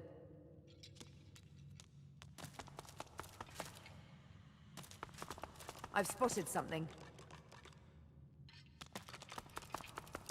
Ah, success.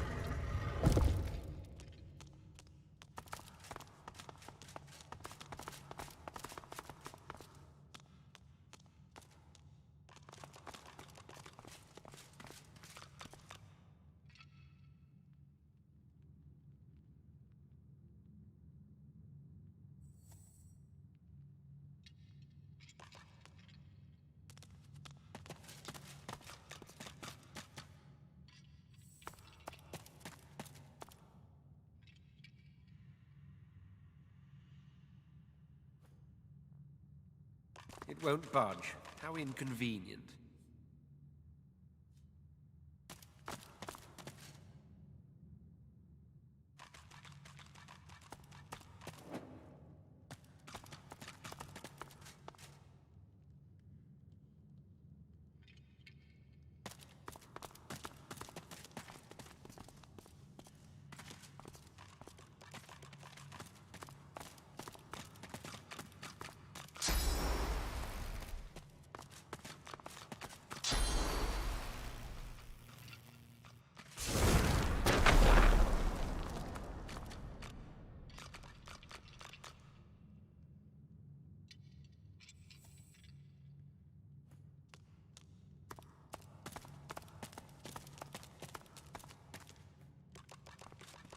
No, the door!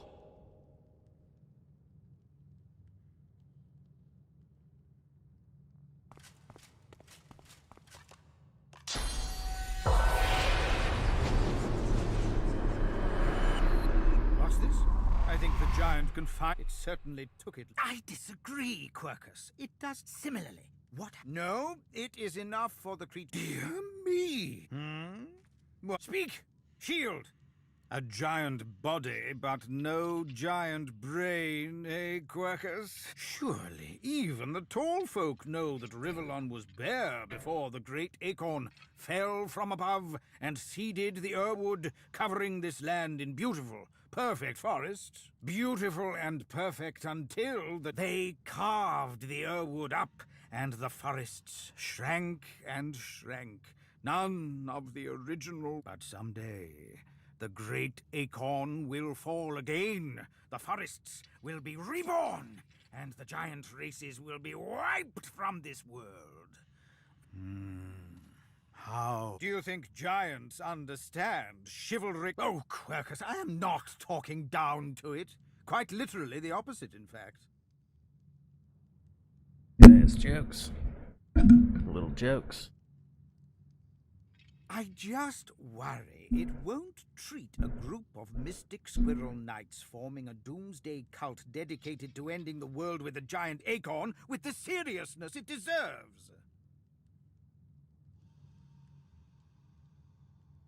The squirrel and the cat both look at you. Their stares You see? Yes, it has shown it can adapt to unexpected circumstances. I suppose we can give it this chance at least. The thing that you must understand about the Knights of Dre is that they are utter fanatics. Nothing matters to them but the return of the great acorn and the destruction of the giant races.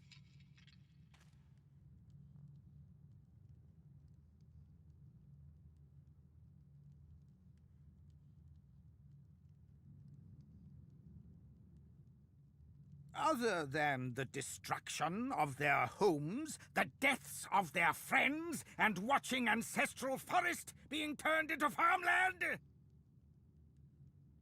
I am perfectly in control, Quercus. Those claw marks were probably on your spine already.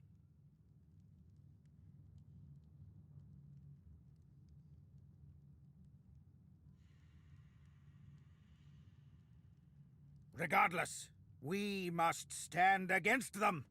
I alone have the magical expertise to stop them. Not that it matters. No, for that, if nothing else, you have my thanks. Now, oh, Quercus, it wants answers. What tree did the great acorn fall from? Where did that tree come from, if not a greater acorn? Could you build a nest great enough to store the great acorn for the winter? Some questions have no answers, Quercus. Why is that so difficult to understand?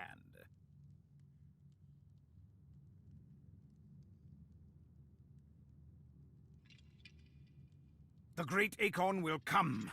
It will destroy the world, and squirrels will reign supreme forever. I fail to see what... What do you say, Quercus?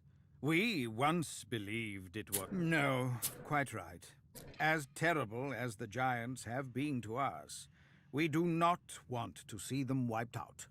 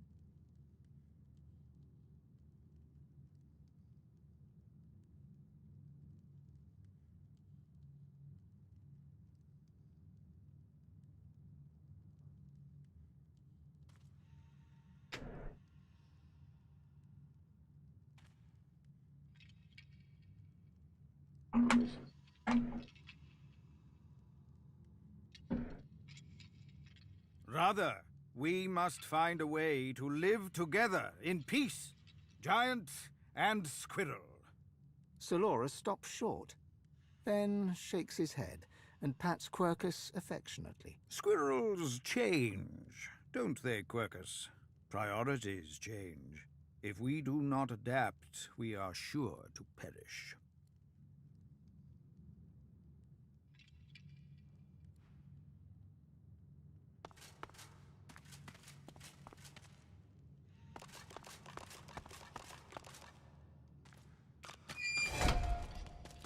Can't talk now.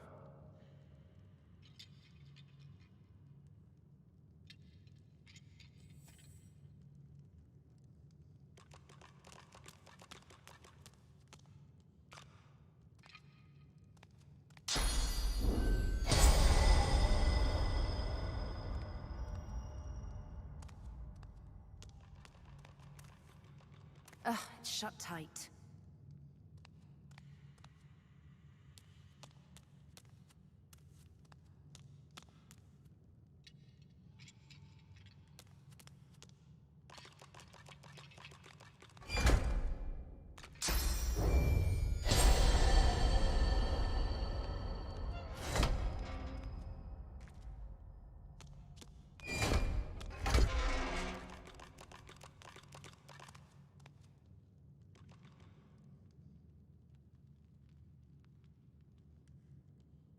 Uh,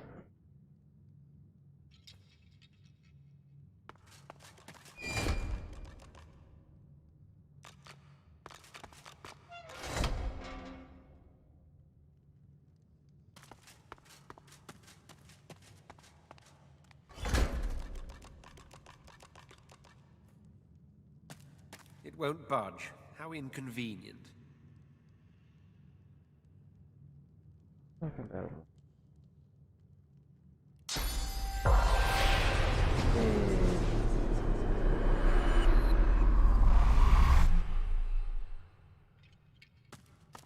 Maybe this one. Hey there. Did something.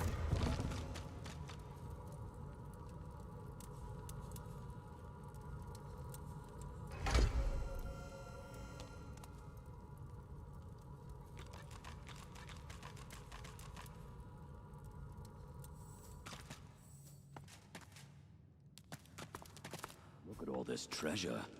This family must have been rich.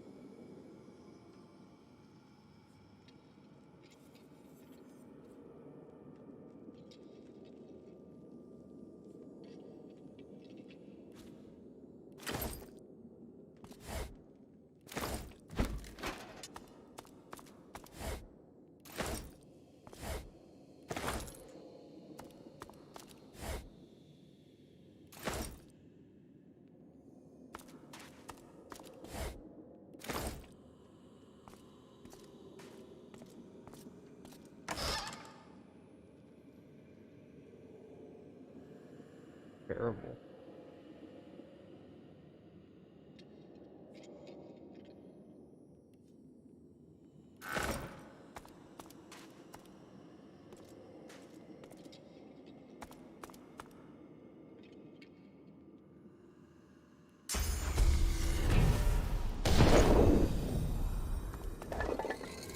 You feel the unusual objects. You know this language. When as one, I am slayer of sin and the bane of the living. Restore my twin, make me whole. In archive of old the blade resides, an isle of blood where demons abide.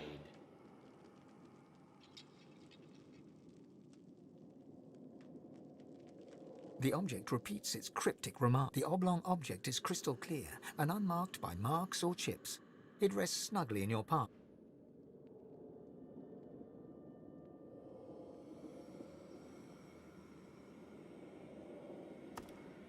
Unlike so many other spirits, this one is hardly silent.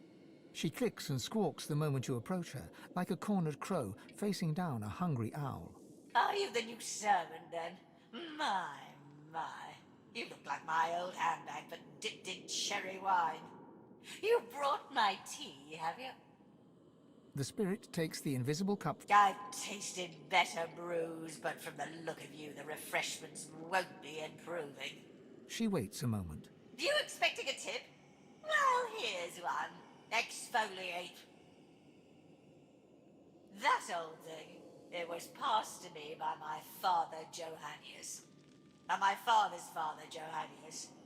And my father's father's father's father, Johannius. Don't know what happened to the one in the middle. Don't rightfully know what it's supposed to do. Johannius, the umpteens, brought it back from Blood Moon Island. The spirit stands there smiling, as if she hadn't just uttered the words of demons.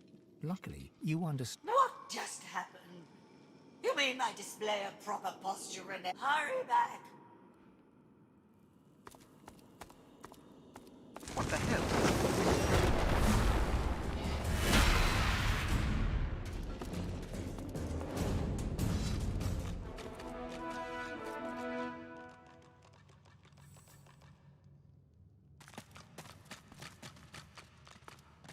Anthem.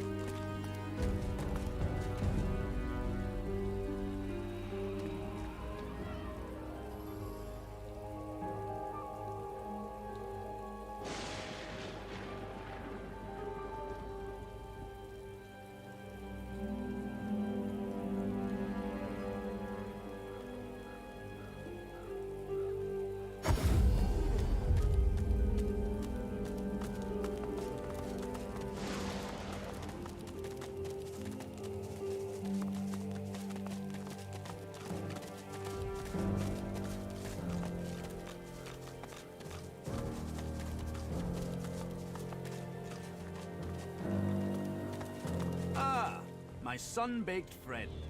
Any luck in old lady Surrey's tomb? He places his hand on the artifact, and it drones in the demonic tongue.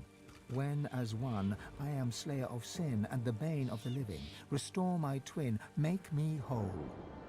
The object continues. In archive of old the blade resides, an isle of blood where demons abide. It's true, then. Anathema. Well, tell me, is this all there was? There weren't any other curios in there? Amazing. He breathes a long, lugubrious sigh. It's time I leveled with you. This is the hand grip of the fabled anathema. A sword capable. Imagine it. I can restore anathema to working condition, but this is only half of it. We still need the blade. How fortunate that the hilt has already told us where to find it. You rightfully consider... Or perhaps you'd rather place your trust in someone else. Maybe well... Blood Moon Island... Tarquin doesn't wait for...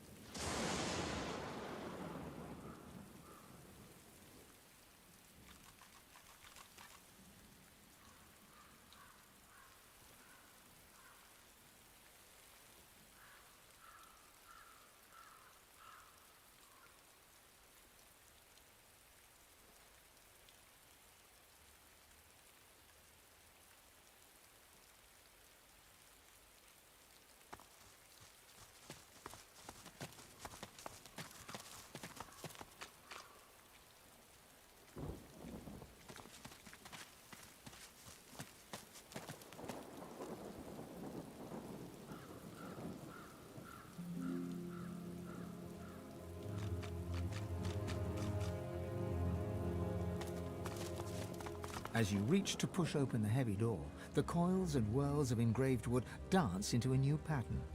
The semblance of a face arises, a face that seems to look right through you. A little sorcerer, come to play. You are a sorcerer, are you not? Perhaps even God-woken? Tell me true. Silence greets your answer. In the distance, you hear the screech of an eagle. Worryingly closer, you hear some kind of a moan.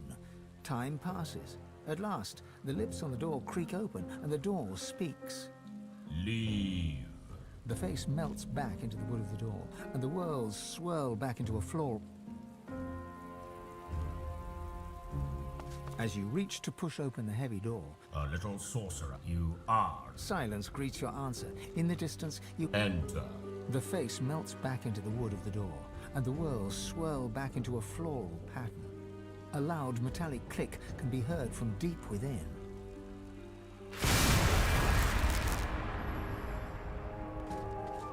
Only a madman would build a mansion on the edge of a graveyard.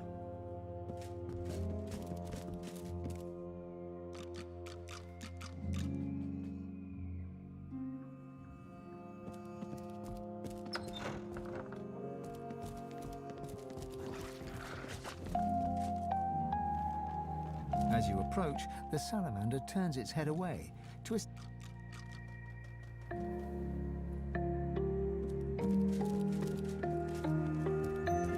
Such indecency. You strike a man in his own household?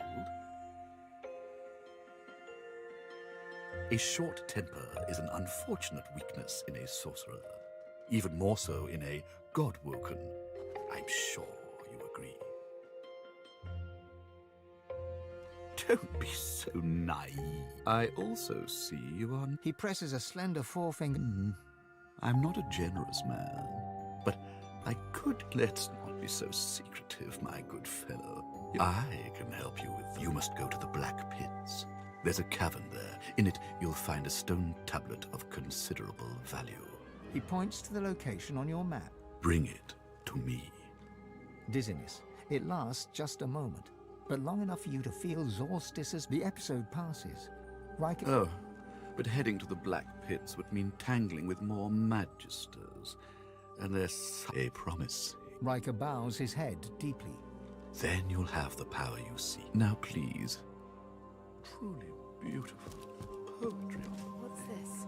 I found something.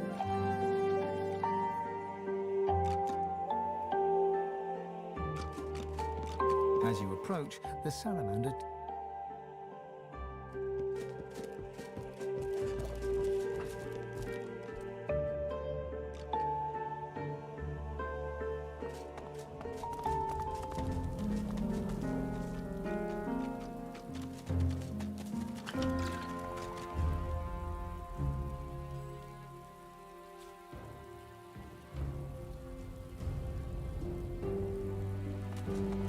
Within the stone garden's walls, peace be thy immortal fortune, relieved of toil, free of indignity, until thou art called to serve.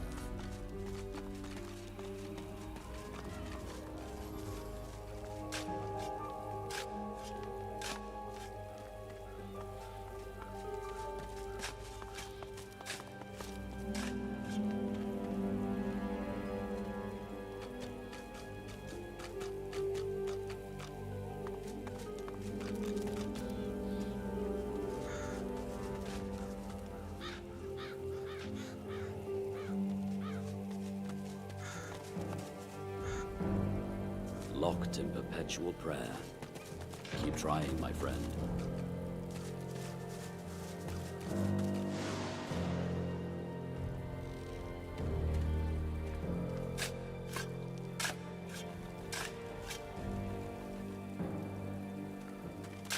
It's not a silent monk, but it seems just as blank.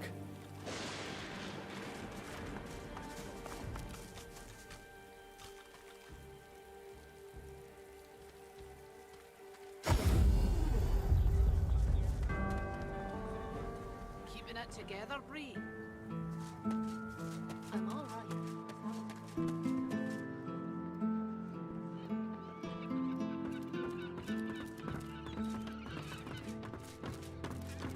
The Magister is rubbing the dirt off his robes, none the worse for wear, apparently, from the blast of magic that knocked him off his feet. I'd be whining and dining aboard the Lord Dread if it weren't for the likes of you. Your meddling in Magister affairs had better be worth it. A man of stature wouldn't be moored on a dock with no one but dead. But here I am and here you. Now answer me. Did you meet with a Magister caravan on your way into town? The hour's growing late and by the Bishop's bones you saw it. Now, out with it, man. What happened? Void woken? That means source was used.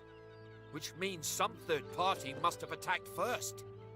And of a fair up Raymond, that old goat, always suspected there's more to the Driftwood dwarves than meets the eye. Hate to admit it, but I think he may be right. Too many things have gone wrong along Reaper's Coast to attribute to bad luck. Magister ships sinking, weapons disappearing, and as you've seen, a caravan attacked and destroyed. Rumour has it the Dwarvian Queen herself is behind these acts of sabotage. That is what I want you to prove.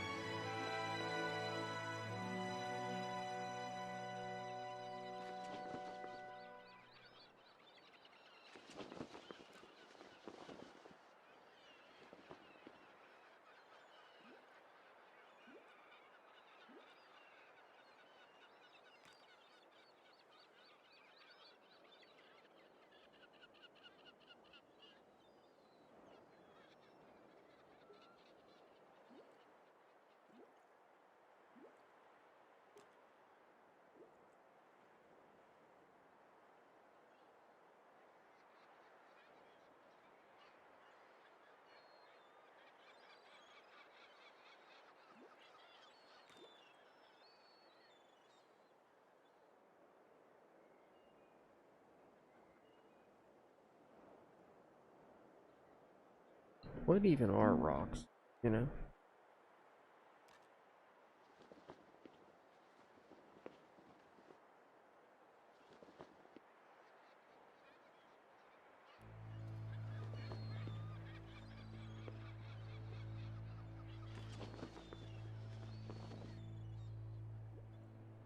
There's a local thug, Lohar. It may be interesting to have a word with him. Find out what he's up to. It's wild territory, remote and hostile. Should you find any such place, and better yet, proof that Lohar is working on behalf of Queen Justinia, You will be handsomely rewarded, I assure you.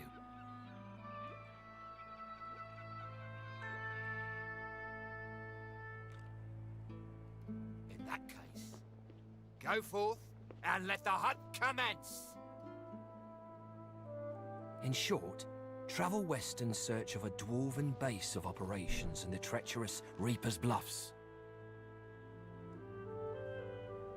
Should any such place exist, it would be very opportune indeed should you stumble across any correspondence between Lohar and Queen Justinia. Can't describe it to you any plainly than that. You mean to say that carrot-cutting, cow-cooking elf has been killing Magisters? The fiend! Magister Carver must know of this. He's the one leading...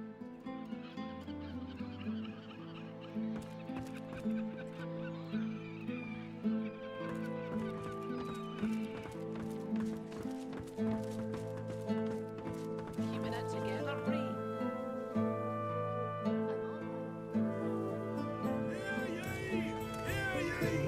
Queen Justinia executes 24 noblemen for insubordination.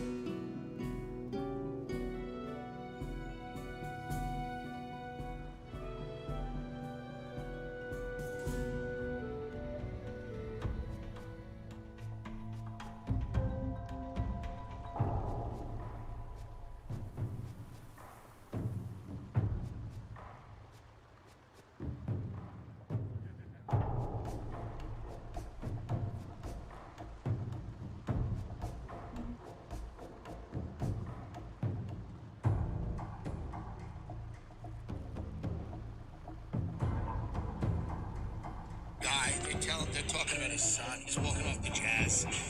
Is that the music they played in the room? I mean, Jesus Christ. Play his exit one more time. It's one of the greatest things I've ever seen with the jazz music. I thought that was dubbed in. Oh, no. The fact that this is the real...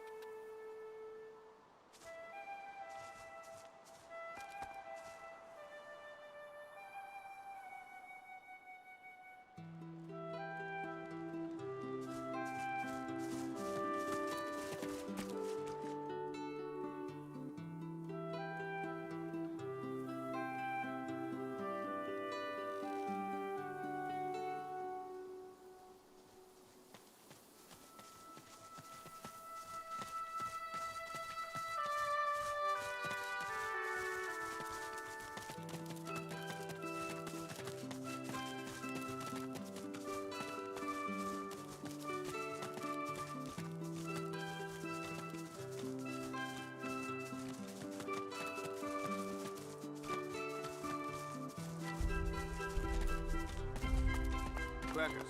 Oh, hello there. A fine day it is, and the finest day for a wee saunter through the trees it is too. Not even any Voidwoken left to spoil it.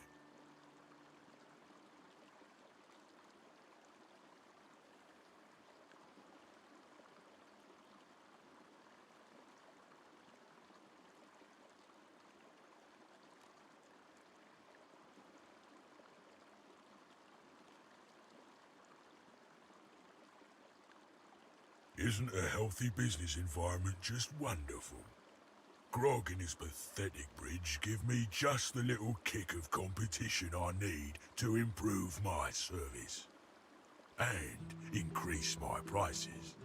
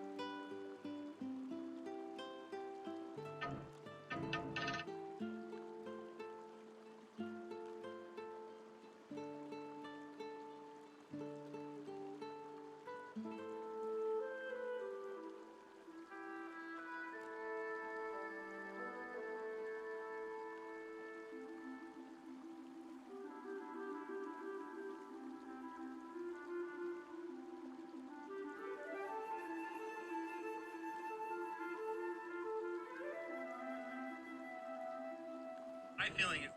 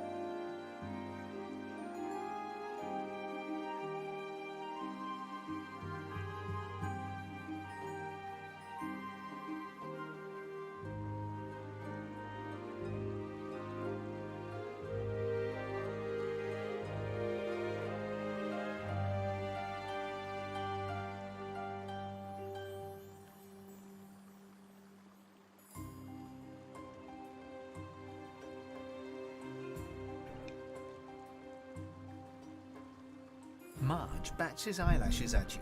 You can't quite tell whether he's serious or not. Oh, that's not so...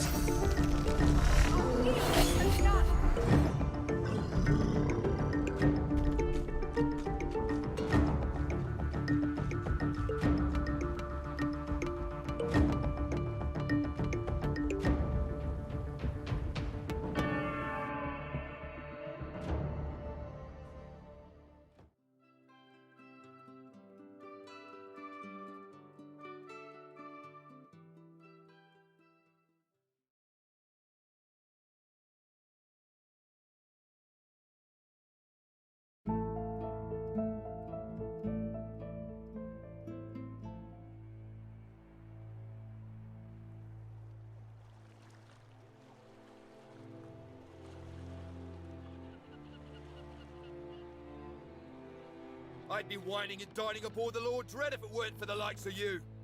Your meddling in Magister affairs had better be worth it. A man of stature wouldn't be moored on a dock with no one but dead. But here I am, and here no answer me. Did you meet with a Magister caravan on your way? Good gods, I do fear the worst. They should have rolled into town many hours ago. Don't I know it? And I bet there's a dwarven highwayman hiding in every other bush. Raymond, that old goat, always suspected there's more to the Driftwood dwarves than meets the eye. Hate to admit it, but I think he may be right. Too many things have gone wrong along Reaper's Coast. Rumour has it the Dwarvian Queen herself is behind these acts of sabotage. That is what I want you to prove.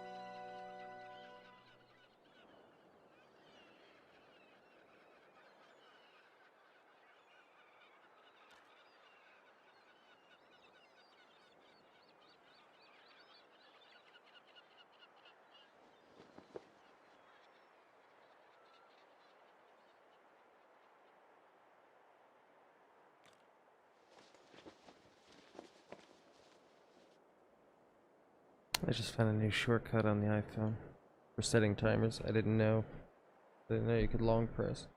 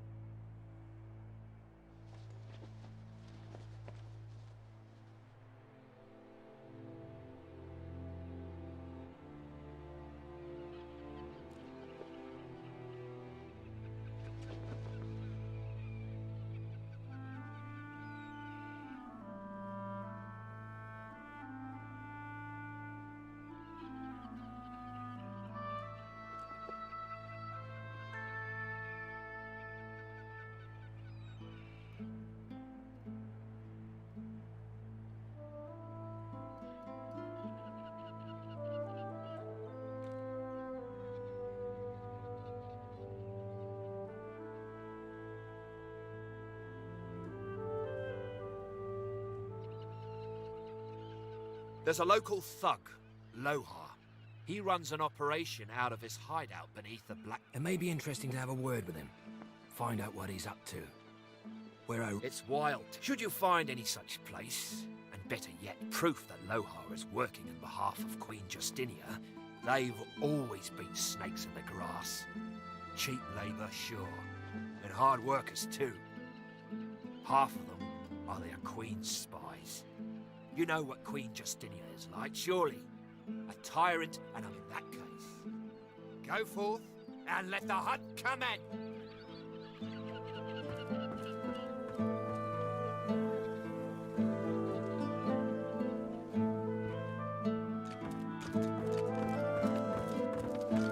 Here I still am, and here you still... Yes?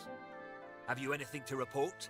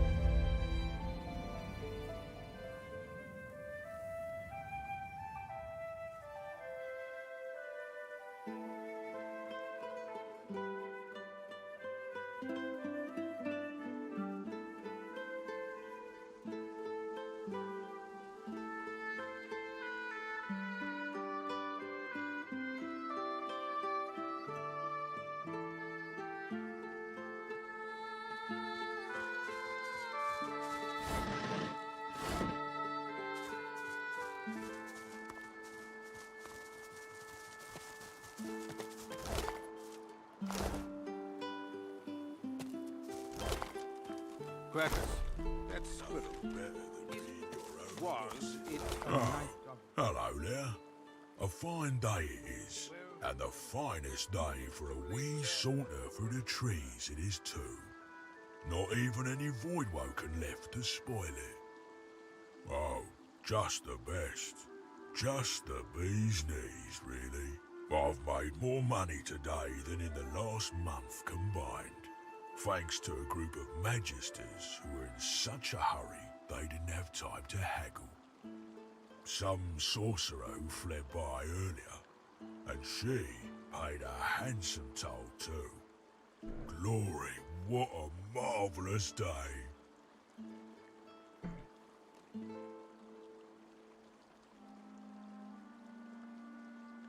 Isn't a healthy business environment just wonderful?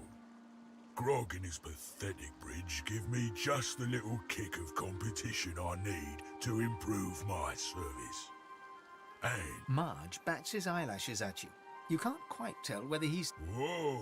I do try to be nice since it is such a fine day. I can let you pass at a discount if you entertain me with tales of valiant voidwoken battle. Otherwise, full price. Wide-eyed, Marge nods in appreciation at your tale. Now that is a story. For that, over you go. And be sure. Go on, and appreciate the fine tinkle of water beneath. The fine.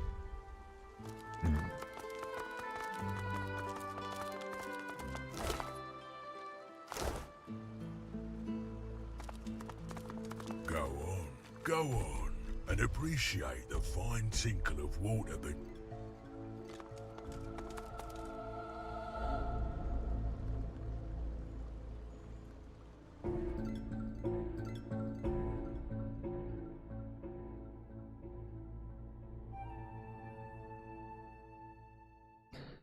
Alright. I gotta make muffins. Priority.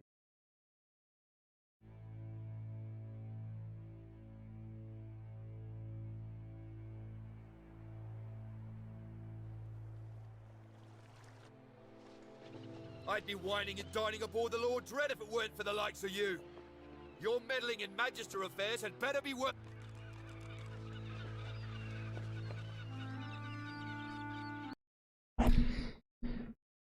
Until next time. I'll be on tomorrow.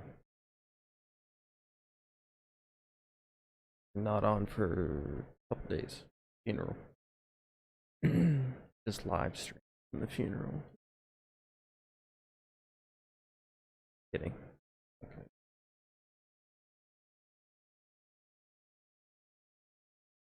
Yep.